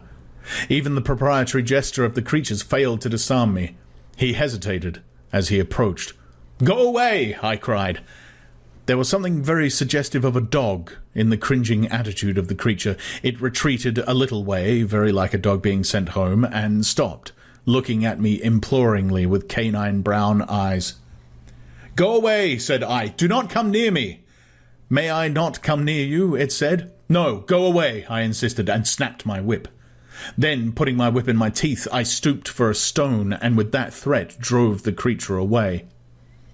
So, in solitude, I came round by the ravine of the beast people, and hiding amongst the weeds and reeds that separated this crevasse from the sea, I watched such of them as appeared, trying to judge from their gestures and appearance how the death of Moreau and Montgomery and the destruction of the House of Pain had affected them. I know now the folly of my cowardice. Had I kept my courage up to the level of the dawn, had I not allowed it to ebb away in solitary thought, I might have grasped the vacant sceptre of Moreau and ruled over the beast people. As it was, I lost the opportunity and sank to the position of a mere leader among my fellows. Towards noon, certain of them came and squatted, basking in the hot sand. The imperious voices of hunger and thirst prevailed over my dread. I came out of the bushes and, revolver in hand, walked down towards these seated figures. One, a wolf woman, turned her head and stared at me, and then the others. None attempted to rise or salute me. I felt too faint and weary to insist, and I let the moment pass. "I want food," said I, almost apologetically, and drawing near. "There is food in the huts," said an ox-boar man drowsily, and looking away from me. I passed them and went down into the shadow and odours of the almost deserted ravine. In an empty hut I feasted on some specked and half-decayed fruit, and then after I had propped some branches and sticks about the opening, and placed myself with my face towards it and my hand upon my revolver, the exhaustion of the last 30 hours claimed its own, and I fell into a light slumber, hoping that the flimsy barricade I had erected would cause sufficient noise in its removal to save me from surprise. 21. The Reversion of the Beast Folk. In this way I became one amongst the beast people in the island of Dr. Moreau. When I awoke, it was dark about me. My arm ached in its bandages. I sat up, wondering at first where I might be. I heard coarse voices talking outside. Then I saw that my barricade had gone, and that the opening of the hut stood clear. My revolver was still in my hand. I heard something breathing, saw something crouched together close beside me. I held my breath, trying to see what it was. It began to move, slowly, interminably. Then something soft and warm and moist passed across my hand. All of my muscles contracted. I snatched my hand away. A cry of alarm began and was stifled in my throat. Then I just realized what had happened sufficiently to stay my fingers on the revolver. "Who is that?" I said in a hoarse whisper, the revolver still pointed. "I, master." "Who are you?" "They say there is no master now, but I know. I carried the bodies into the sea, O walker in the sea. The bodies of those you slew. I am your slave, master." "Are you the one I met on the beach?" I asked. "The same, master." The thing was evidently faithful enough, for it might have fallen upon me as I slept. "It is well," I said, extending my hand for another licking kiss. I began to realize what its presence meant, and the tide of my courage flowed. "Where are the others?" I asked. "They are mad, they are fools," said the dogman. "Even now they talk together beyond there. They say, 'The master is dead. The other with the whip is dead. The other who walked in the sea is as we are. We have no master, no whips, no house of pain any more. There is an end. We love the law and will keep it, but there is no pain, no master, no whips forever again. So they say, but I know, master, I know." I felt in the darkness and patted the dogman's head. "It is well," I said again. "Presently you will slay them all," said the dogman. "Presently," I answered. "I will slay them all, after certain days and certain things have come to pass. Every one of them, save those you spare, every one of them shall be slain." "What the master wishes to kill, the master kills," said the dogman, with a certain satisfaction in his voice. "And that their sins may grow," I said, "let them live in their folly until their time is ripe. Let them not know that I am the master." "The master's will is sweet," said the dogman, with the ready tact of his canine blood. "But one has sinned," said I. "Him I will kill whenever I may meet him. When I say to you, 'That is he,' see that you fall upon him. And now I will go to the men and women who are assembled together." For a moment the opening of the hut was blackened by the exit of the dogman. Then I followed and stood up almost in the exact spot where I had been when I had heard Moreau and his staghound pursuing me.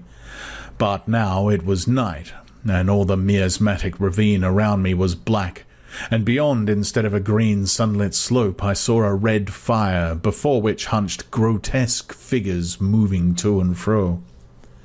Farther were the thick trees, a bank of darkness, fringed above with the black lace of the upper branches. The moon was just riding up on the edge of the ravine, and like a bar across its face drove the spire of vapour that was forever streaming from the fumaroles of the island. "Walk by me," said I, nerving myself, and side by side we walked down the narrow way, taking little heed of the dim things that peered at us out of the huts. None about the fire attempted to salute me. Most of them disregarded me ostentatiously. I looked round for the hyena swine, but he was not there. Altogether, perhaps 20 of the beast folk squatted, staring into the fire or talking to one another. "He is dead, he is dead, the master is dead," said the voice of the ape-man to the right of me. "The house of pain, there is no house of pain." "He is not dead," said I in a loud voice. "Even now he watches us." This startled them. 20 pairs of eyes regarded me. "The house of pain is gone," said I. "It will come again. The master you cannot see, yet even now he listens among you." "True, true," said the dogman. They were staggered at my assurance. An animal may be ferocious and cunning enough, but it takes a real man to tell a lie. "The man with the bandaged arm speaks a strange thing," said one of the beast folk. "I tell you it is so," I said. "The master in the house of pain will come again. Woe be to him who breaks the law." They looked curiously at one another. With an affectation of indifference, I began to chop idly at the ground in front of me with my hatchet. They looked, I noticed, at the deep cuts I made in the turf. Then the satyr raised a doubt. I answered him. Then one of the dappled things objected, and an animated discussion sprang up around the fire. Every moment I began to feel more convinced of my present security. I talked now without the catching in my breath due to the intensity of my excitement that had troubled me at first. In the course of about an hour I had really convinced several of the beast folk of the truth of my assertions, and talked most of the others into a dubious state. I kept a sharp eye for my enemy the hyena swine, but he never appeared. Every now and then a suspicious movement would startle me, but my confidence grew rapidly. Then, as the moon crept down from the zenith, one by one the listeners began to yawn, showing the oddest teeth in the light of the sinking fire, and first one and then another retired towards the dens in the ravine, and I, dreading the silence and darkness, went with them, knowing I was safer with several of them than with one alone. In this manner began the longer part of my sojourn upon the island of Dr. Moreau, but from that night until the end came there was but one thing happened to tell, save a series of innumerable small unpleasant details and the fretting of an incessant uneasiness. So that I prefer to make no chronicle for that gap of time, to tell only one cardinal incident of the 10 months I spent as an intimate of these half-humanized brutes. There is much that sticks in my memory that I could write, things that I would cheerfully give my right hand to forget, but they do not help the telling of the story. In the retrospect, it is strange to remember how soon I fell in with these monsters' ways and gained my confidence again. I had my quarrels with them, of course, and could show some of the teeth marks still, but they soon gained a wholesome respect for my trick of throwing stones and for the bite of my hatchet. And my St. Bernard's man loyalty was of infinite service to me. I found their simple scale of honour was based mainly on the capacity for inflicting trenchant wounds. Indeed, I may say, without vanity, I hope, that I held something like preeminence among them. One or two, whom in a rare access of high spirits I had scarred rather badly, bore me a grudge, but it vented itself chiefly behind my back and at a safe distance from my missiles, in grimaces. The hyena swine avoided me, and I was always on the alert for him. My inseparable dogman hated and dreaded him intensely. I really believe that was at the root of the brute's attachment to me. It was soon evident to me that the former monster had tasted blood and gone the way of the leopard man. He formed a lair somewhere in the forest and became solitary. Once I had tried to induce the beast folk to hunt him, but I lacked the authority to make them cooperate for one end. Again and again I tried to approach his den and come upon him unaware, but always he was too acute for me, and saw or winded me and got away. He, too, made every forest pathway dangerous to me and my ally with his lurking ambuscades. The dogman scarcely dared to leave my side. In the first month or so, the beast folk, compared with their latter condition, were human enough, and for one or two besides my canine friend I even conceived a friendly tolerance. The little pink sloth creature displayed an odd affection for me, and took to following me around. The monkey man bored me, however. He assumed, on the strength of his 5 digits, that he was my equal and was forever jabbering at me, jabbering the most arrant nonsense. One thing about him entertained me a little. He had a fantastic trick of coining new words. He had an idea, I believe, that to gabble about names that meant nothing was the proper use of speech. He called it big thinks to distinguish it from the little thinks, the sane, everyday interests of life. If ever I made a remark he did not understand, he would praise it very much, ask me to say it again, learn it by heart, and go off repeating it with a word wrong here or there to all the milder of the beast people.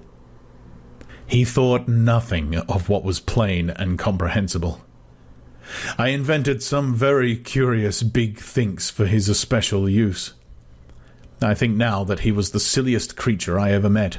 He had developed in the most wonderful way the distinctive silliness of man without losing one jot of the natural folly of a monkey. This, I say, was in the earlier weeks of my solitude amongst these brutes. During that time they respected the usage established by the law and behaved with general decorum. Once I found another rabbit torn to pieces by the hyena swine, I am assured, but that was all. It was about May when I first distinctly perceived a growing difference in their speech and carriage, a growing coarseness of articulation, a growing disinclination to talk. My monkey man's jabber multiplied in volume, but grew less and less comprehensible, more and more simian. Some of the others seemed altogether slipping their hold upon speech, although they still understood what I said to them at that time. Can you imagine language, once clear-cut and exact, softening and guttering, losing shape and import, becoming mere lumps of sound again? And they walked erect, with increasing difficulty. Though they evidently felt ashamed of themselves, every now and then I would come upon one or another running on toes and fingertips, and quite unable to recover the vertical attitude. They held things more clumsily, drinking by suction, feeding by gnawing, grew commoner every day. I realized more keenly than ever what Moreau had told me about the stubborn beast flesh. They were reverting, and reverting very rapidly. Some of them, the pioneers in this, I noticed with some surprise, were all females, began to disregard the injunction of decency, deliberately for the most part. Others even attempted public outrages upon the institution of monogamy. The tradition of the law was clearly losing its force. I cannot pursue this disagreeable subject. My dogman imperceptibly slipped back to the dog again. Day by day he became dumb, quadrupedal, and hairy. I scarcely noticed the transition from the companion on my right hand to the lurching dog at my side. As the carelessness and disorganization increased from day to day, the lane of dwelling places, at no time very sweet, became so loathsome that I left it, and going across the island made myself a hovel of boughs amid the black ruins of Moreau's enclosure. Some memory of pain, I found, still made that place safest from the beast folk.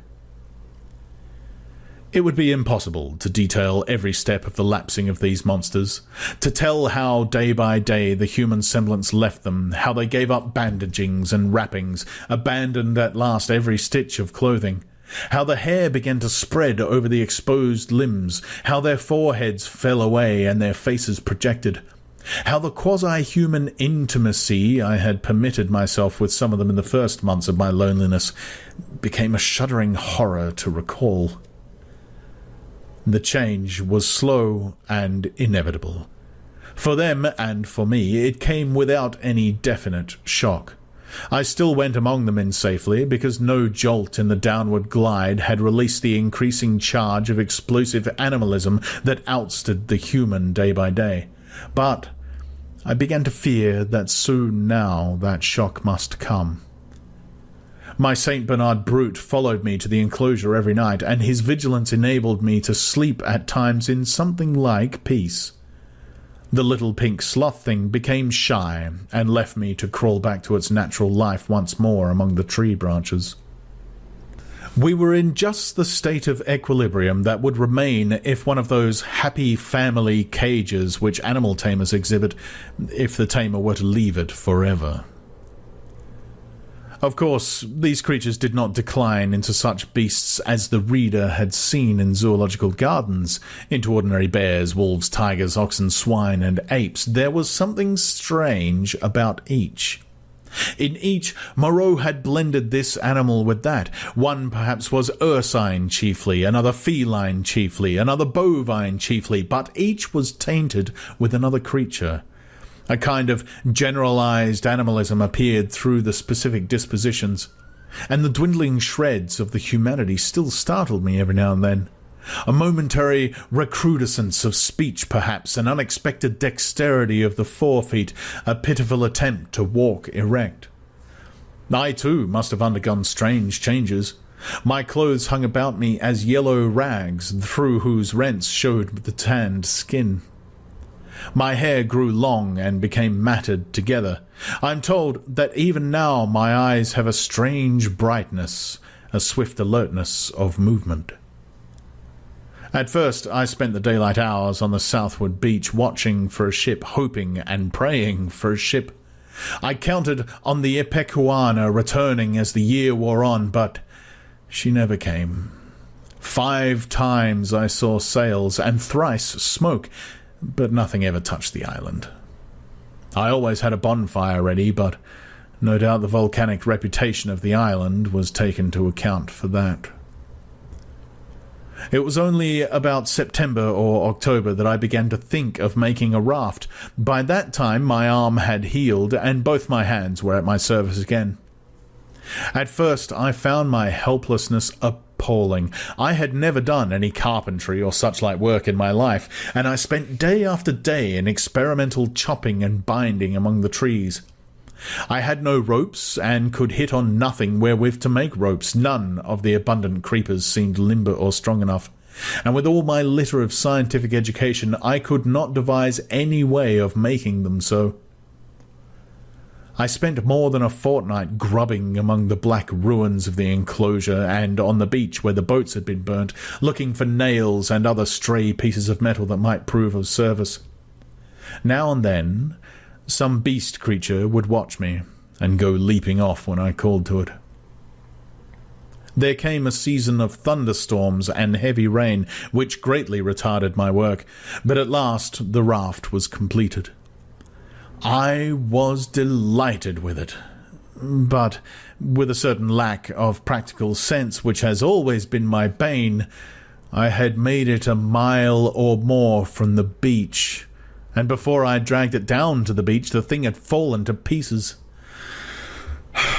Perhaps it is as well that I was saved from launching it, but at the time my misery at my failure was so acute that for some days I simply moped on the beach and stared at the water and thought of death. I did not, however, mean to die, and an incident occurred that warned me unmistakably of the folly of letting the days pass so, for each fresh day was fraught with increasing danger from the beast people. I was lying in the shade of the enclosure wall, staring out to sea, when I was startled by something cold touching the skin of my heel, and startling round, found the little pink sloth creature blinking into my face. He had long since lost speech and active movement, and the lank hair of the little brute grew thicker every day, and his stumpy claws more askew. He made a moaning noise when he saw he had attracted my attention, went a little way towards the bushes, and looked back at me. At first I did not understand, but presently it occurred to me that he wished me to follow him, and this I did at last, slowly, for the day was hot. When we reached the trees he clambered into them, for he could travel better amongst their swinging creepers than on the ground, and suddenly, in a trampled space, I came upon a ghastly group. My Saint Bernard creature lay on the ground, dead, and near his body crouched the hyena swine, gripping at the quivering flesh with its misshapen claws, gnawing at it and snarling with delight. As I approached, the monster lifted its glaring eyes to mine, its lips went trembling back from its red-stained teeth, and it growled menacingly. It was not afraid and not ashamed. The last vestige of the human taint had vanished. I advanced a step farther, stopped, and pulled out my revolver. At last I had him face to face. The brute made no sign of retreat, but its ears went back, its hair bristled, and its body crouched together. I aimed between the eyes and fired. As I did so, the thing rose straight at me in a leap, and I was knocked over like a ninepin. It clutched at me with its crippled hand and struck me in the face.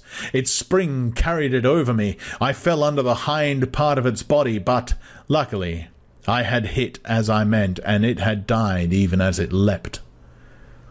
I crawled out from under its unclean weight and stood up trembling, staring at its quivering body.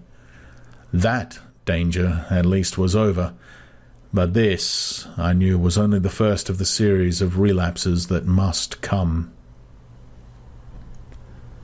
I burnt both of the bodies on a pyre of brushwood, but after that I saw that unless I left the island, my death was only a question of time. The beast people by that time had, with one or two exceptions, left the ravine and made themselves lairs according to their taste amongst the thickets of the island. Few prowled by day, most of them slept, and the island might have seemed deserted to a newcomer. But at night the air was hideous with their calls and howling. I had half a mind to make a massacre of them, to build traps or fight them with my knife. Had I possessed sufficient cartridges, I should not have hesitated to begin the killing. There could now be scarcely a score left of the dangerous carnivores. The braver of these were already dead.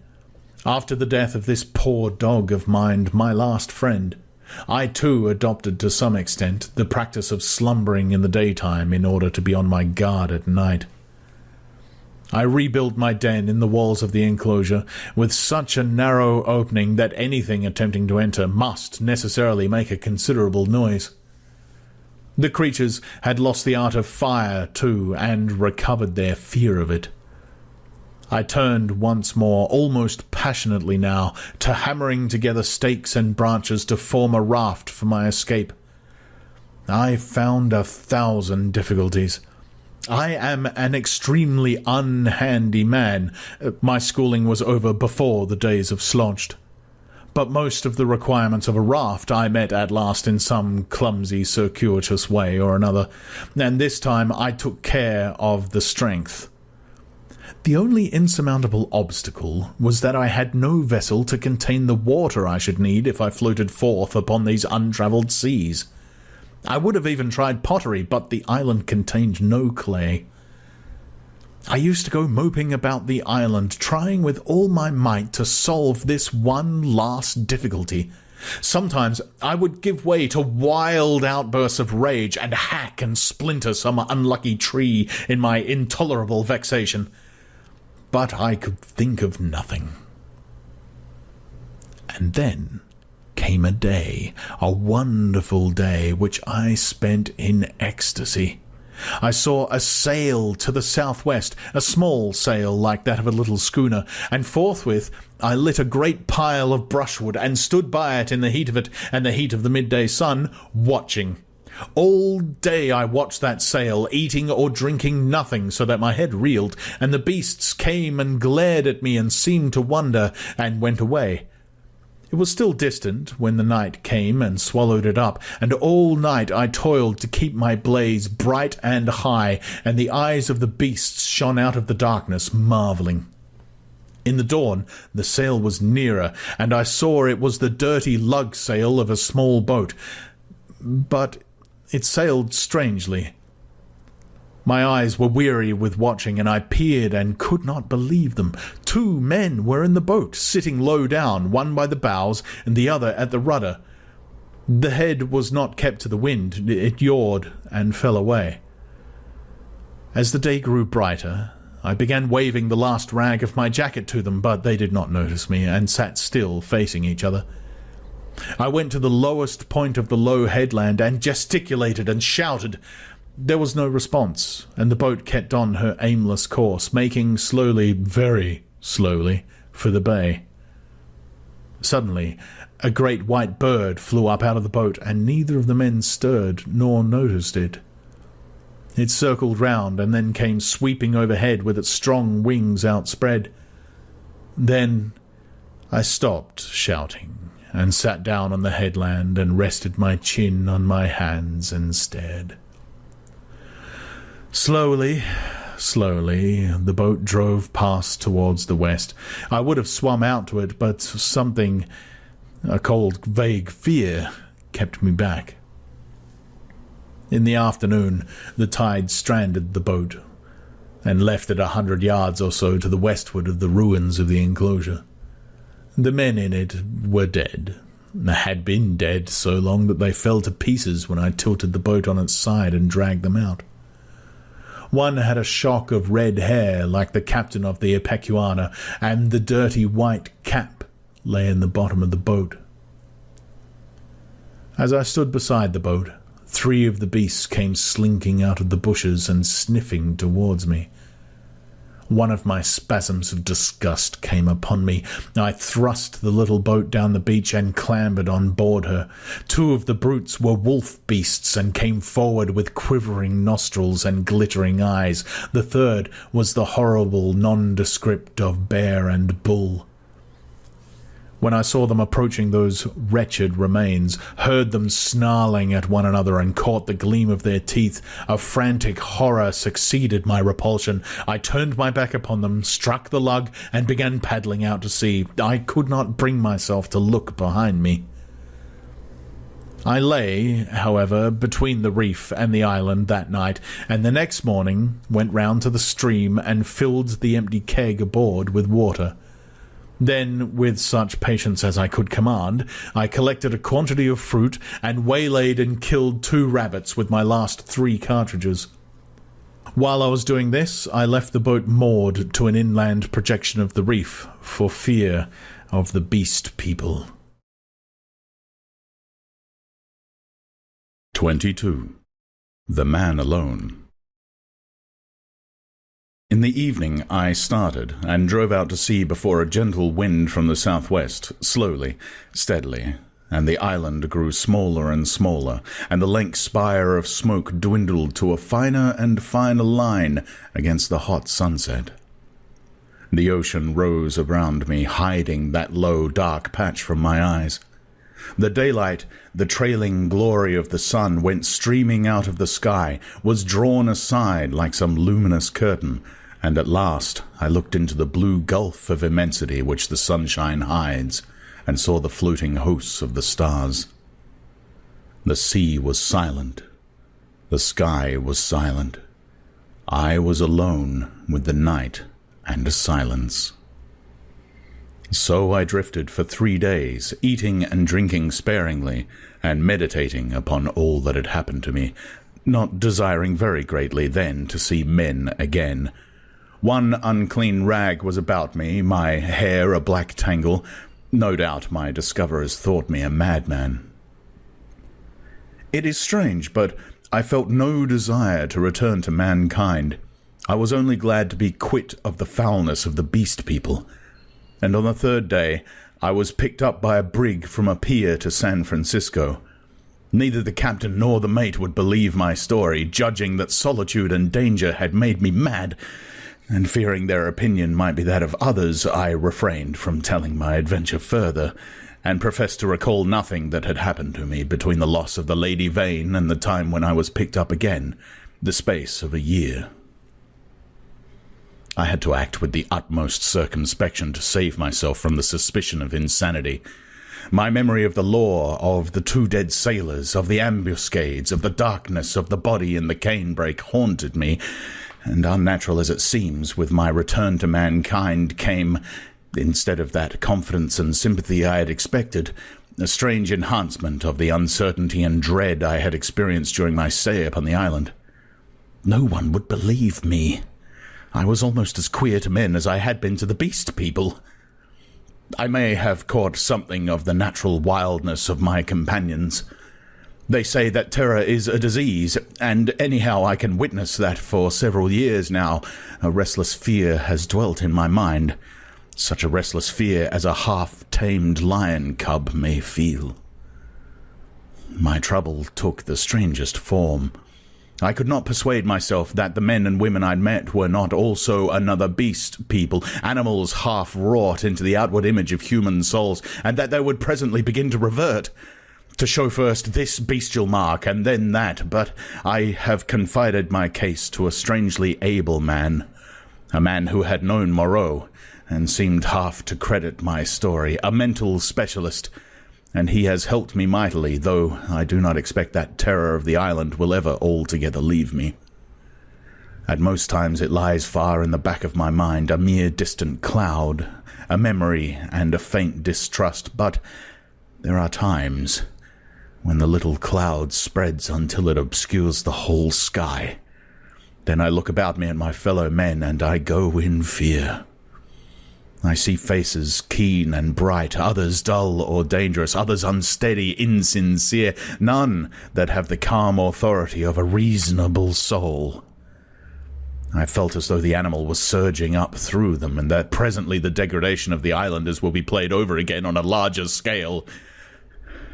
I know this is an illusion, that these seeming men and women about me are indeed men and women forever, perfectly reasonable creatures, full of human desires and tender solicitude, emancipated from instinct and the slaves of no fantastic law, beings altogether different from the beast folk, yet I shrink from them, from their curious glances, their inquiries and assistance, and long to be away from them and alone. For that reason, I live near the broad, free downland, and can escape thither when this shadow is over my soul. And very sweet is the empty downland then, under the wind-swept sky. When I lived in London, the horror was well-nigh insupportable. I could not get away from men. Their voices came through windows. Locked doors were flimsy safeguards.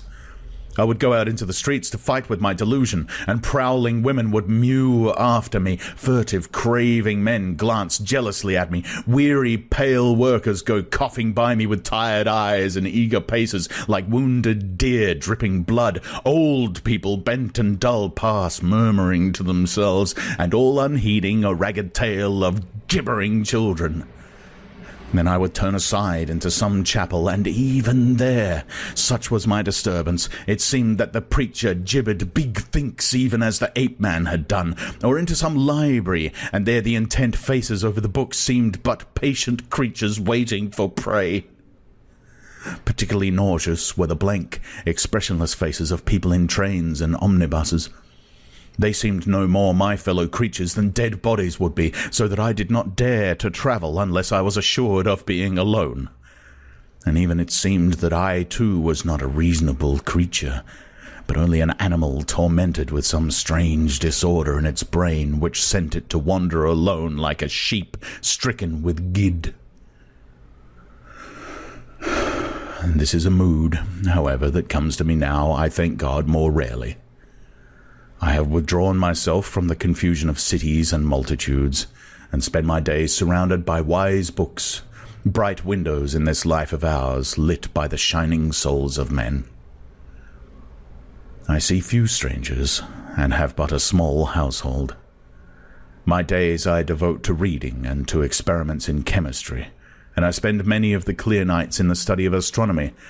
There is, though I don't know how there is or why there is, a sense of infinite peace and protection in the glittering hosts of heaven. There it must be, I think, in the vast and eternal laws of matter, and not in the daily cares and sins and troubles of men, that whatever is more than animal within us must find its solace and its hope. I hope, or I could not live. And so, in hope and solitude, my story ends. Edward Prendick. End of The Island of Dr. Moreau by H. G. Wells, read by Steve Parker.